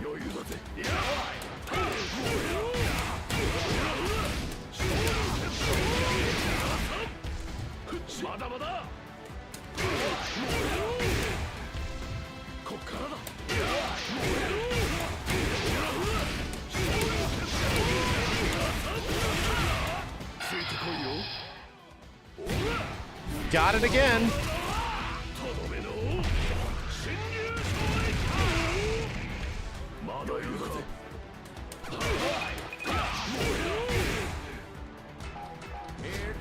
Okay. Mother, mother. Smee, thanks for the 111 months, dude. Always forget where to put this shit on Ken. I can't remember if you stick a SPG at the end of your bullshit, if it gives you bonuses. Like, don't you get like a damage bonus or a health bonus or something? I can't remember if they took that away because that was in an older build of the game. At least I believe it was. Round 1. Get ready. Fight.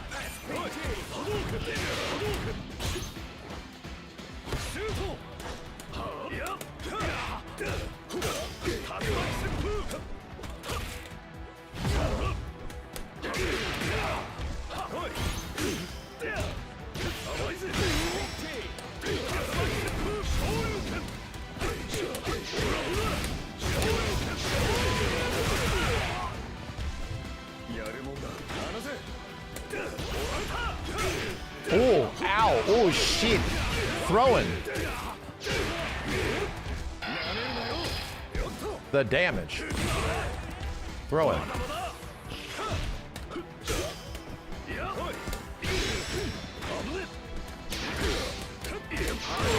Bobokin.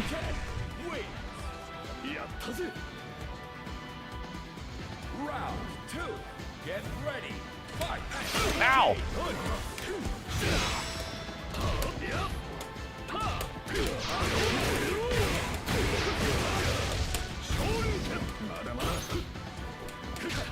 Damn, that was a hell of a cross-up.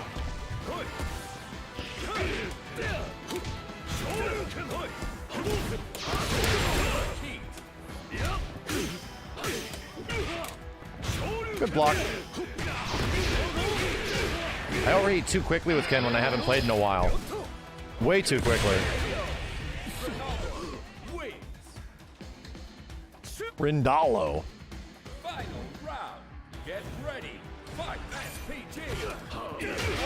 Wow, is that a low crush?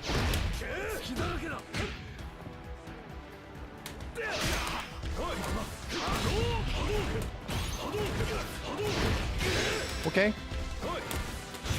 Oh, he can just actually block and be safe. Jesus Christ. Okay. Seems good.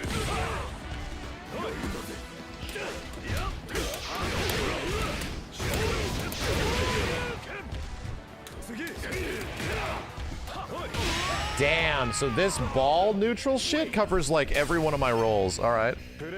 So you just probably have to hold it. Probably just have to like hold this thing. Round 1. Get ready. Fight. Ow, god damn. Is this an overhead?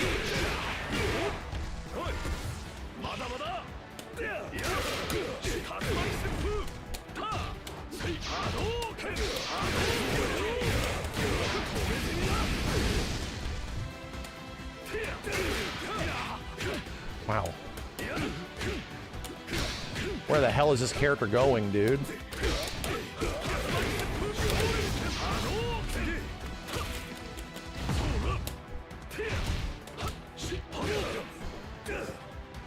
Wow. Wow, okay.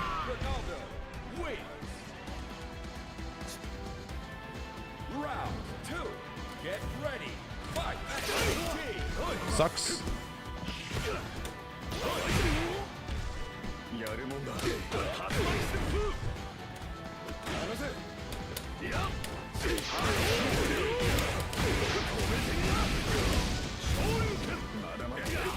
Man, I'm so bad at comboing these supers.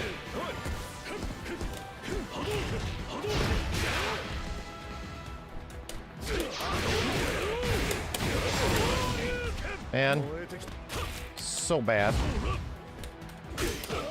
So bad. Okay. Final round. Get ready. Fight.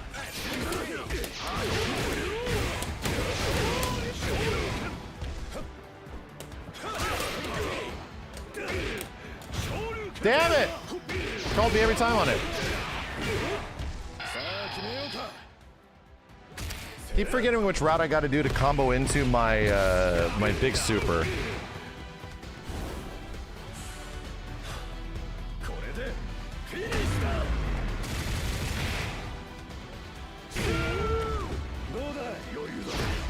Okay. Wow. He is definitely close. Okay. Forget how much goddamn damage they give Ronaldo. They gave him so much fucking damage.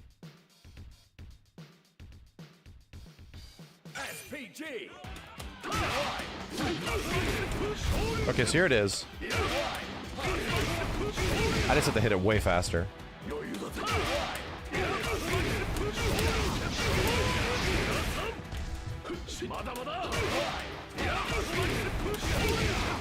Shit, man, I'm not getting the break here. What are you doing? Oh, God.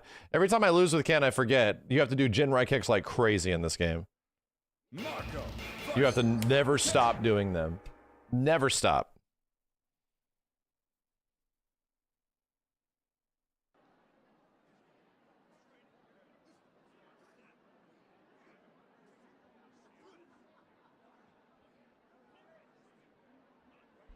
It's weird allowing real people in video games. Trust me, Ronaldo did nothing but damage this game. I'd argue that, what's his name? Ow, hold up, chill.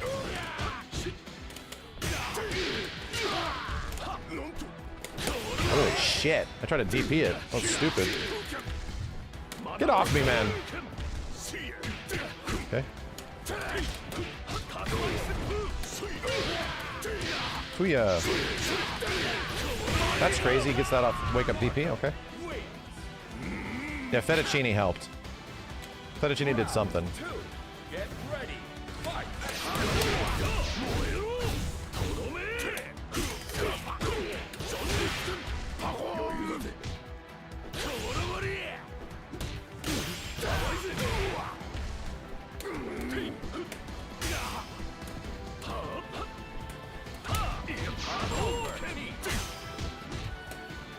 Nice. DP.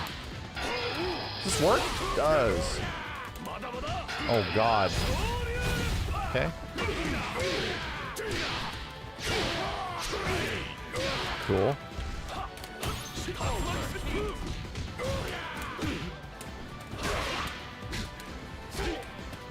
Damn it, bro. Oh, you can't JD when you're in overheat? I forgot that. Okay.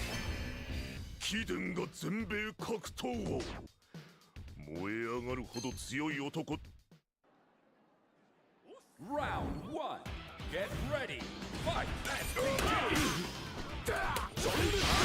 Wow. Okay. Oh, that's right. He combos off overhead.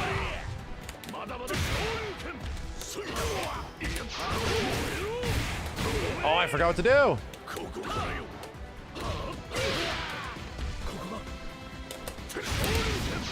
Nope, that's bad.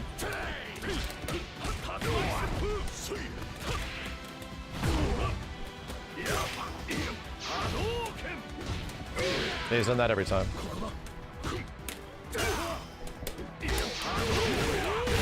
So I have to do run into, what is it, forward? Back? Round two. Get ready. Fight. SPG.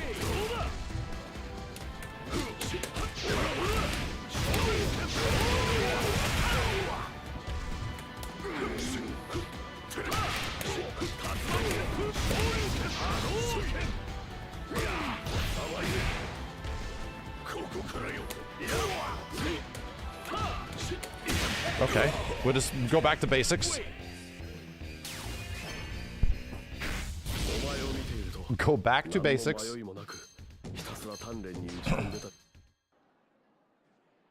Round one. Get ready. Fight.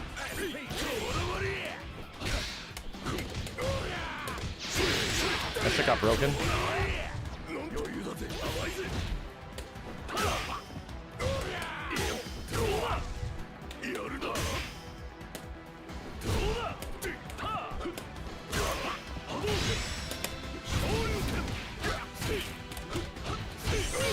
Nice. Goddamn shit.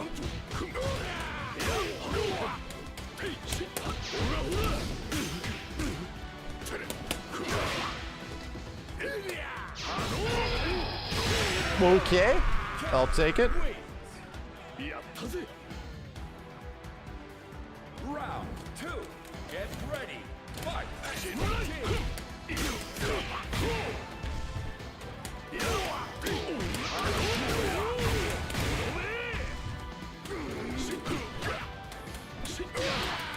Backdash. That really sucks! Oh my god.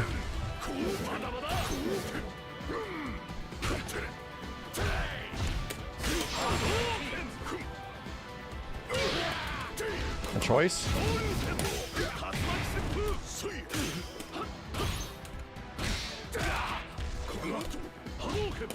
Okay, there we go. All right. Remember. Gotta remember. I forgot what my run commands were, so it's like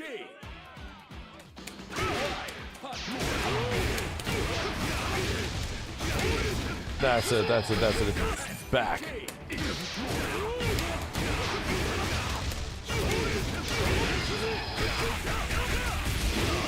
There we go.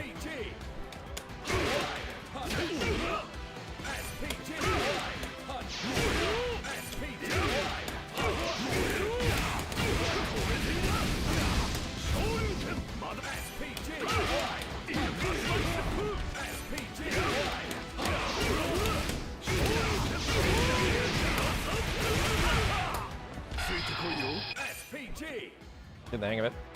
Getting the hang of it. Wow, that is a very shitty connection. I gotta get off this goddamn stage, dude. Gotta get off this goddamn stage. Wait a minute, is this the one Rock that played Modern and the connection was terrible? If he's playing Modern, it is him. It's him. It is! Oh my god, it's this guy!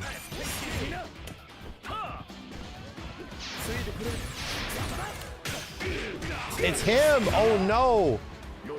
The like 12 frames of rollback guy.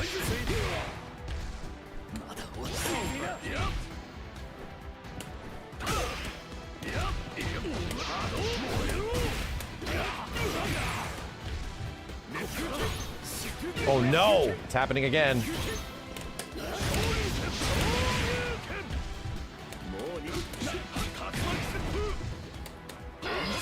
Yeah, okay.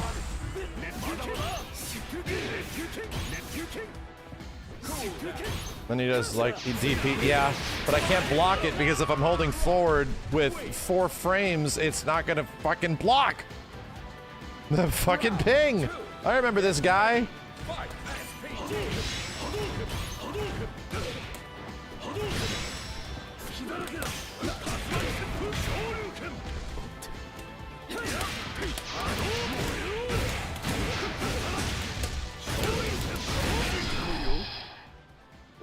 Didn't really need to use that much.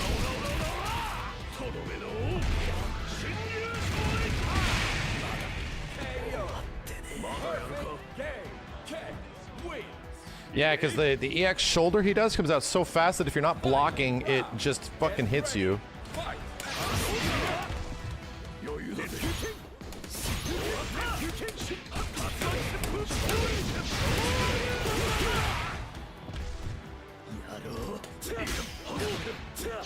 Dude, yeah, if I'm not holding back, I just get hit by it. Really sucks.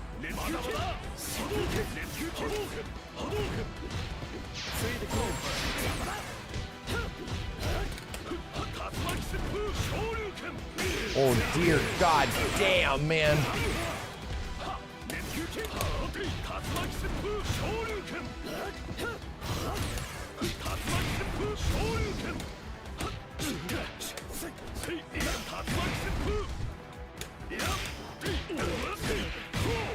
Come super. Oof. All right, I'm playing, and I'm playing in mud, chat. If you guys can't tell, there's a shit ton of input delay and it is going all over the place. It is brutal.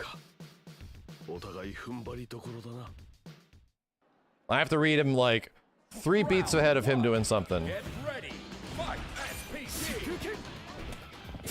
What the hell?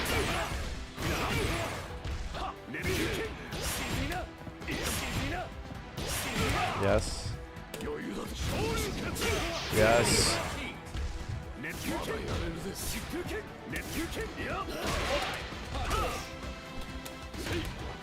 Oh my god, I have to do this so early.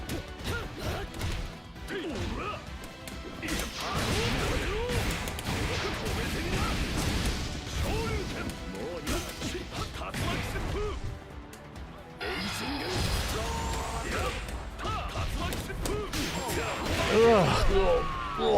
Okay, it's fine.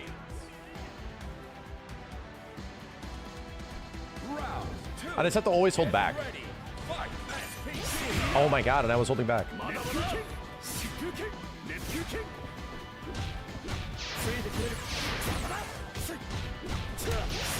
Holy shit, asshole. Holy shit, asshole. Oh, I missed it.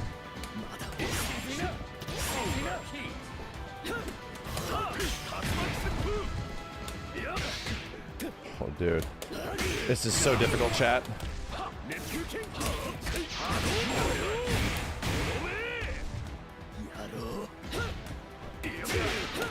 Oh, god damn. Oh, it's painful, dude. It's painful. I'm gonna give him, there's no one else to play. But it's fucking brutal.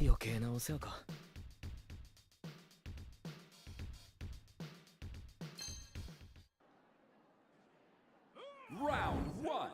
Get ready. Fight. I cannot respond to any of his SPGs. There's too much input delay, dude.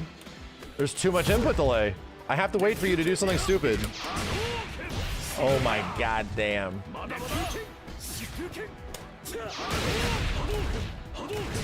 I have to just throw fireballs so he doesn't do the shoulder.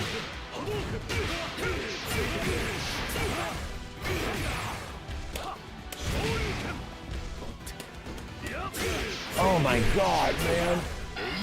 This is insanity. Definitely didn't backdash. Whew. Round 2. Get ready. Fight. Okay, alright, I'm just trying to walk forward. I'm just trying to walk forward, bro. That's all I'm trying to do. I just want to walk forward. Oh my god. This is insane.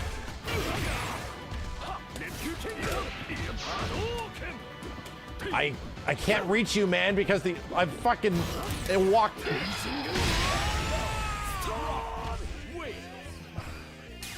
I have to not fight this guy ever again.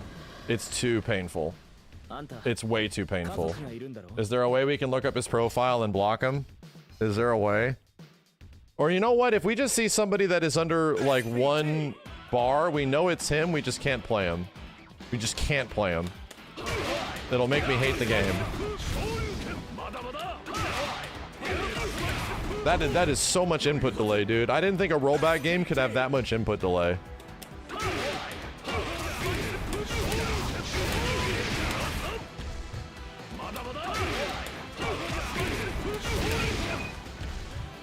Oh, thank Christ. This is gonna feel very weird now.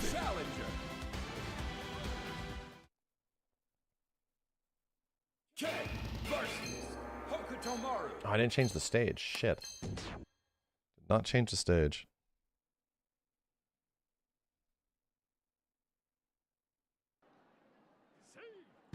Round 1. Get ready. Fight. PT.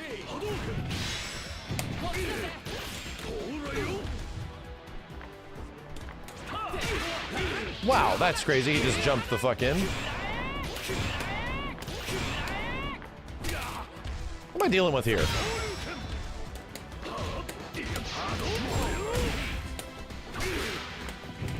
the hell?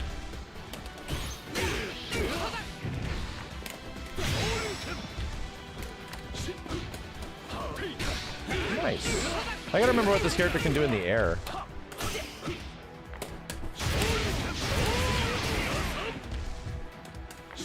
Yeah, I thought it was coming. Could have punished it. Round 2. Get ready. Fight.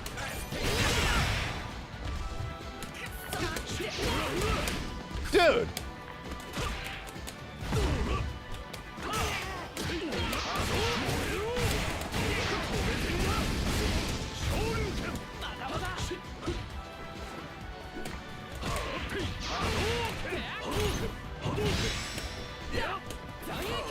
What the hell? I didn't think it could zip across the stage that much. Okay. Final round. Get ready. Fight. SPG. Oh, what?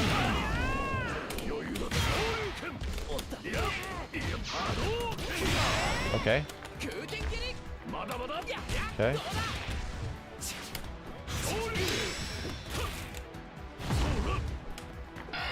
Dude, you wake up super every time? I guess it works.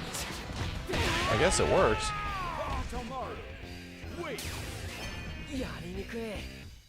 I'm just not ready for how people play.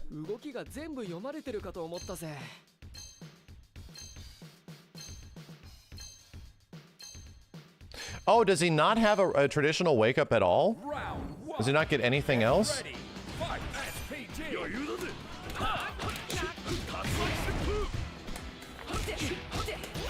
Okay.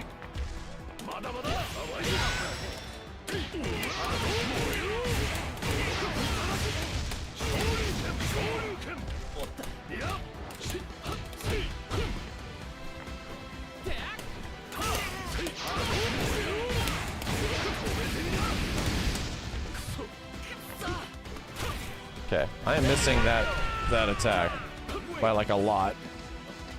Round 2. Get ready. Fight. SPG. Shit!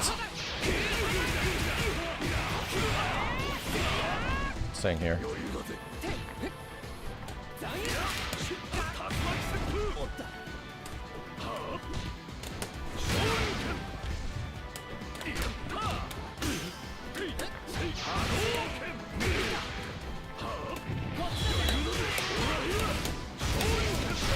Let's go!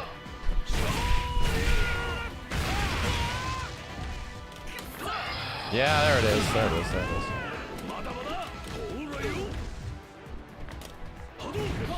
Jesus. Gee, what? Is this an overhead? Bro, what is happening? God. That was supposed to be fireball. Final round. Get ready. Fight. Always gonna do it.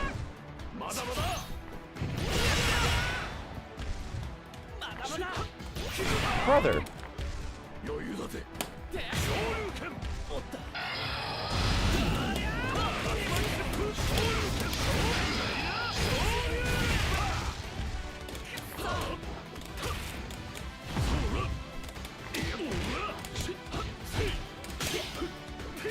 Okay.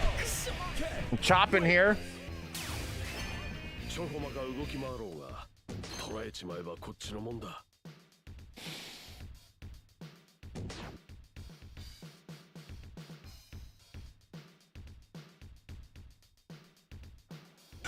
That guy quit?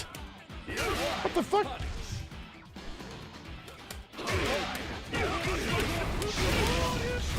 That guy fucking quit? I'm running into plenty of different people.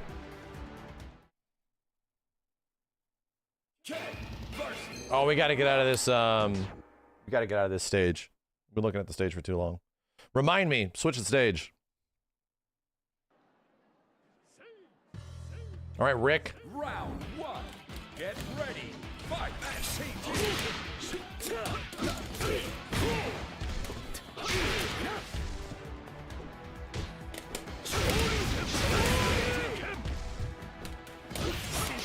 Oh god. Where the hell is my wake up DP? Where in the hell is it?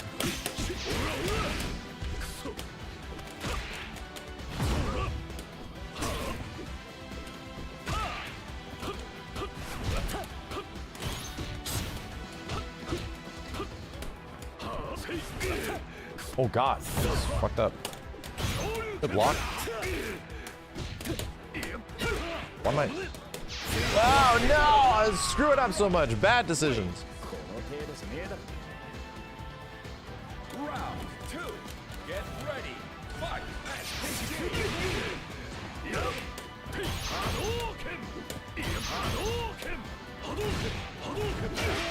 Damn, he jumped after one fireball. Did not want to deal with it. Yeah, I'm just trying to get wake up DP to come out consistently, and it wasn't. Doing it again, bro.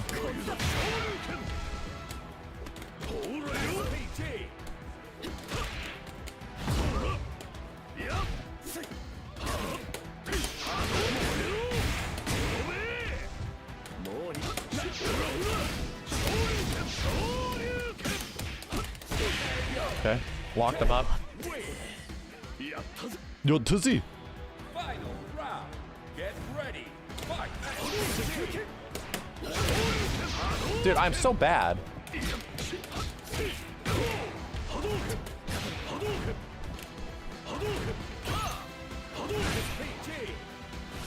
Oh wow, got me looking.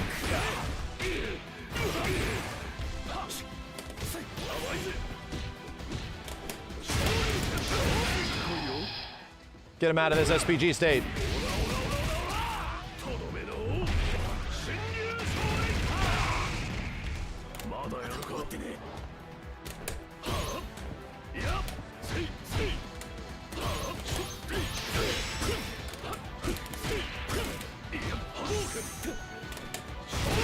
Okay, I'm uppercutting.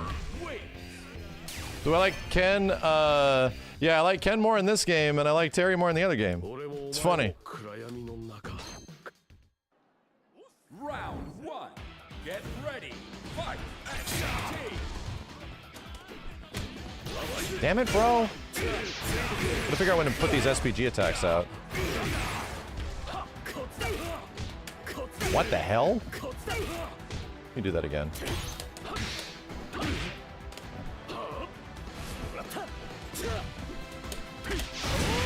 Didn't do that.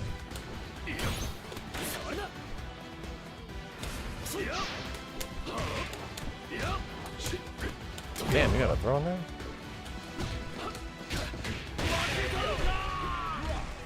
Wait. Round 2. Get ready. Fight.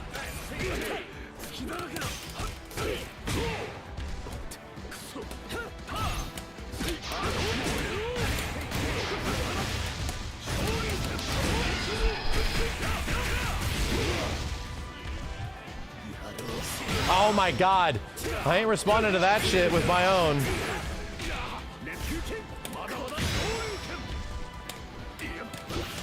Dude, he's still in it?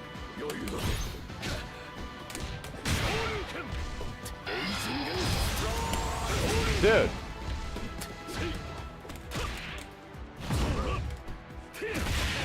To you. Final round. Get ready. Fight.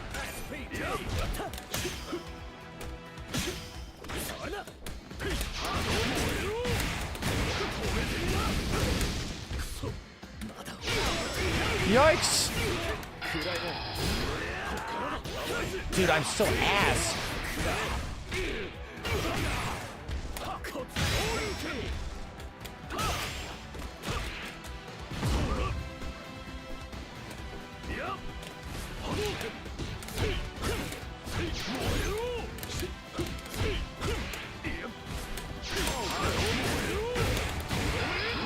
Let's go!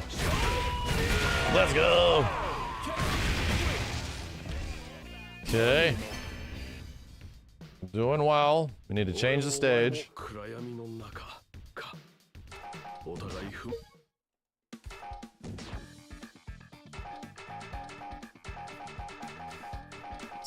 Still no goddamn. Still no goddamn random stage option. So what was this other route I needed to do? It's a mid-screen route. What happened? Did I crash the game? Illuspirations, thanks for the prime. Did I crash the game, chat?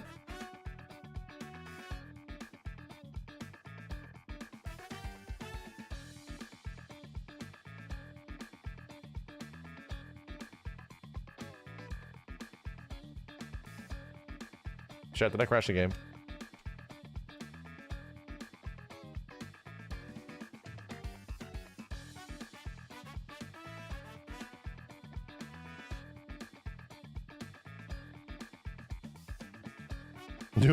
New feature, wallpaper mode. Well, shit. I'm gonna go with a probably and a maybe and a yeah.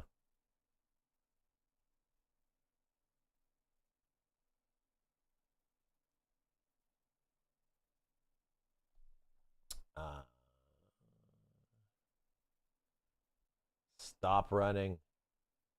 Stop it.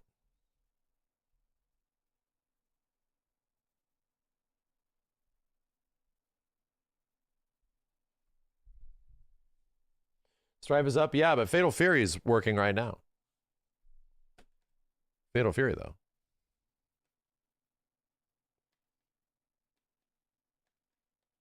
And I'm just remembering. I haven't played in like a week. City of the Wolves.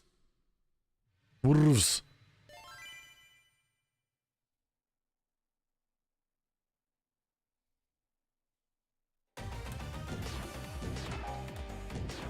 Ranked match. Training standby. I need to get used to Ken's crazy kick shit. So it's like...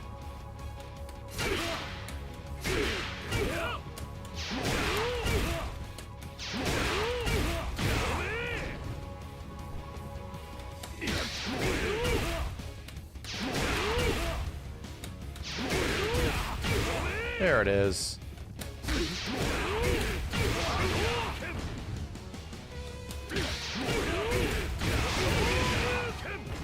We're finding people quick. No, not you. God damn, not you.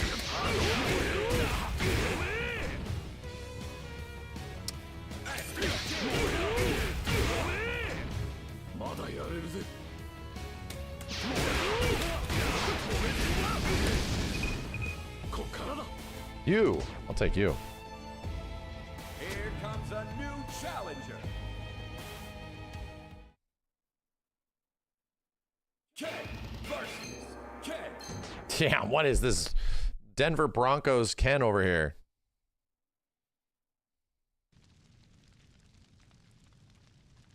Everything's on fire. Round one. Get It's ready. Goku.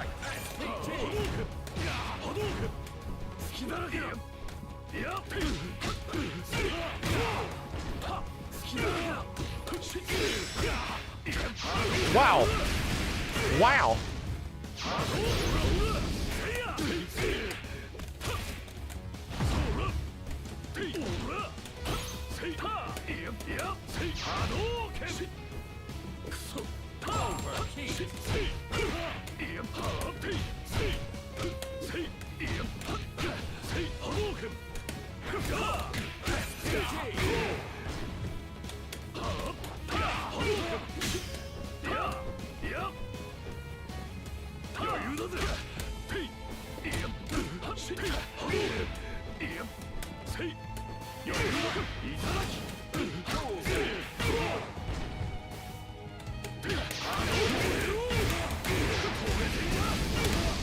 Bro!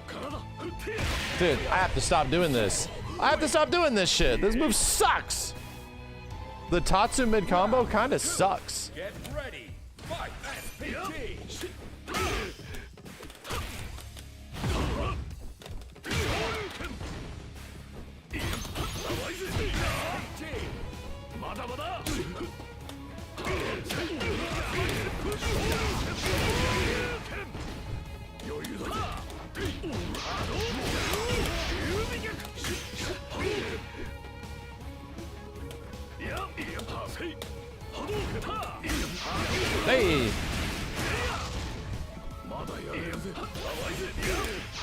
Whoa! Damn. Dragon Punch through the fireball. Mid-screen. It's some old shit. Yeah, EX Tatsu just seems bad now that the more I'm using it. It just seems bad. Round one. Get ready. Fight.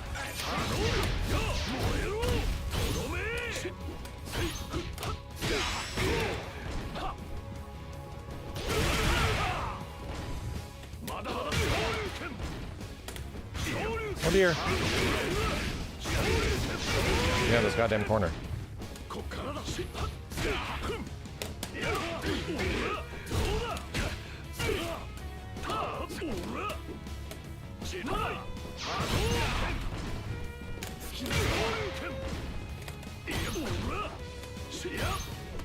I keep forgetting what the hell that button is. What is this? It's this? Bro, what is it? There it is! I found it!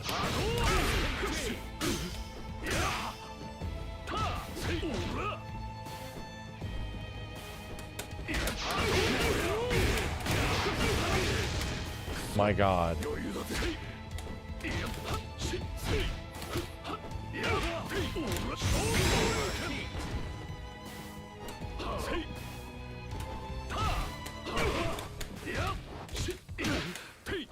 Woo!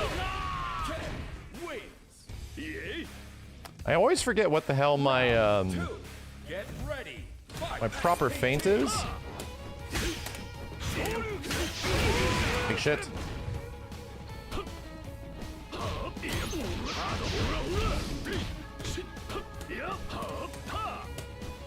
Damn, brother.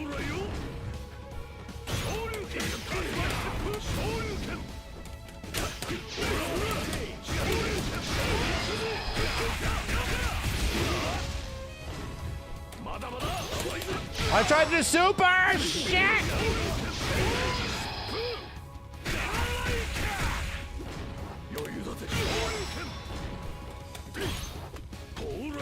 What?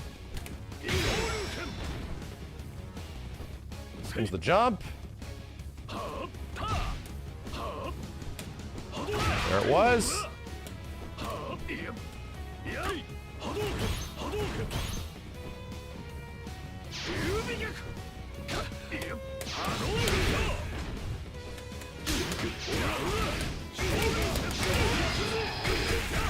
In here.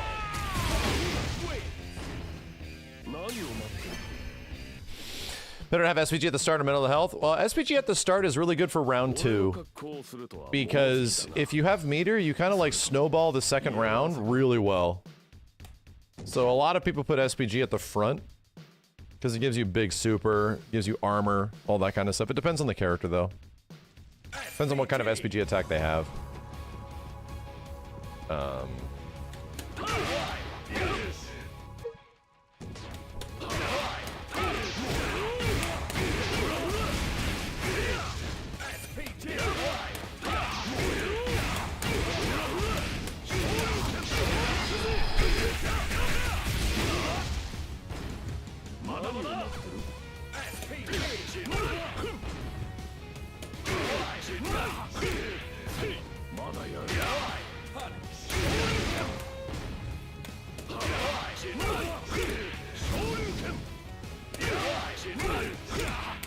This shit doesn't work. I swear to God, this shit doesn't work.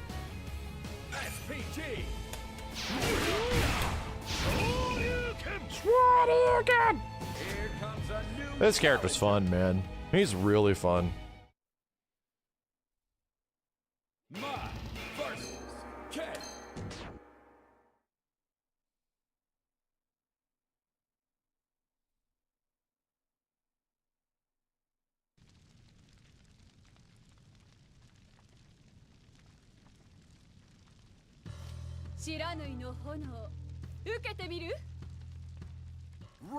Hi, Mai. Get ready. Fight. SPG.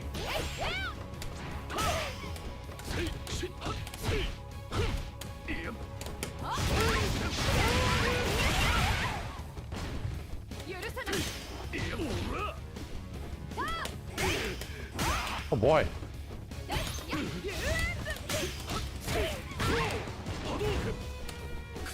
Jesus.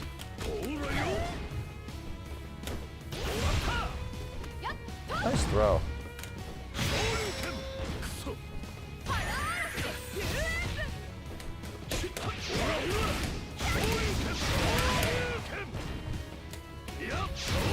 Man, I did not want. I wanted Fireball for Christ's sake. Wouldn't have this game.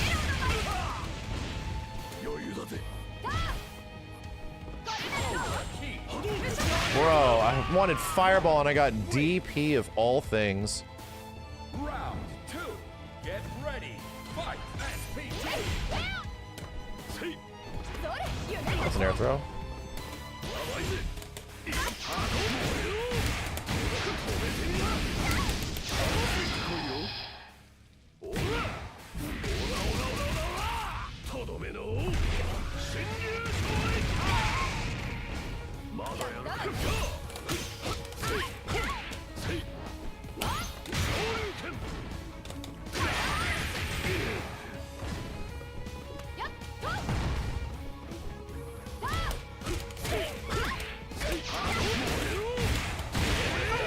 Okay.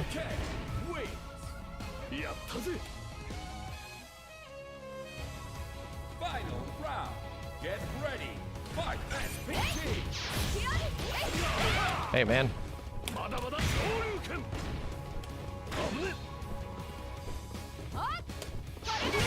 Okay.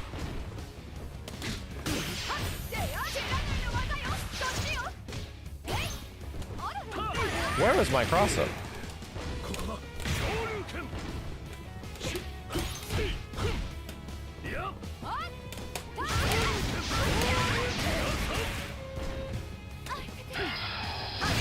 That sucks. Run and throw. Nice, good call. Run and throw.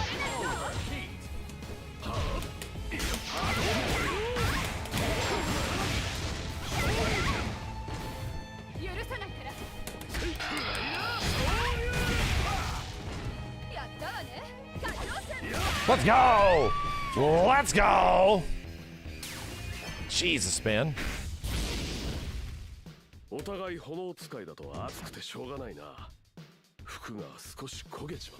could have swore A3 would have been at 3,000 points, but it's not. It is not.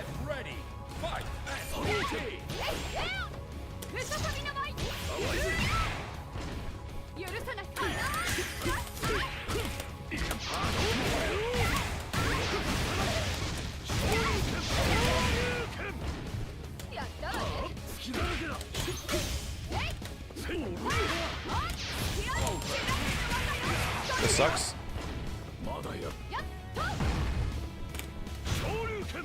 Bad for you.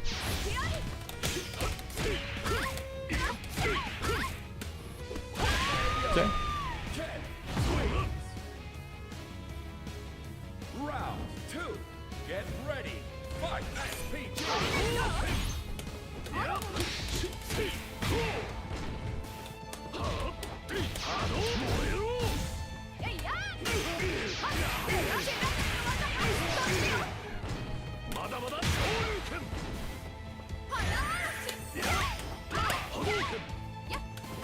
Wow, through there.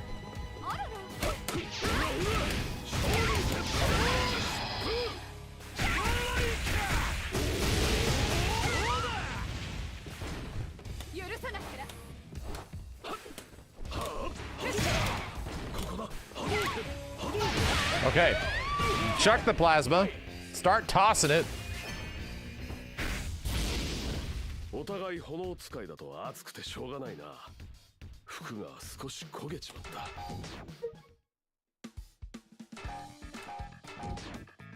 Oh, if I do this here, is this what fucks it up?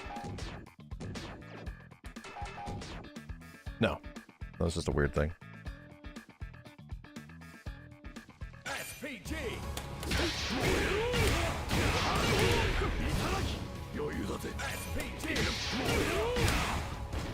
Come on, dude.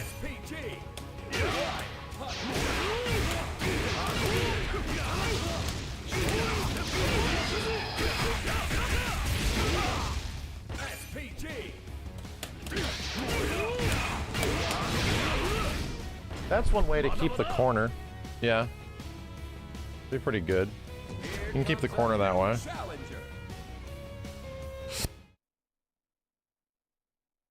Jenny versus Ken.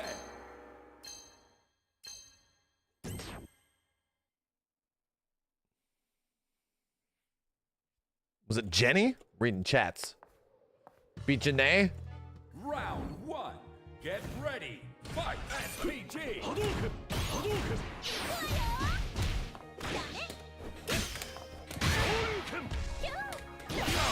Okay. My shit got broke. Extra broke.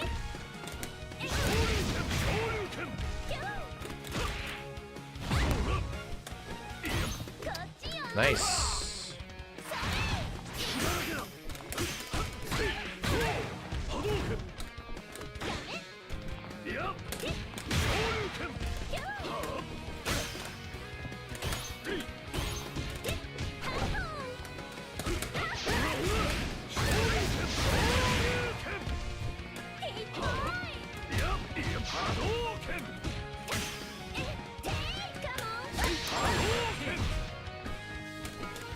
Shoryuken!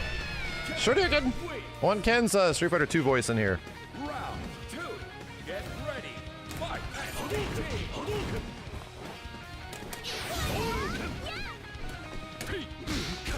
Doesn't help a cross up.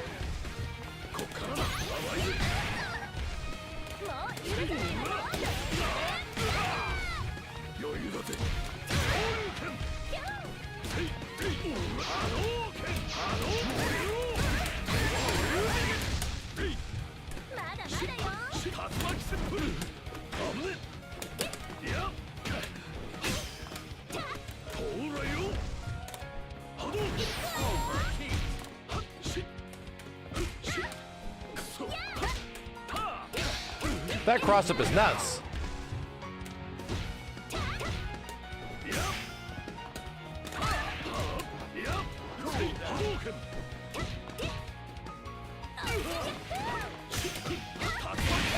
Stop it again.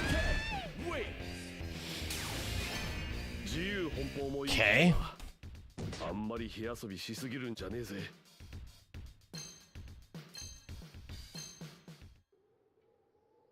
Round 1. Get ready. Fight SPG.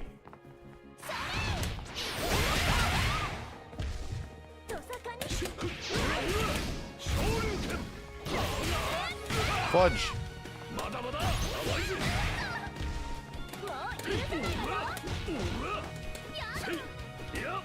Ouch!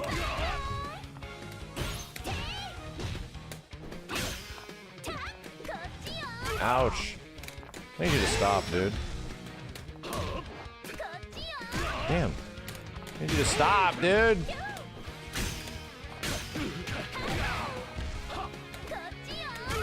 Those aren't afraid of wake up DP.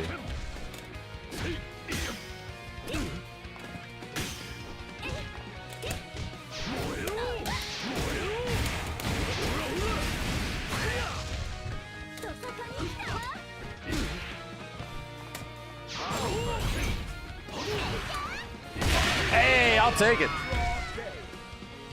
I was overheated. I'll take it. Final round. Get ready. Fight SPG.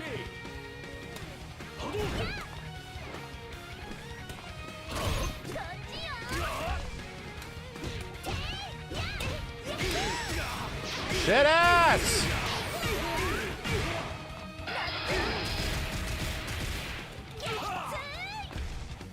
Make a DP.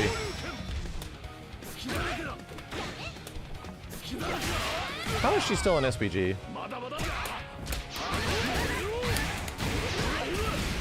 The wrong fucking move again.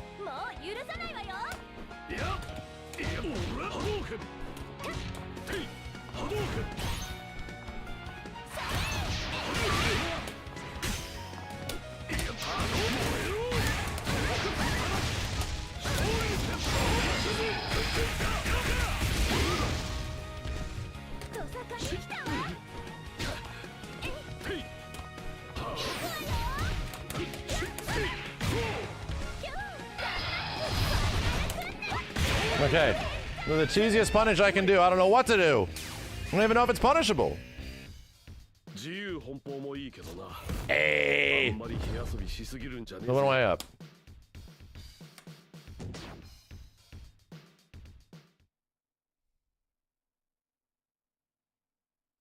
SPG! SPG!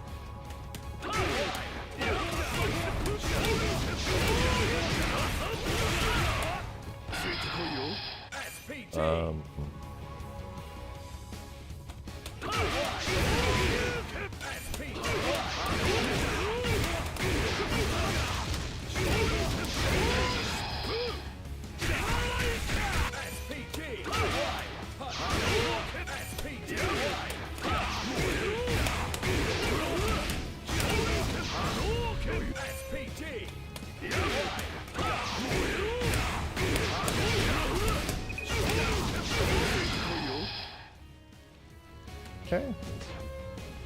But a sound mod? No, it actually comes with the game. It came with Ken.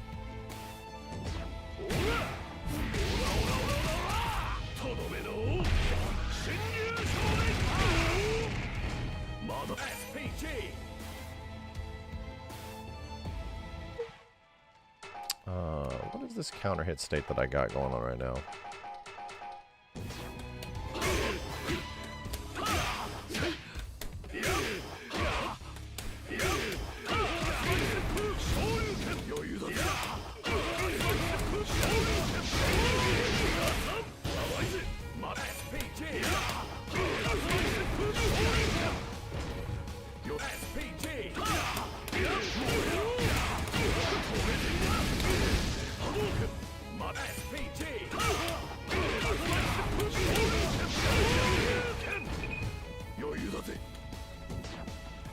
Janae. Wow. Shit, there's not many options, guys. Come on.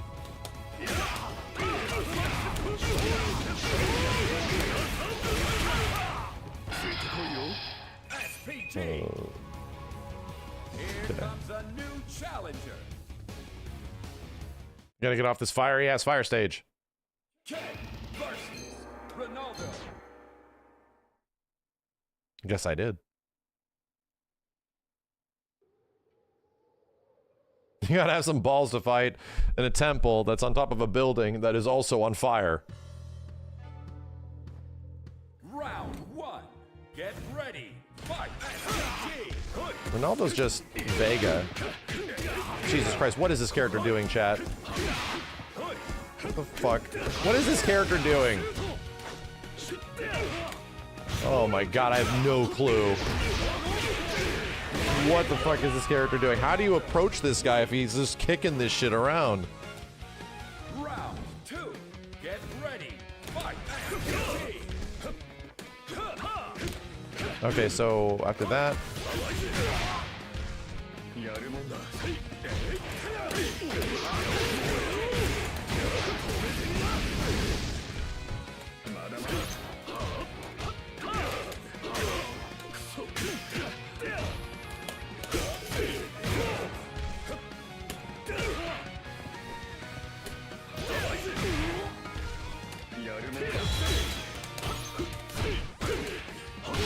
Okay. Yay! I did nothing special. Get ready. Fight.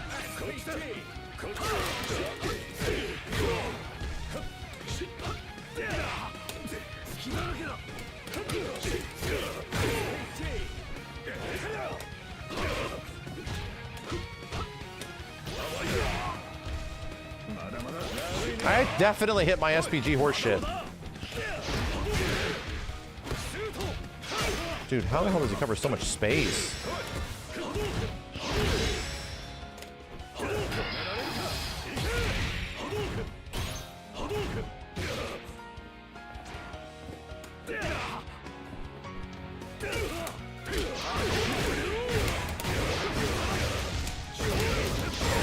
Okay. Okay. Keep forgetting what the hell my overhead kick is. It's down! Down K after. Okay. Round one. Get ready. Fight! SPG!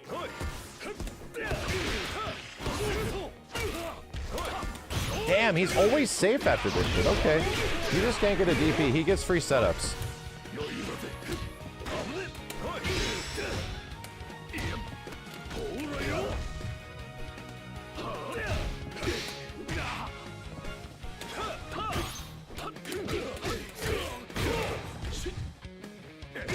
What the hell?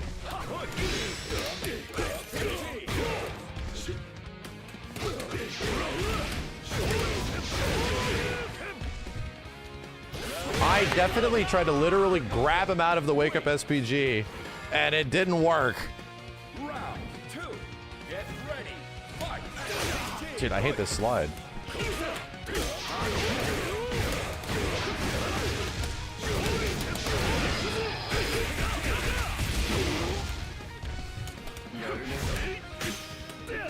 Dude, this slide is crazy.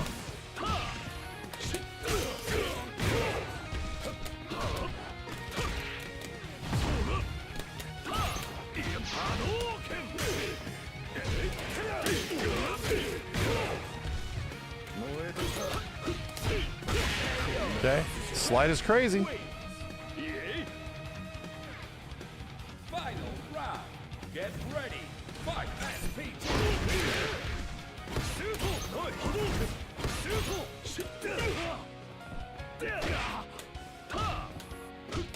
Bro, this fucking overhead. Whoa, this cross up as well. So this is this his manual overhead, like his command one? I'm trying to figure out why it's beating everything I'm doing. Like, he has this jumping head thing that just beats everything. I wonder if I can whiff punish it. It's high crushing, or it's low crushing. It's his far HP. Okay, okay. So it's not going to give slowdown. Get ready. Fight!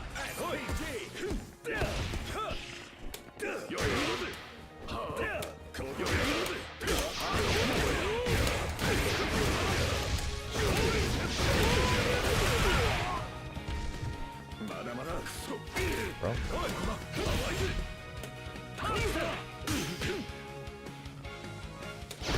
Ow, fuck.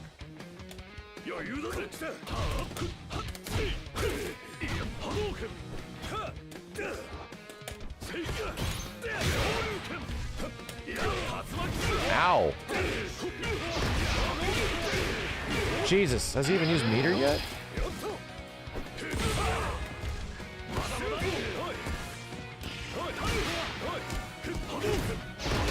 Bro, okay. I don't know how to approach him there. I actually do not.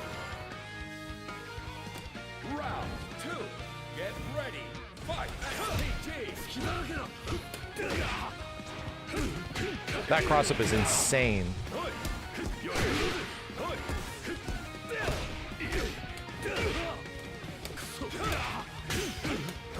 Bro, I don't know what to do against this character. I'm fucking super lost.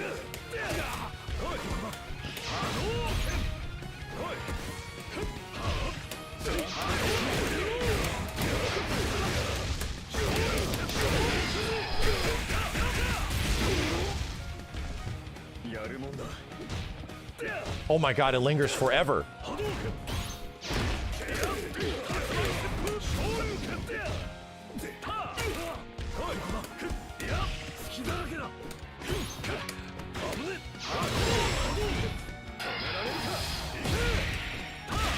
Okay. Final round. Get ready. Fight!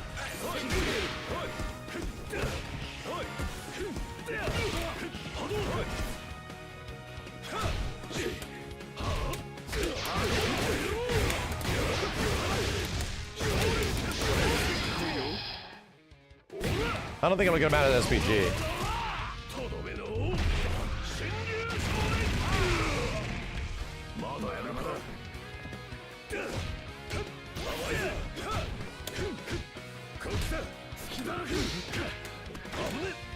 Brother.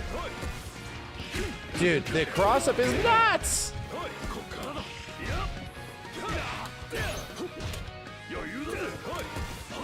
Comes EX.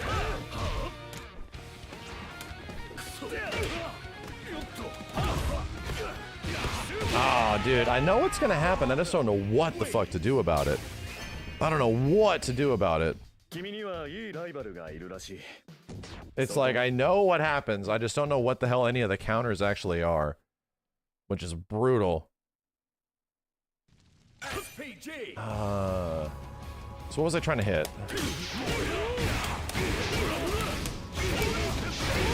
Okay, that one's good.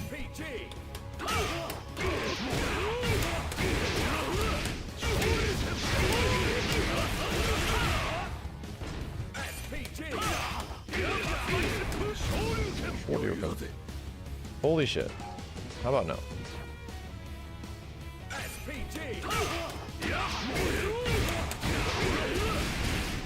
That's a very late cancel.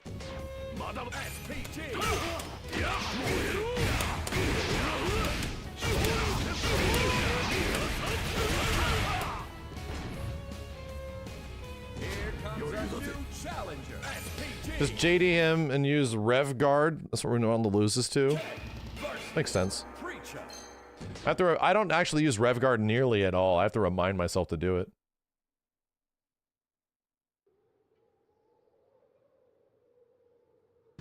Round 1.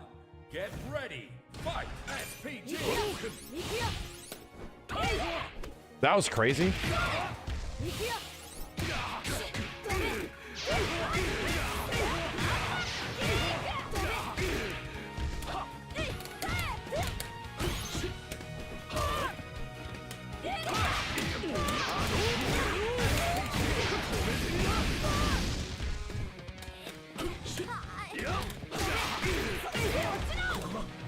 Nice.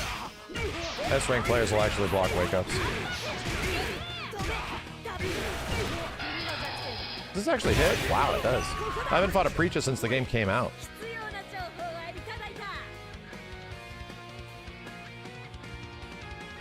Round 2. Get ready.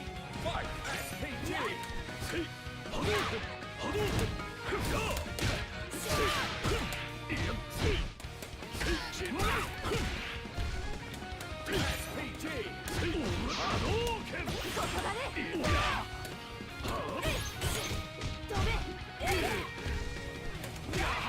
How the hell am I not?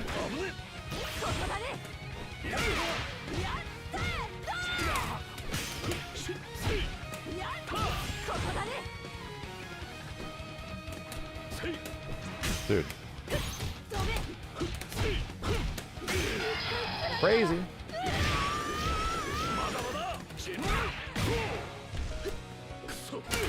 Damn.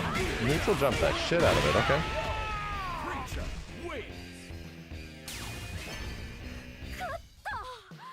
Game worth it for single player stuff? I don't know about that. Single player stuff? I don't know. It doesn't seem like there's a ton of it. Round 1. There's endings and shit. Ready. Fight. SPG.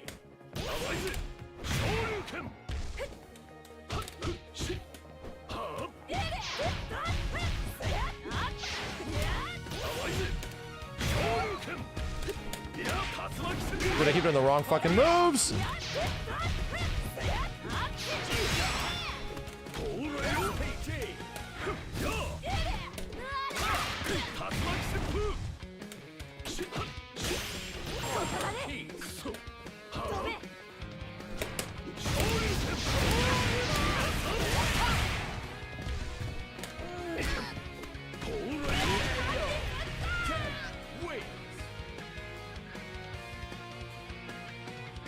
Round 2.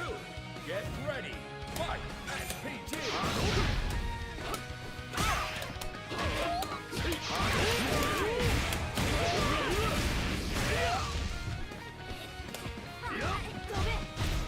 Oh my god.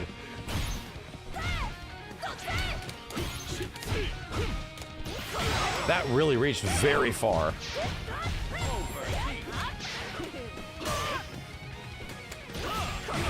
Put a bit faint it.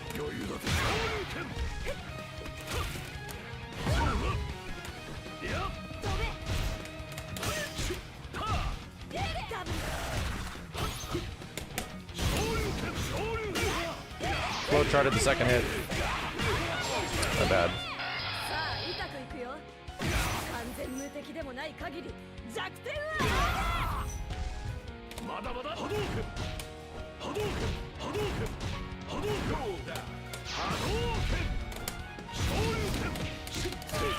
Okay.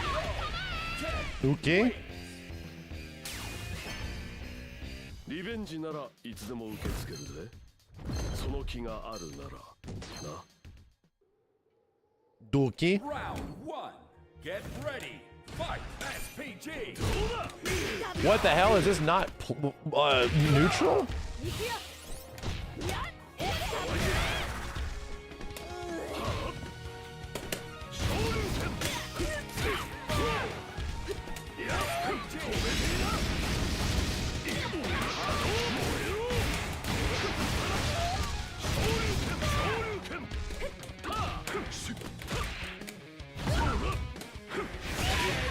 Okay. Clean it up.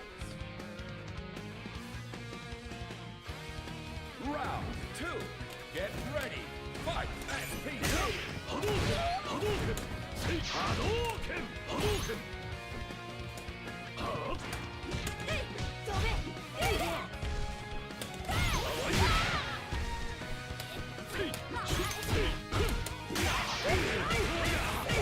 Screw it up.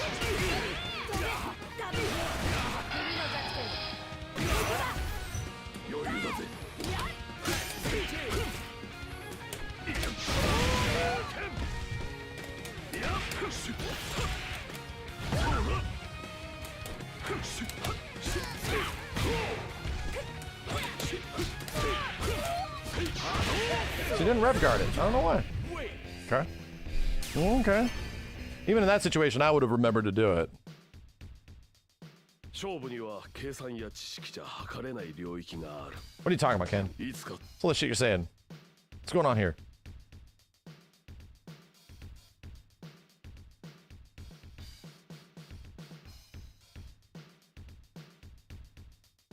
Uh-oh. Is this the funky-ass matchmaking thing? Game? Game, hello? Game, please. Is this really... This happened even when the game came out, right, chat? Does this only happen if the other opponent, like, leaves too quick or something like that? Or if they, like, Alt F4 or some shit?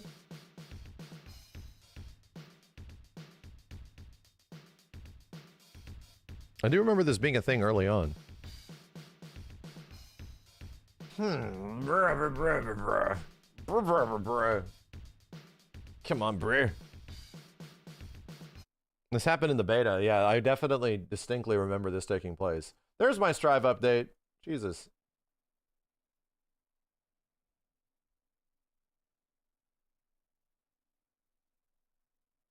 Yo, Xenotaste, thank you. King Timinos.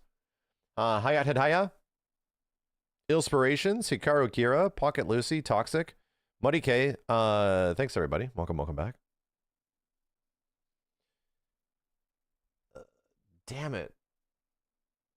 It's still saying it's running. It's not good. It's not good.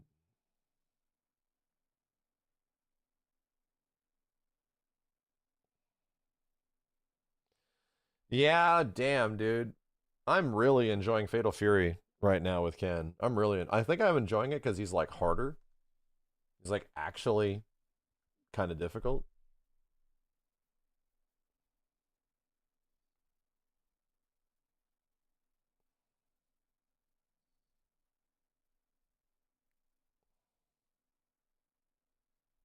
Yeah, the challenge is kind of addicting. That's why I think about it.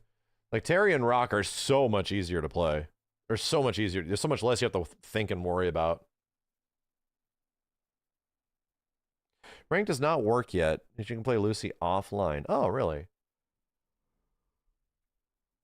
The game's like still down. I'm debating because I had to get up early too.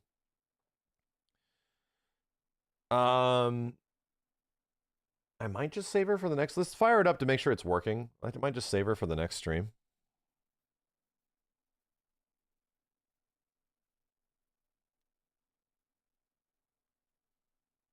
Night raining? No, I want to go with Ripley to school in the morning. And means I got to get up in like 4 hours. Yeesh.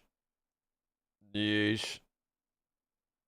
I could play Terry in Street Fighter 6. No, I could. It's just I could not play Ken in Street Fighter 6. Not after I play Ken now in Fatal Fury. I cannot. I cannot.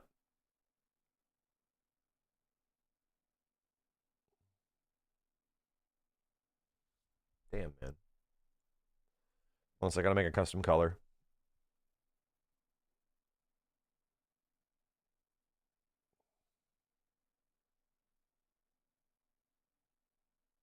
Lucy is out, okay.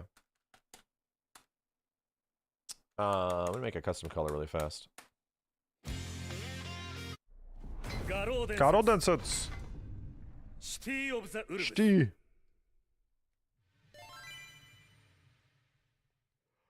Oh god, it's hitting me because I got up at like 6 today. Oh fuck, I'm up for like 20 hours. Where is color edits?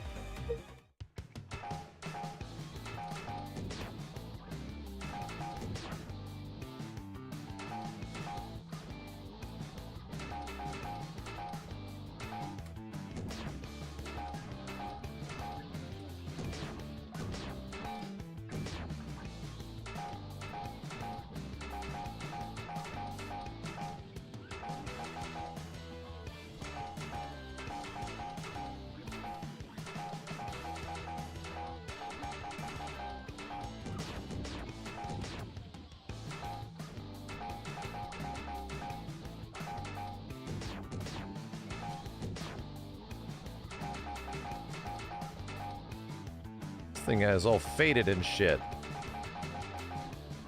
That ain't good.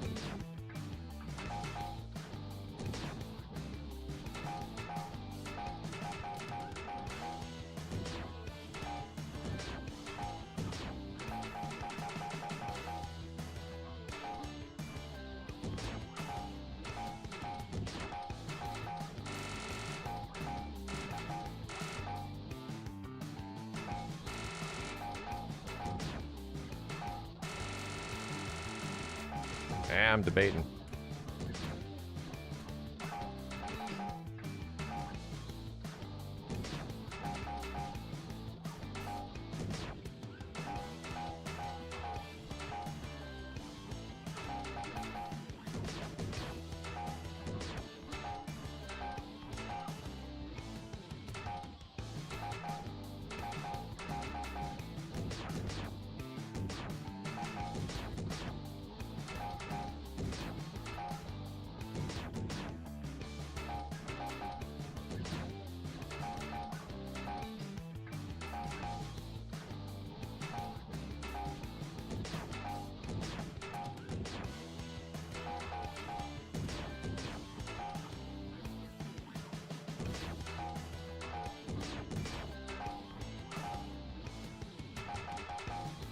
Can't change the bottom of the boots? Shit, bro.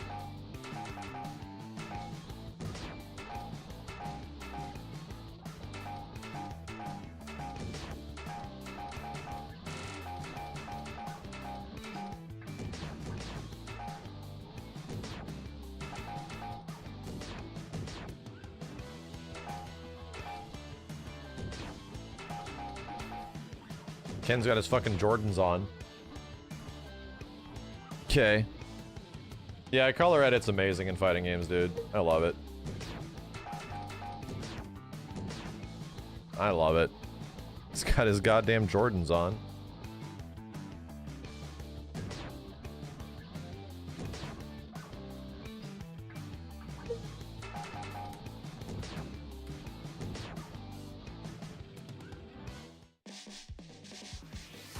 Let's make sure this is working. Oh, you actually stop if I fire up another game. Oh shit.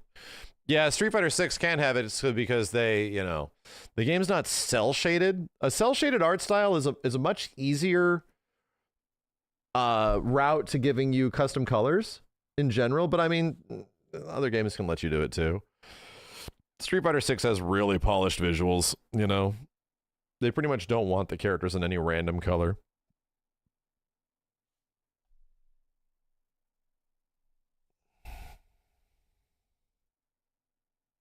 Too many tights in Street Fighter 6? Yeah, it'd be what it'd do. Yo, Reggio Twitch. Thank you, dude.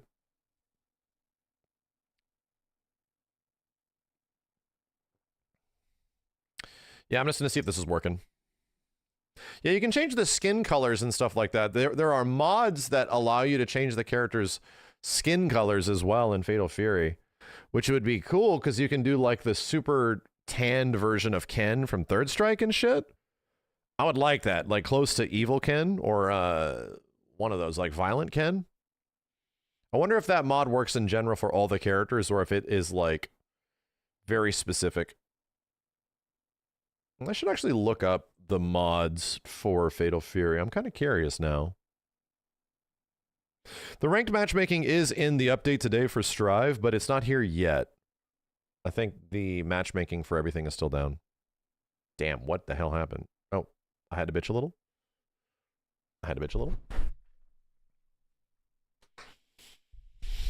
Uh-oh, did it not go to Borderless? Do parents recognize me and drop off rapidly? Thank God, no. No, almost everywhere else, but not at school. Thank God. It does. It, like, resets the whole game. Yeah, it's catching the signal.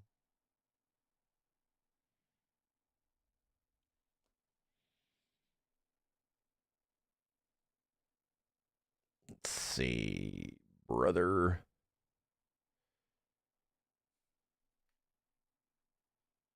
There's a mod to change Ken's hair to his Mark of the Wolves version. Really? Well, Kine hair. Oh, not Ken. Kine. Let me look this up. Fatal Fury mods. Nexus, Game Banana, yeah. Mod enabler, reshade?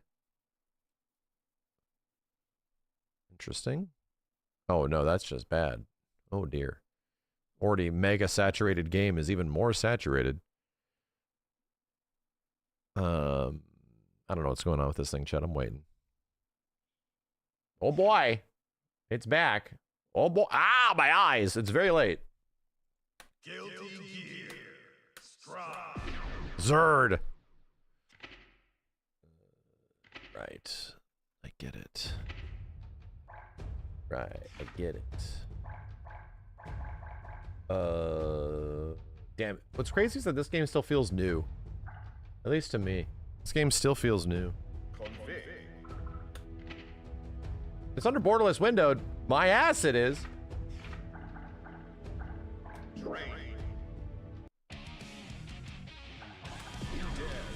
Fuck, there is a fucking shit ton of characters in this game. Holy shit ass. Holy ass shit.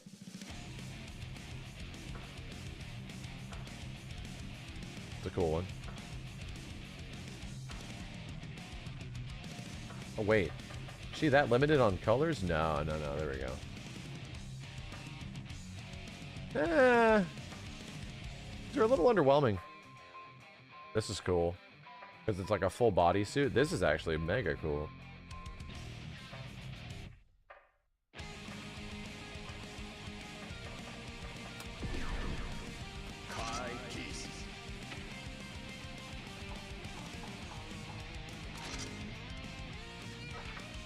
Wonder if this is gonna DMCA my whole channel.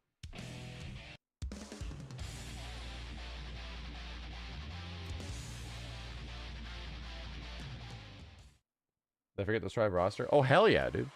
Seeing all these fucking characters in this game. Again, a reminder: the last time I kind of played this was when Biken came out. Jesus, bro. Wow, key poses.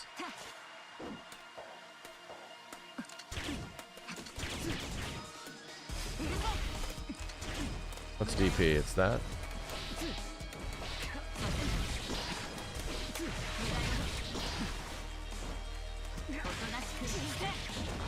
Damn. Holy shit, dude. Her maneuverability is insane. Danger. Bro, she's so friggin' nimble. Oh my god.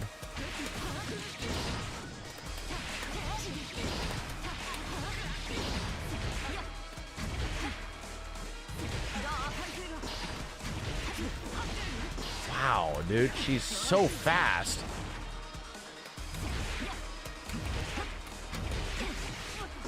I think she just had 2 of these follow. Oh, whoa. You can cancel into super from that?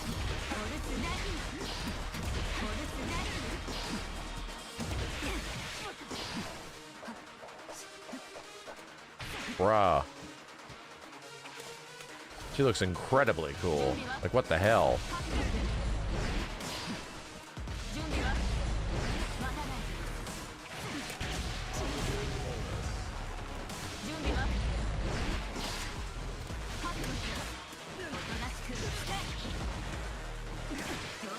Cool.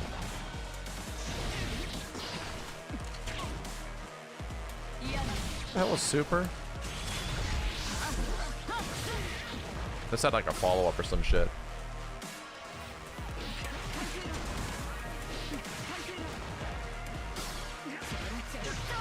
Damn, her mobility feels nuts.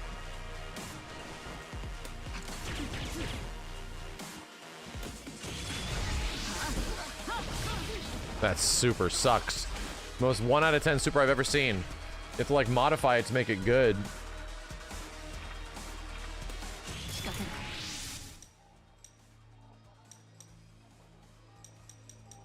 Bro, I can spend some time in there. I can spend some time in here.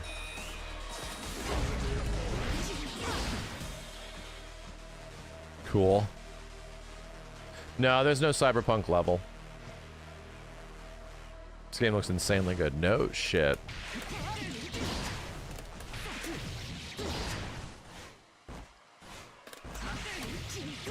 Come on, dude.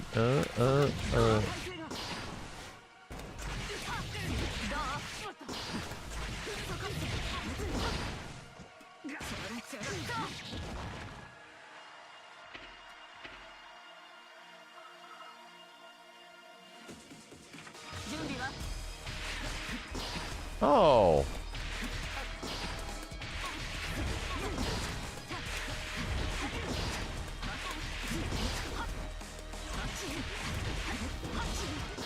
I like how you can actually cancel this, like at any point. Into specials. Wow. That's crazy.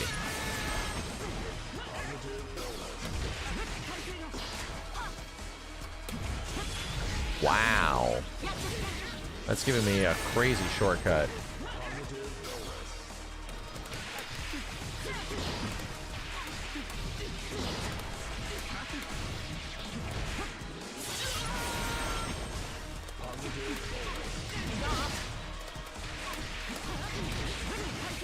Yeah. Damage is relatively low. It's still going to be high. Jesus, these key poses, dude. Good lord.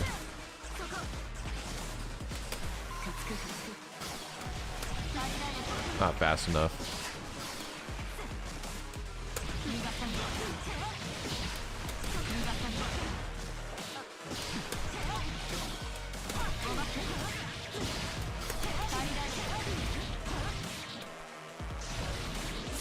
Cool.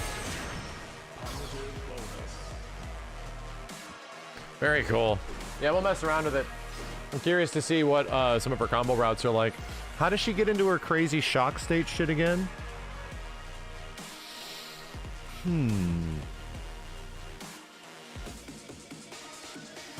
That's forward heavy slash. Gotcha. 214H.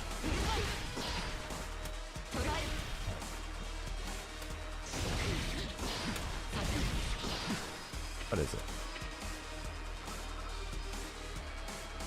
Really, that's it. Holding RB makes the... Oh, we have to hold it.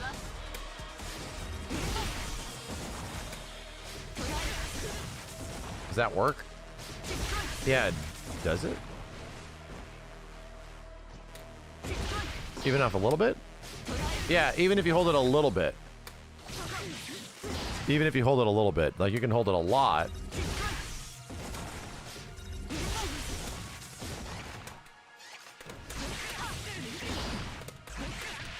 Damn. That's crazy. You can act really fast after that. That's crazy.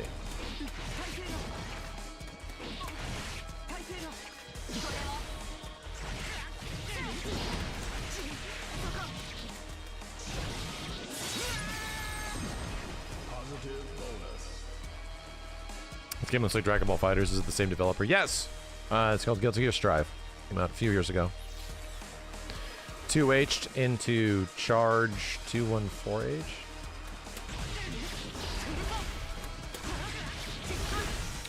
Yeah.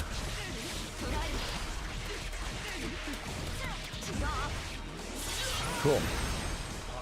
Interesting. So there's some micro charges in there that she can do. That's pretty cool.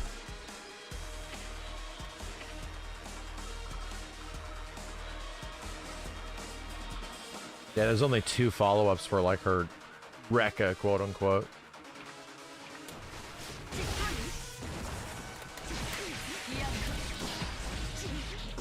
She seems really straightforward. Like, no kidding.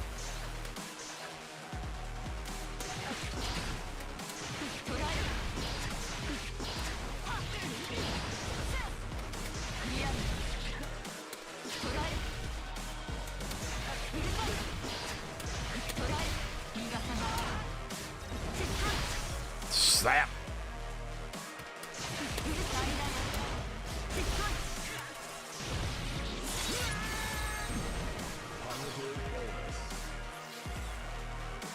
Yeah, it'll be interesting to see what they do to Gem. Okay, cool.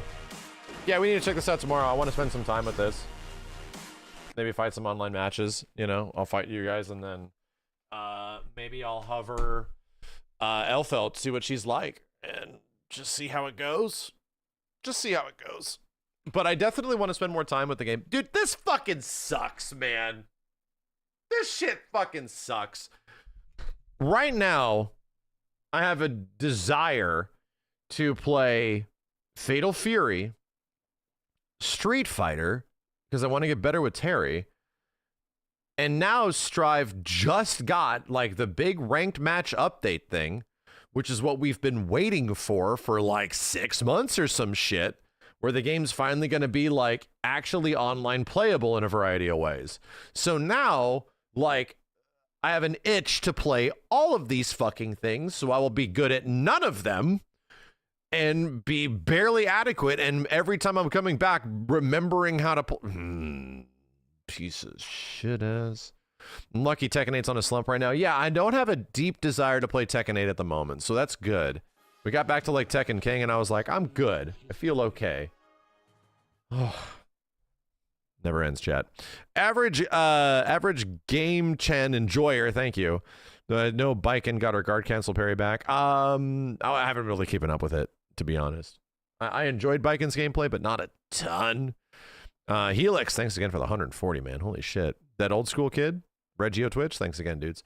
All right, chat, I'll be back. We'll be back streaming more of this stuff tomorrow. So, yeah, I'm sure there'll be more Gamescom announcements and things like that. I got to get up early to take my baby to school. Have a good one, dudes. Shine on. I will see you next time. Peace. Go!